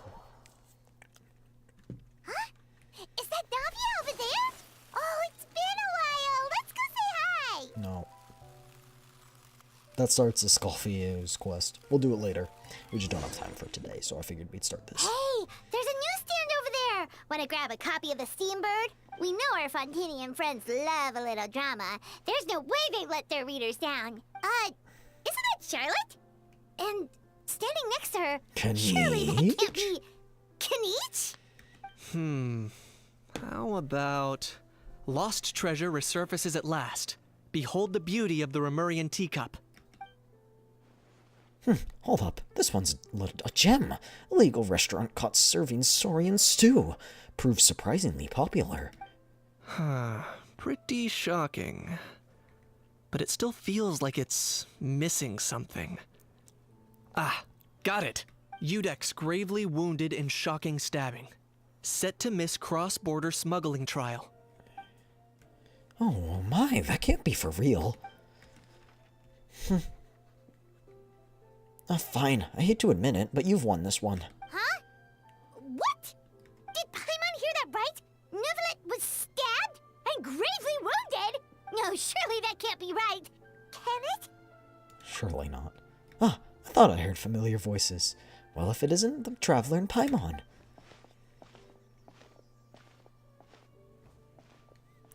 What a coincidence. Mr. Kaniche and I were just talking about you two a few minutes ago. Unfortunately for me, he's a very loyal friend. I pressed him for some juicy details, but he remained light-tipped about you. Or tight-lipped about you.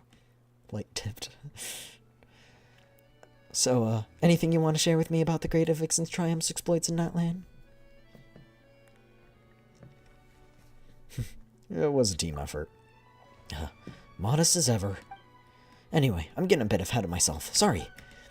Let me backtrack a little. Hi, you two. It's been ages. What brings you back to Fontaine? Hey there, you two.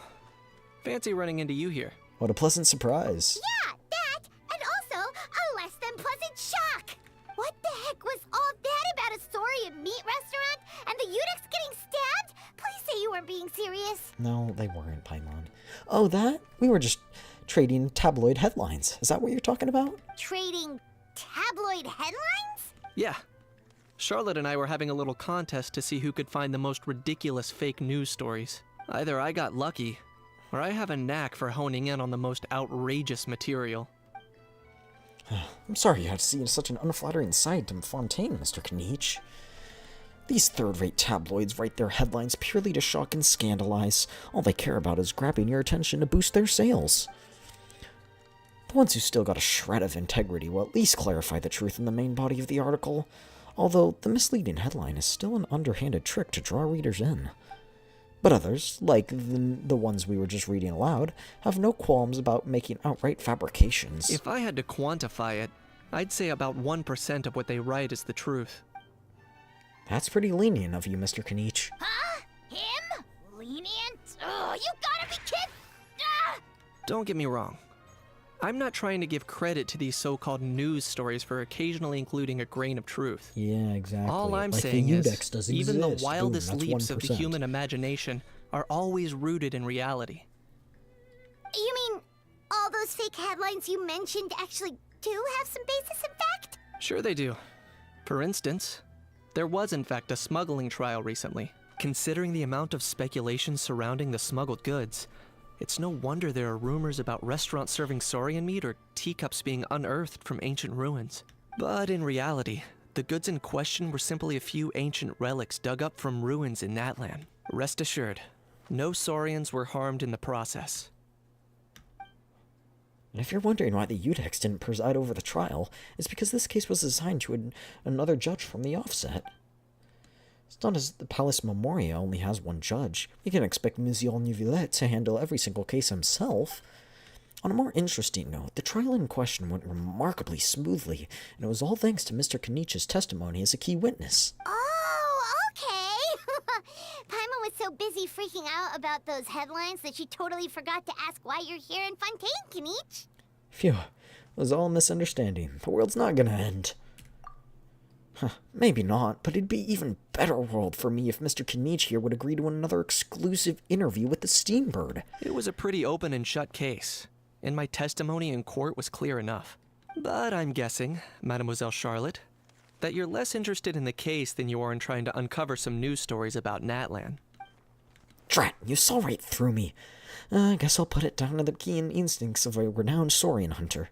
And your response to that, or... I appreciate your kind invitation, but like I said, storytelling isn't really my forte. Kniech the speechless! Kniech the tongue-tied! Huh? If you're dead set on doing an interview, why not talk to the Traveler instead? Back to me again. Ah, of course, that's a brilliant idea. But that also means I'll need a bit more time to prep. Let me put together a thorough list of interview questions. Sounds like I'm not allowed to refuse. Well, you know, I can be persistent, but at the end of the day, it's your call. Anyway, I should probably get going back to work. I also need to track down a gestionnaire and report these increasingly outrageous tabloids. Farewell, my friends, until we meet again. Charlotte never stops, does she? Anyway, Paimon just has to ask. That owl thing that popped out before, or was it a howl? It kind of looked like a howl, but I thought it was at a the howl. same time... Oh, that thing. Yeah, that was a howl. Huh? What's up with him? Like, he's still noisy, but he's way quieter than before.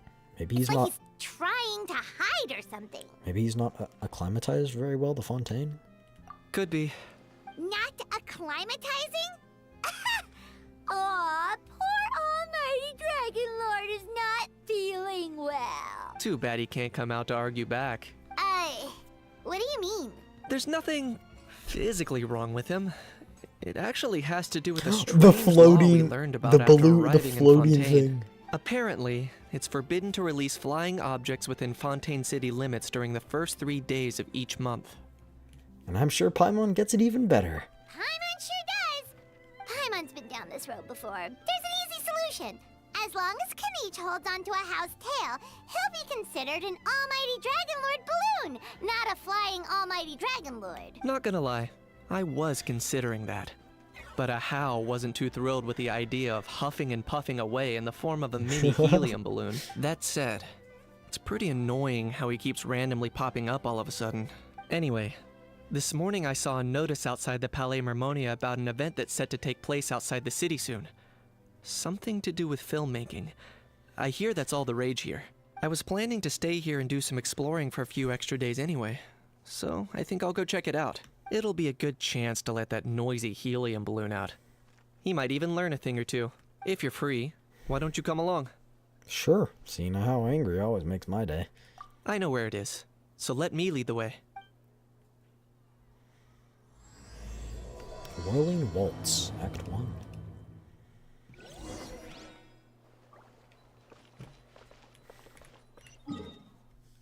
Whoa, that's a far ways away.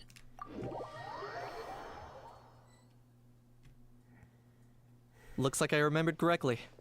Here we are. Wow, this is awesome! Hard to believe it was just an empty beach before. Wow. Yeah. It was still completely deserted only a few days ago when I passed by on my way to testify at the Opera House. There must be some efficient workers in Fontaine. Quite impressive. A few days? One night was all it took. Whoa! But is this all it takes to blow people away? Oh, no, no, no. Would you like to Given my introduce past yourself experience, first? I can't let myself get carried away. There's something oddly familiar about the way you talk. Well, I can't believe you actually remember me. It's me, Lepine Pauline. That's right, the unlucky one. Good to see you again. The prototype lenses come in handy, by the way. Of course. How else would we have managed to build Fantasyland in a single night? Fantasyland? At least that's how I like to think of it myself. A magical land of fantasy, the stuff of film buffs' dreams. I know it sounds like I'm laying it on thick, but that really is the goal here. As you can see, the theme of this amusement park is Fontainian filmmaking, a place for all film lovers to come together and co-construct a world of dreams. Co-construct? Well, that's a relief. Sounds like you're sharing the cost this time rather than pouring your entire life savings into a single project. Nope! I might be inviting others to help fund this, but that doesn't mean I haven't thrown all of my life savings into it too! Huh? You've got to be kidding. Ha! Look at you, puny little humans.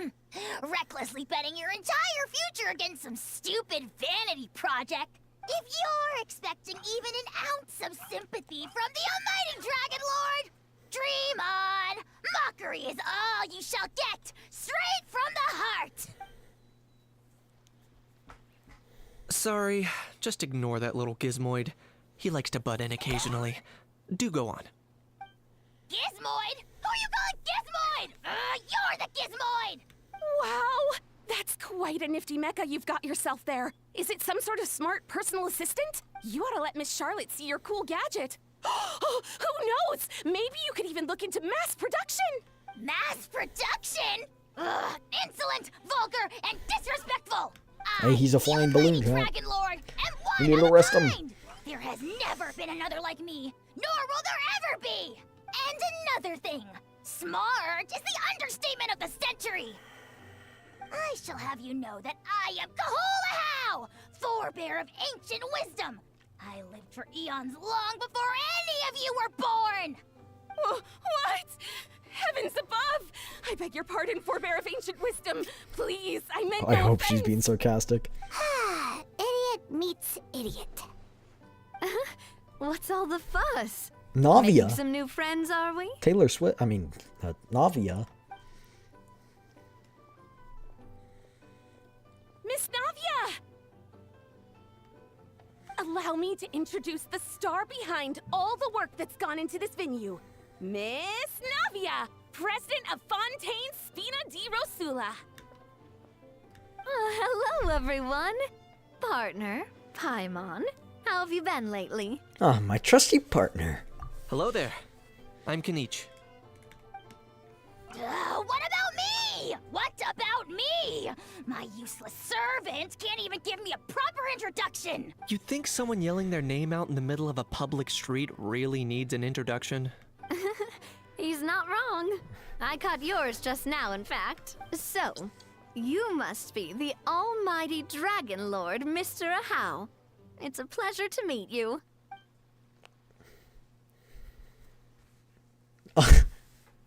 Come on, Ahau. Don't leave her hanging. Oh, yikes. Oh, see that? That's what I call proper manners. Well, it's not every day you meet a well-mannered human. Navia, was it? Excellent. You may address the Almighty Dragon Lord by his name.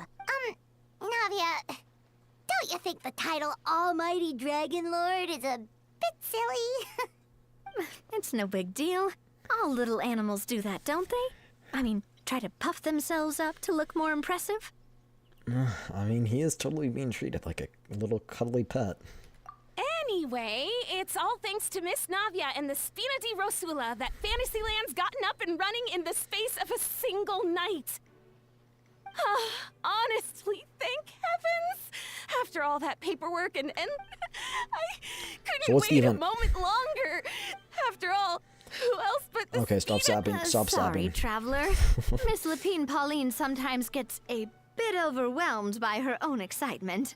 As you can see, I'm guessing she hasn't gone into much detail about the event yet. No. So let me fill you in. Yes, thank you. In Thank short, you, Navia. the Cheval Partner. Moran Film Fantasyland is a fan convention that's open to film enthusiasts from all over Teyvat. Chad, it's Anime Miss Expo. Lapine Pauline is hosting this event and also providing technical support. Huh? It's Anime Cheval Expo, Chad. Moran? That's right. The one and only Surintendant Cheval Moran. After much persistence and many solicitations, I finally is that our obtained favorite Lady chef girl right Farina's there? permission to use the image of her close friend. Not only is our adorable Oh. mascot drawing in fans by the minute, but Right. she's also boosting her own popularity. I was like, who is that? And that was always the goal. A win-win arrangement. It's been a while since we last met, but still, By the way, Miss Lapine Pauline, have you decided to switch careers and go into film tech? Not exactly. By chance, one of the prototype lenses I developed caught a photographer's eye, and it's now being used for the latest cinematic productions. Thanks to this unexpected opportunity, I've had the chance to invent various film-related equipment and props. That's right. So don't underestimate so Miss she's gathering Lapine people here so she Pauline, can our advertise. resident engineer. She's the technical powerhouse at the core of this entire event. As for the Spina di Rosula, we're mainly here to take care of planning, operations, and management. For anyone feeling inspired to set up a booth, Miss Lapine Pauline and I will provide the necessary technical and operational support once their application has been approved. By the way, traveler, are you at all interested in taking part? No, I'll just It would be a test out chance the for you to earn booths. some extra income. Plus, with your skills, I'm sure you could bring something special to the table. Sounds like fun, I I guess. would be even more tempted To if make you a were to booth? say, throw in one of those fancy feasts she's seen in those gourmet food reels. Well, as it happens, that'll be a piece of cake. Everyone needs to eat, whether they be tourists or the stall owners I need to themselves. eat, Chad. I'm hungry. So thanks to Miss Navia's help, we've managed to invite none other than the celebrity chef, Miss Miss Escoffier, to Escoffier. run our theme restaurant. Escoffier. Look over there. See? See, told you. You! Told you it was her. Yes, you! For the last time, the ingredients have to be in the right ratio! Get it right next time, or you might as well just lie down on the chopping board yourself. Goes Gordon Ramsay. A famous chef and pioneer of Fontaine's precision gastronomy, a culinary movement that takes the rigorous precision quantitative methods that are routine in scientific experimentation and applies them to cooking. And in the eyes of her students, she is both a genius who strives for perfection and a stickler whose exacting standards fill them with dread. To create dishes that transcend the sublime, she's constantly pushing the boundaries of flavor. She seems a bit busy right now. Well, I'm sold. I think I'll make a How go be her assistant. You little... What's your game here? Demoiselle, sorry to bother you, but there's an issue over here that requires your personal attention. Apologies. Looks like it's back to work with me. Please feel free to take a gander at what we've got. Anyway, if you're interested in taking part, come find me later. Sure thing.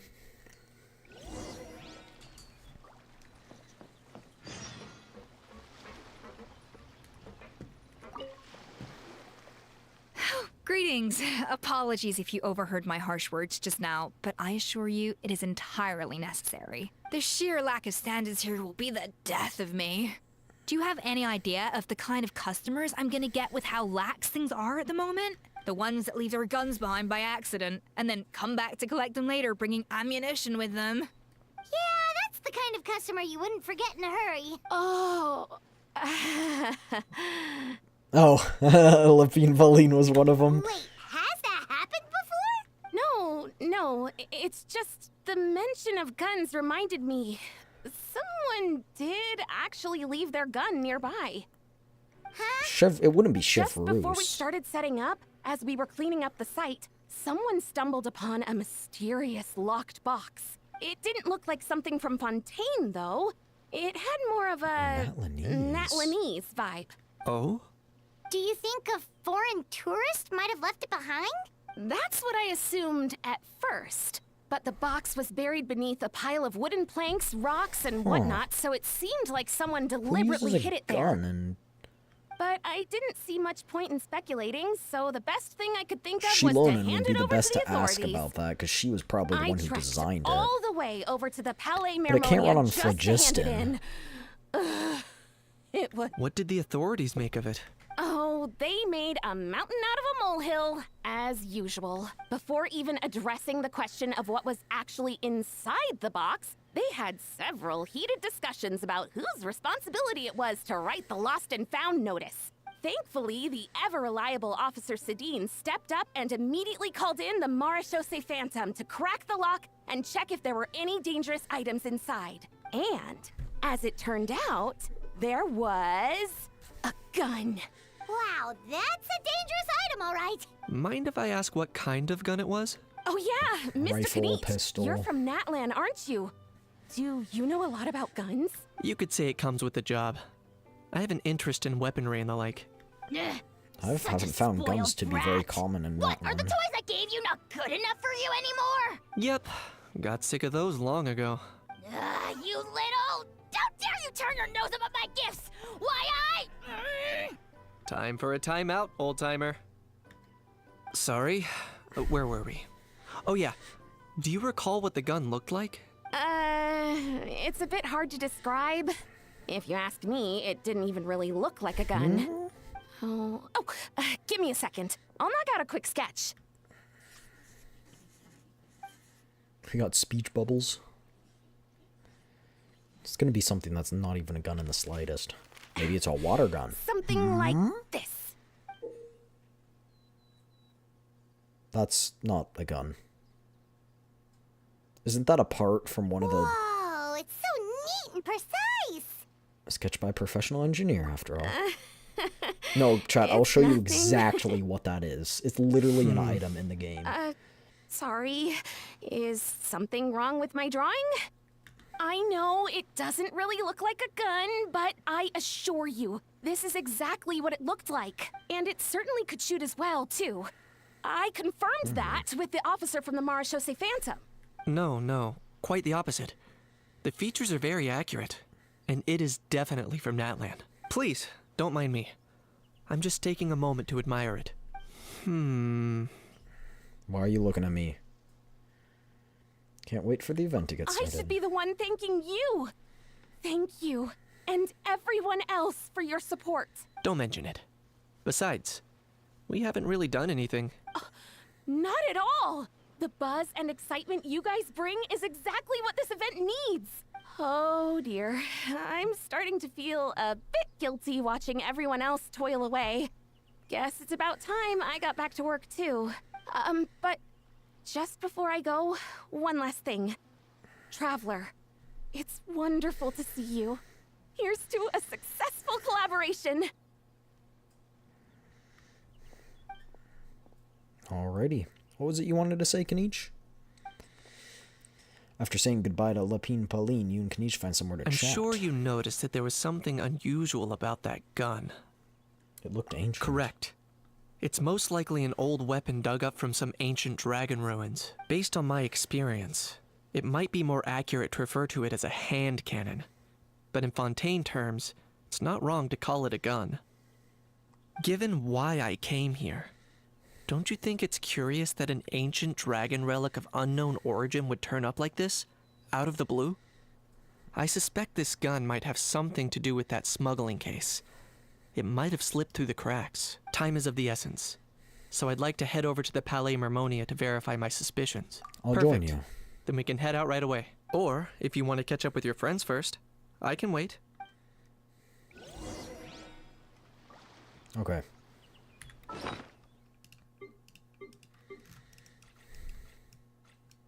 It's literally this. It's literally this. It is a bit different. It is a bit different, but it's like literally one of these things.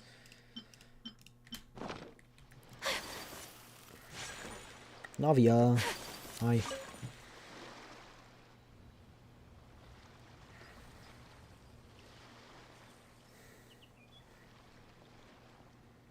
Traveler, it's you! Ready to join the Cheval Moran Film Fantasyland crew? Let me get a few things in order first. No problem. We'll be ready when you are. I thought it was just going to be dialogue chat. I'll go after I do this.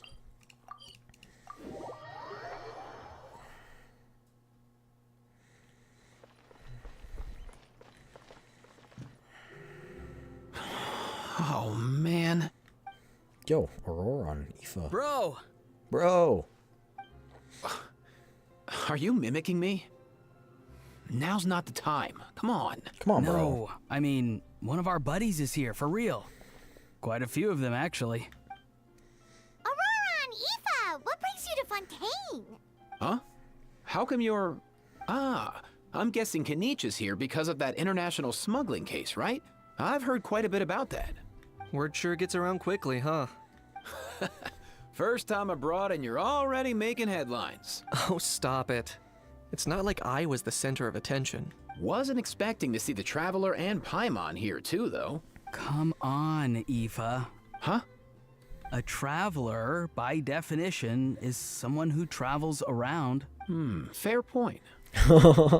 Anyway, back on topic. Wait a second. I lost my train of thought. What were we talking about again? Why you're out here, of course. For vegetables. Huh? I'll go first. It's for the Chevrolamine Film Fantasyland. Wait, is that right? It's Cheval Moran. Cheval Moran. Ah, right. I keep stumbling over that one. Guess I owe Cheval Moran an apology, even if she's not here. It's okay. Anyway, long story short, the festival restaurant urgently needed fresh vegetables from Natlan, which is why Aoife and I are here. So, you guys are vegetable couriers? He is. I'm just here as a responsible adult. It's his first time traveling so far away from home, and all the elders in his tribe were worried. So they had me come along. Too. Even though it's your first time too. Yup. Right.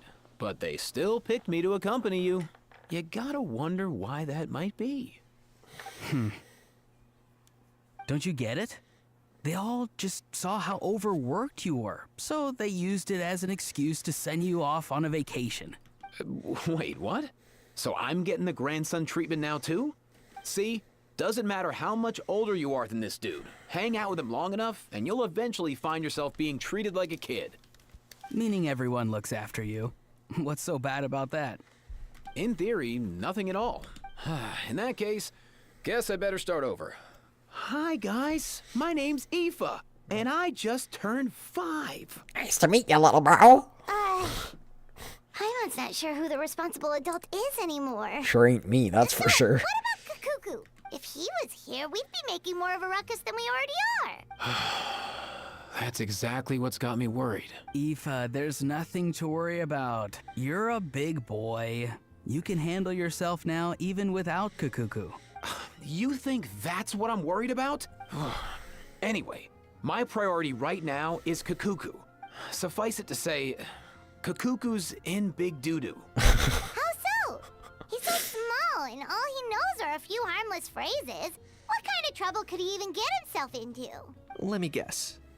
Did he get caught out by the law on flying objects? Bro, you too? Not me. How? Oh, that pesky little chatterbox. So that's why he hasn't interrupted us this whole time. Guess he's too scared to show his face. That Plus, he's already spouted enough nonsense for one day. So I've put him on mute until tomorrow. Nice one. If I was even half as decisive as you are, I would have kept a closer hold on Kakuku so he didn't get a chance to go flying off. I guess that's what flying objects do. Oh no, bro. Or rather, did Kakuku get caught by the guards for flying around? If they had managed that, we'd at least be able to track him down. But when the guards started chasing him, Kakuku flew into that building next door. I wouldn't be surprised if there was a high-stakes pursuit going down in there as we speak. Just like one of those cool crime movies. Which building? That one? Yup, that's the one. Kakuku sure has a good eye for a getaway. It's the tallest building around. I may be able to fly up pretty high, but checking every last window would still take quite a while. As for Aoife, well, let's just say he's not flying anywhere without a Saurian. Sorry about that. Not like it's my fault, though. You don't have to apologize on my behalf. Wait a sec. What's this got to do with how high you can fly? Kakuku's got himself into a real mess here. Like a panicked animal running. I'm starting to picture him. Heck yeah! If anyone can pull it off, it's Kakuku. He's always been such an awesome Saurus. I believe in him. In other words, right now in this building, there could be not one Awesomosaurus, but two. For real now? Do you even hear yourself, bro? Of course I'm for real. I'd never make light of something like that. All right. Everyone's an Awesomosaurus. Well, the human version. But our priority right now should be to go in As there it happens, and check up on Kenichi and I were just heading Kakuku. over to Palais Memoria for something else. Leave it to us. You sure? Wow, awesome. That'll be a huge help. And if Kakuku doesn't listen to you, I give you permission to pull out a couple of his feathers. Wait, since when was that I was up to gonna you? say. Well, then it's your call, bro.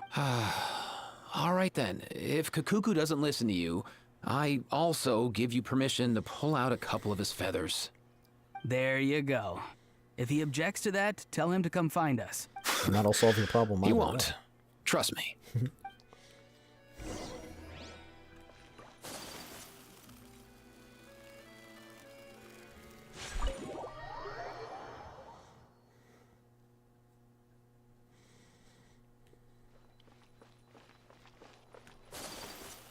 Nothing new there. What's all that commotion? Are they arguing in there? Who's that? Oh. Risley interview that.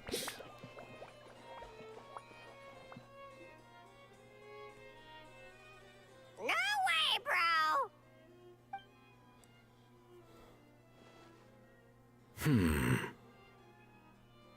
Did he say he came from Natlan? No. Get out of here. I can understand his words, just not what they mean. Oh no. For real now. Bro. He keeps repeating the same things over and over again. Oh, you know one another. He's a bro over bro. He's a friend. Yeah, a Saurian friend of a human friend. Great. Well, that was easy. Looks like we've tracked down the owner. Guess that's one less lost and found notice for you to write, Monsieur Neuvillette. For real? Traveler, was there something important you wanted to discuss with the Udex? I'm just about done with my business here. Need me to step out? Stay and hear them out first. Perhaps it will have some bearing on your own work. If I'm not mistaken, you are the same Mr. Kenichi who served as a witness in the smuggling trial? I take it there's been a further development in the case. That's right. Very perceptive, Mr. Udex. So you've met Neuvillette before? But wasn't the trial overseen by another judge? I've seen his photo in the papers. But as for this other gentleman... Allow me to introduce you to Mr. Risley, administrator of the Fortress of Meripede. Or in layman's terms, Fontaine's prison warden. Please, feel free to share anything about the case. There's no That sounds keeping anything ominous from and him. threatening. Pleasure to meet you. Pleasure to meet you. Wow, that sounded just like me. But should we really discuss official business in front of the Saurian? Oh, wow. Oh, no. I believe he said, or rather, I suppose he meant, that he'll keep this to himself. Though I should mention, Mr. Kukuku, that we will have to ask you to sign a confidentiality agreement. Sure thing,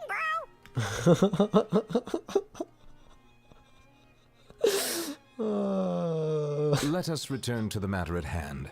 Mr. Kanich, was there something else you wanted to discuss relating to the case? Yes. Let me fill you in. Filled in. Wow! It really is exactly like Lapine Pauline's sketch! That must be all that practice drawing engineering blueprints, huh? Told you it's exactly So like if it's the true thing. that this weapon came into Fontaine alongside the contraband from the smuggling case, then there's a high chance we overlooked a suspect. That's exactly my line of thought. I see. Mr. Kanich, thank you for reporting this promptly. I'll arrange for the Marachose Phantom to investigate right away. We should begin by questioning the prisoners in custody. Wriothesley. I'll sign off on the interrogation request. Don't you worry. That would be much appreciated. It's lucky that the Palais Mermonia wasn't scheduled to release any public bulletins today, and that this Guns Lost and Found notice hasn't been written up yet. In other words, the news hasn't leaked. I'll be staying in Fontaine for the time being. If there's any progress in the investigation or you need my help, feel free to reach out anytime. That goes for me too. Yep, we were just about to go help out with Lapine Pauline's convention. If there's any news, we'll keep you all posted. Marvelous. Thank you all. Well then, all that's left is to... catch the bird! You miss me, bro? He really does come out with the most unexpected things. I love Kukuku. Who did he learn it all from? A couple of top bros from Natlan. Huh. Well, it's pretty extraordinary. Anyway, according to due process, we must first determine whether Mr. Kukuku qualifies as a flying object. And, following on from our conversation just now, he also needs to sign a confidentiality agreement. Drafting said agreement may take some time. Looks like you'll be staying with us for a while then, Kukuku. Excited? He sounds nervous. I can help pass the message on. That would save us a lot of trouble. Many thanks. Don't mention it. All right then, we better get going. No need to see us off.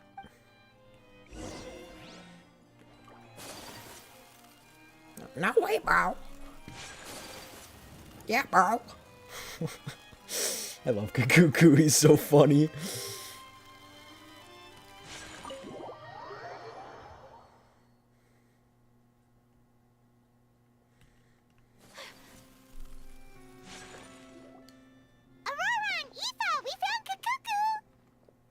What's the situation? How bad is it? There's some good news and some bad news. Oh no. When I saw that Kukuku wasn't with you, I'd already prepared myself for the worst. Relax, Aoife. Maybe Kukuku just prefers high-rise living now. Sometimes you just have to let the kids grow up and make their own choices in life. For real now? Do you even hear yourself, bro? It's not that bad. Kukuku's fine. Still very much alive and kicking for starters. He hasn't been arrested either, so no jail time. Even had some interesting chat with some veritable VIPs. See? You're not exactly reassuring me here. As for the bad news, well, it's really not that bad. Kukuku accidentally overheard some top secret stuff, so he has to stay at the Palais Mermonia for a while to sign a confidentiality agreement. But there's no need to worry. The person in charge of looking after Kukuku is super nice, so he'll be absolutely fine. You'll just have to wait a bit longer. All right. That doesn't sound too bad after all. Wow, hearing that's put my mind to rest. Should also put him on But restraint. based on my understanding of how things work here, the ban on flying objects should be over by the time Kukuku actually gets out. What a shame. Oh well, I guess we'll just have to go have some fun without him. You don't look disappointed in the slightest. Anyway, Auroron and I will be staying in guest rooms upstairs at the Hotel de Boer for the time being. Feel free to drop by if you need us. All right, bro. Yay, problem solved! All right, let's catch up another day. Paimon's like, I want to get out of here.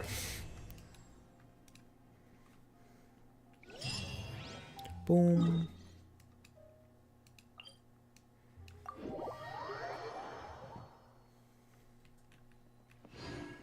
Lapin, a Balin. We got the Navia. See if they have mini games.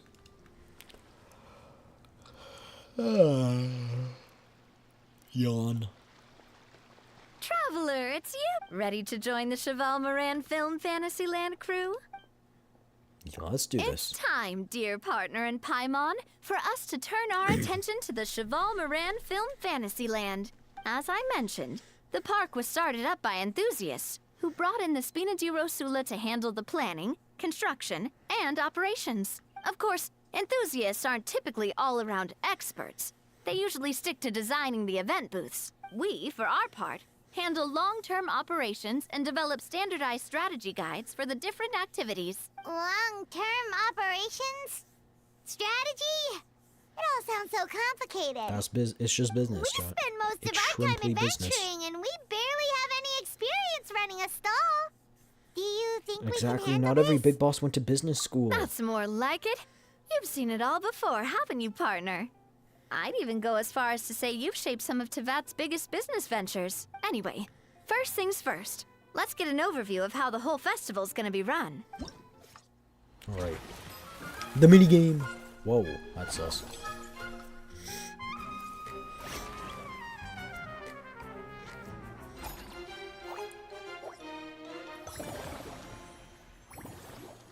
Whoa, okay. As you can see, Well, our we're running a Fantasyland's tycoon. a bit like a sugar-free macaron right now. Several areas are still under construction. The Spina's only been able to hire a limited number of craftsmen. Besides, we don't have enough experience to handle multiple projects simultaneously. That's why I chose to adopt a time slot-based planning method, so we can focus on specific tasks during each designated period.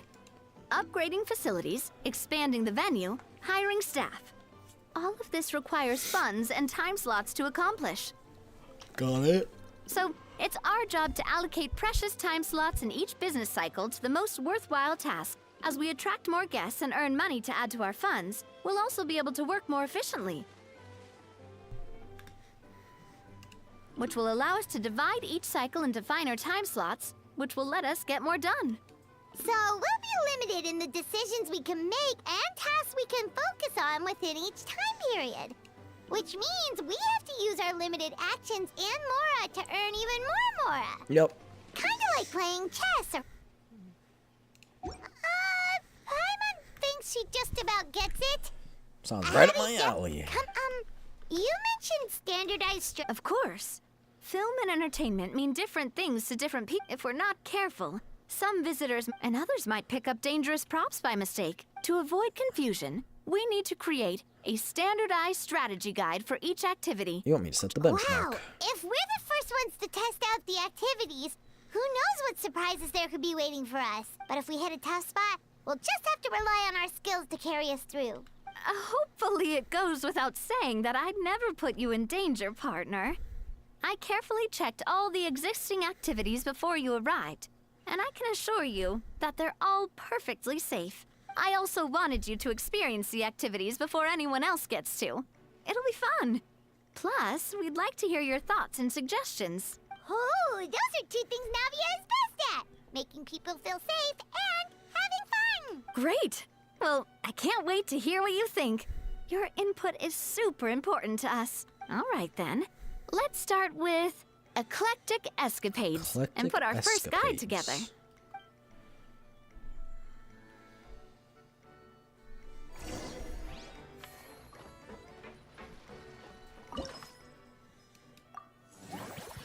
Bum, bum, bum, bum, bum, bum, bum, bum, bum, bum, bum. Bing. Yippee-ki-yay. Boats. We got boats. Go formulate.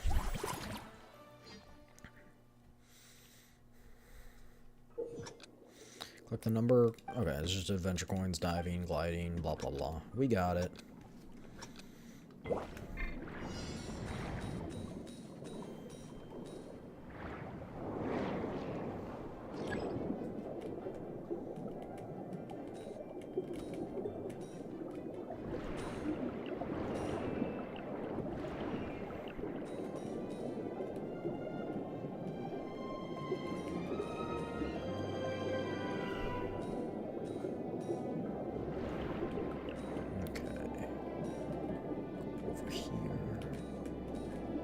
Guessing we can't hit those green things.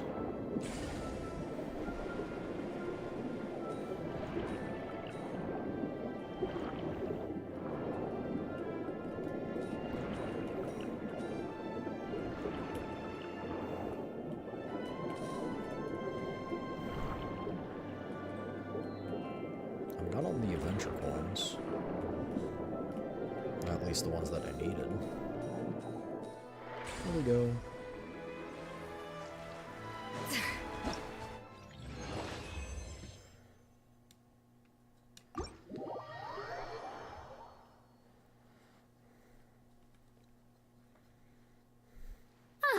Both of you seem even more excited than before. Looks like your first trial run didn't disappoint. Format's super easy to get Hasn't into. actually watched that many films, but after trying it out, she might just be hooked. We should check out the film that it's based on. Great job, Paimon. That's exactly what our enthusiast friends were hoping you'd say. They'd be beyond delighted to hear that visitors are curious about the films that inspired these attractions. Some have even been willing to contribute extra funds out of their own pockets. Out of their own pockets? Wait, we're budgets if allowed. That's right. While the Spina di Rosula covers the cost of basic booth materials and rental fees, many fans have personally funded promotional materials and related merchandise. The cost of the booth itself isn't their main expense. Some of them have already started designing spin-off products inspired by film characters. Take our official mascot, Sir Intendant Chevalmoran, for instance. She won second place in the last most popular character poll for the comic film category, and was even dubbed the pinnacle of round, bouncy cuteness.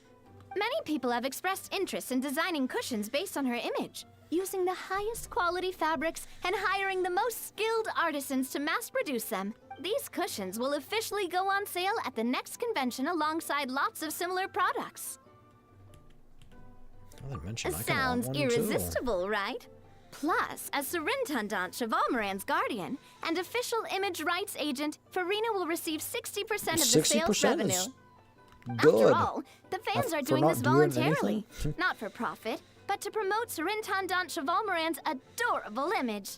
The more Mora ends up in Farina's purse, the better Surintendant Chevalmoran's meals will be. And who wouldn't be happy to hear that? Oh, Paimon likes the sound of that. Everyone working hard for something they all love without worrying about profit. Still, we can't just ignore Mora completely. Whether it's fan creations or official commercial you gotta make projects, some level of money. financial balance is still necessary. Enough to pay off The all same the logic applies to the Chevalmoran film Fantasyland taken as a whole. Once we finish the standardized strategy guides, our attractions can officially be open to the public. But we can't take personal charge of the ticketing process. There's plenty of work to do at the various booths, and the park itself is a work in progress. We'll need to assign dedicated employees to maintain and manage each attraction. There's a recruitment section on the park's bulletin board. We've received many applications, and each candidate has their strengths. Our job is to match the best candidates to each attraction based on their overall performance. Once assigned, the staff will keep the attractions running, ensuring a continuous revenue stream. Wait, so we've suddenly gone from being playtesters to heads of human resources? I wouldn't call that definitely human a first resources, for but us. maybe it is. I'll make an awesome boss. Just don't hold everyone up to your own standards, okay? You can't expect everyone else to be as capable as you. All right, time to review some resumes. Fingers crossed we'll get some exceptional candidates.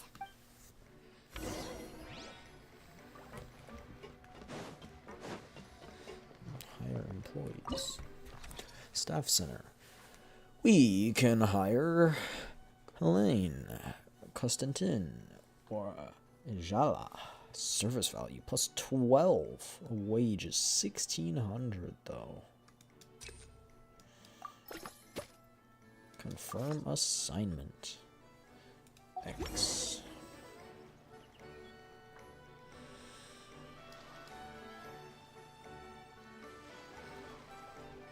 Looks like this particular employee is really getting into their role. Wishing them success on the job. You're both doing great. You sound more like bosses than I do. In any case, with this, The Cheval-Moran Film Fantasyland is now officially open. Running a theme park is a long-term project. You won't make much if you try and rush it. That makes sense. We're just about done with our current work setup, so let's take a short break and wait for this cycle's revenue report to come in. But we still have a bunch of time stuff, right? I don't want to end the current operation cycle. How do I manage everything? I wanna use the money that I have. Or the time. No, I'm guessing I can't. Wage expenditure. We made profit.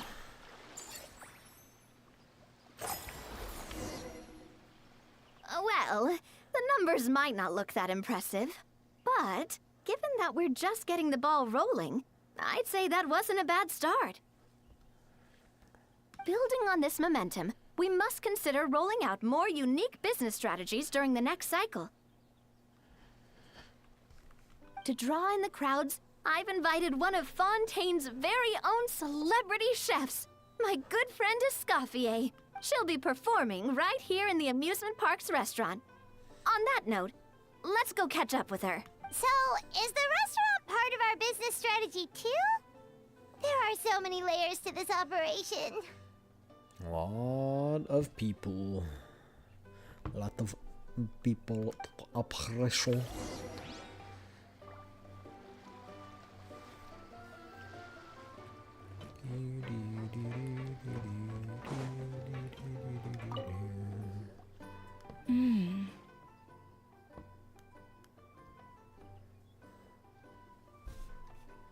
The restaurant is up to standard, and the waterside location will make for a unique dining experience.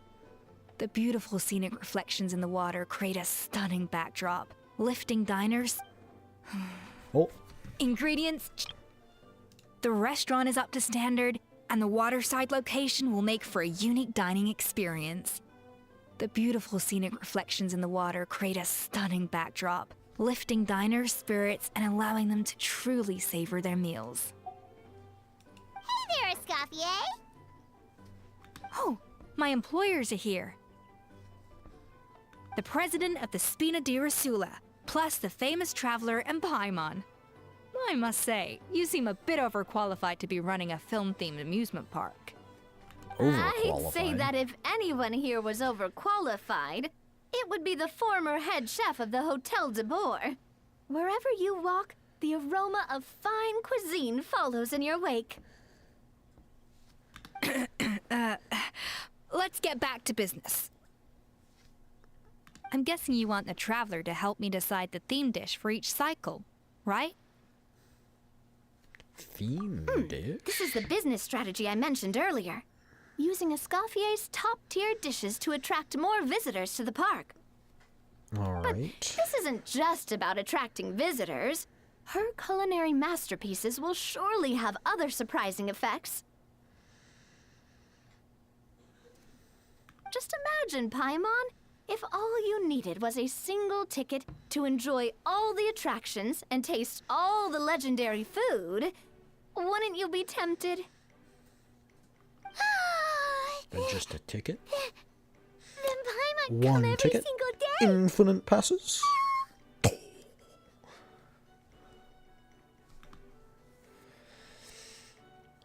Now, here's the twist. To get the Annual most out of this passes? strategy, the menu can't be made public. Why is that? Based on research by a certain food branding consultant, many restaurants have started offering a special chef surprise dish. Okay. So give me some inspiration every few business cycles, and I'll decide on our next theme dish. Now then, give me your hand. I had no idea inspiration could be physically transferred. A warm and energetic feel. Your hands are calloused from wielding your sword, but still quite delicate. When you grasp its hilt, it's like you're holding the bow of a violin. A sword, then. The theme this time shall be strength. Alright, let's find out what strength looks like. I was in gonna say, how gastronomical do form. how do you correlate strength to the thing? And spend 30% less the next time you upgrade any attraction. Okay. Power-packed barbecue ribs. I've refined the sauce for these barbecue ribs. It's a richer flavor than the classic version, but not at all greasy. The mint extract in the seasoning leaves a refreshing aftertaste, perfect for indulging yourself after a fun-filled day. But if you ask me, I'd say the artisans need these more than the guests. The artisans? As I'm sure you've noticed, this park isn't quite finished. A serving of these barbecue ribs should help Then the we can artisans work them replenish their strength more. much more quickly. As their bosses, you have an obligation to provide meals for them. So why not invite them to dine here? Who knows? The morale boost might even improve their productivity. Exactly. If I recall correctly, you once served up some special fish and chips for the porters over at the Fleuve Centre. For several days after, the workers were all incredibly efficient. They'd finish 8 hours of work in just 5. And then, because they clocked out early, they'd come back completely Or you could refreshed work the them next for day. 3 extra hours. Then there's no time to lose. Go invite the artisans over while these ribs are still hot. I'll prepare some side dishes and desserts too. That's a great idea! You really live up to your reputation, Escoffier! Looks like these themed dishes are gonna make a huge difference after all. We'll have to make sure we check in with you regularly. You and Navi The invite artisans are over, pumped treating and ready them to the roll thanks to delicious that food. themed dish. Alright, And perfect timing, too. Let's take this chance to take the facilities of our eclectic escapades to the next level. But yeah, that's where we're gonna end here for today. Tomorrow we're gonna play more Oblivion. It's gonna be pretty much Oblivion for the rest of the week, I believe. Yeah, I just wanted to finish the game. If we do finish early, we'll find something else to do, but I think it'll pretty much take the whole week. But yeah, hope you guys enjoyed. As always, if you've been watching for all this time, get up, stretch, get that blood flowing, and go get something to drink. Remember to stay hydrated, and go get something to tasty to eat. Eat good noms, get some good sleepies, and yeah, I will see you guys next time, an hour before when we went live today for Oblivion. And don't forget, link in the chat for Know my of any new orchestral? debut, teaser. We can watch it one more time before ending. Yeah. And so yeah, go check that out. I'm very excited to show you guys it. And so yeah, I hope you guys will be there. Let's watch it one more time.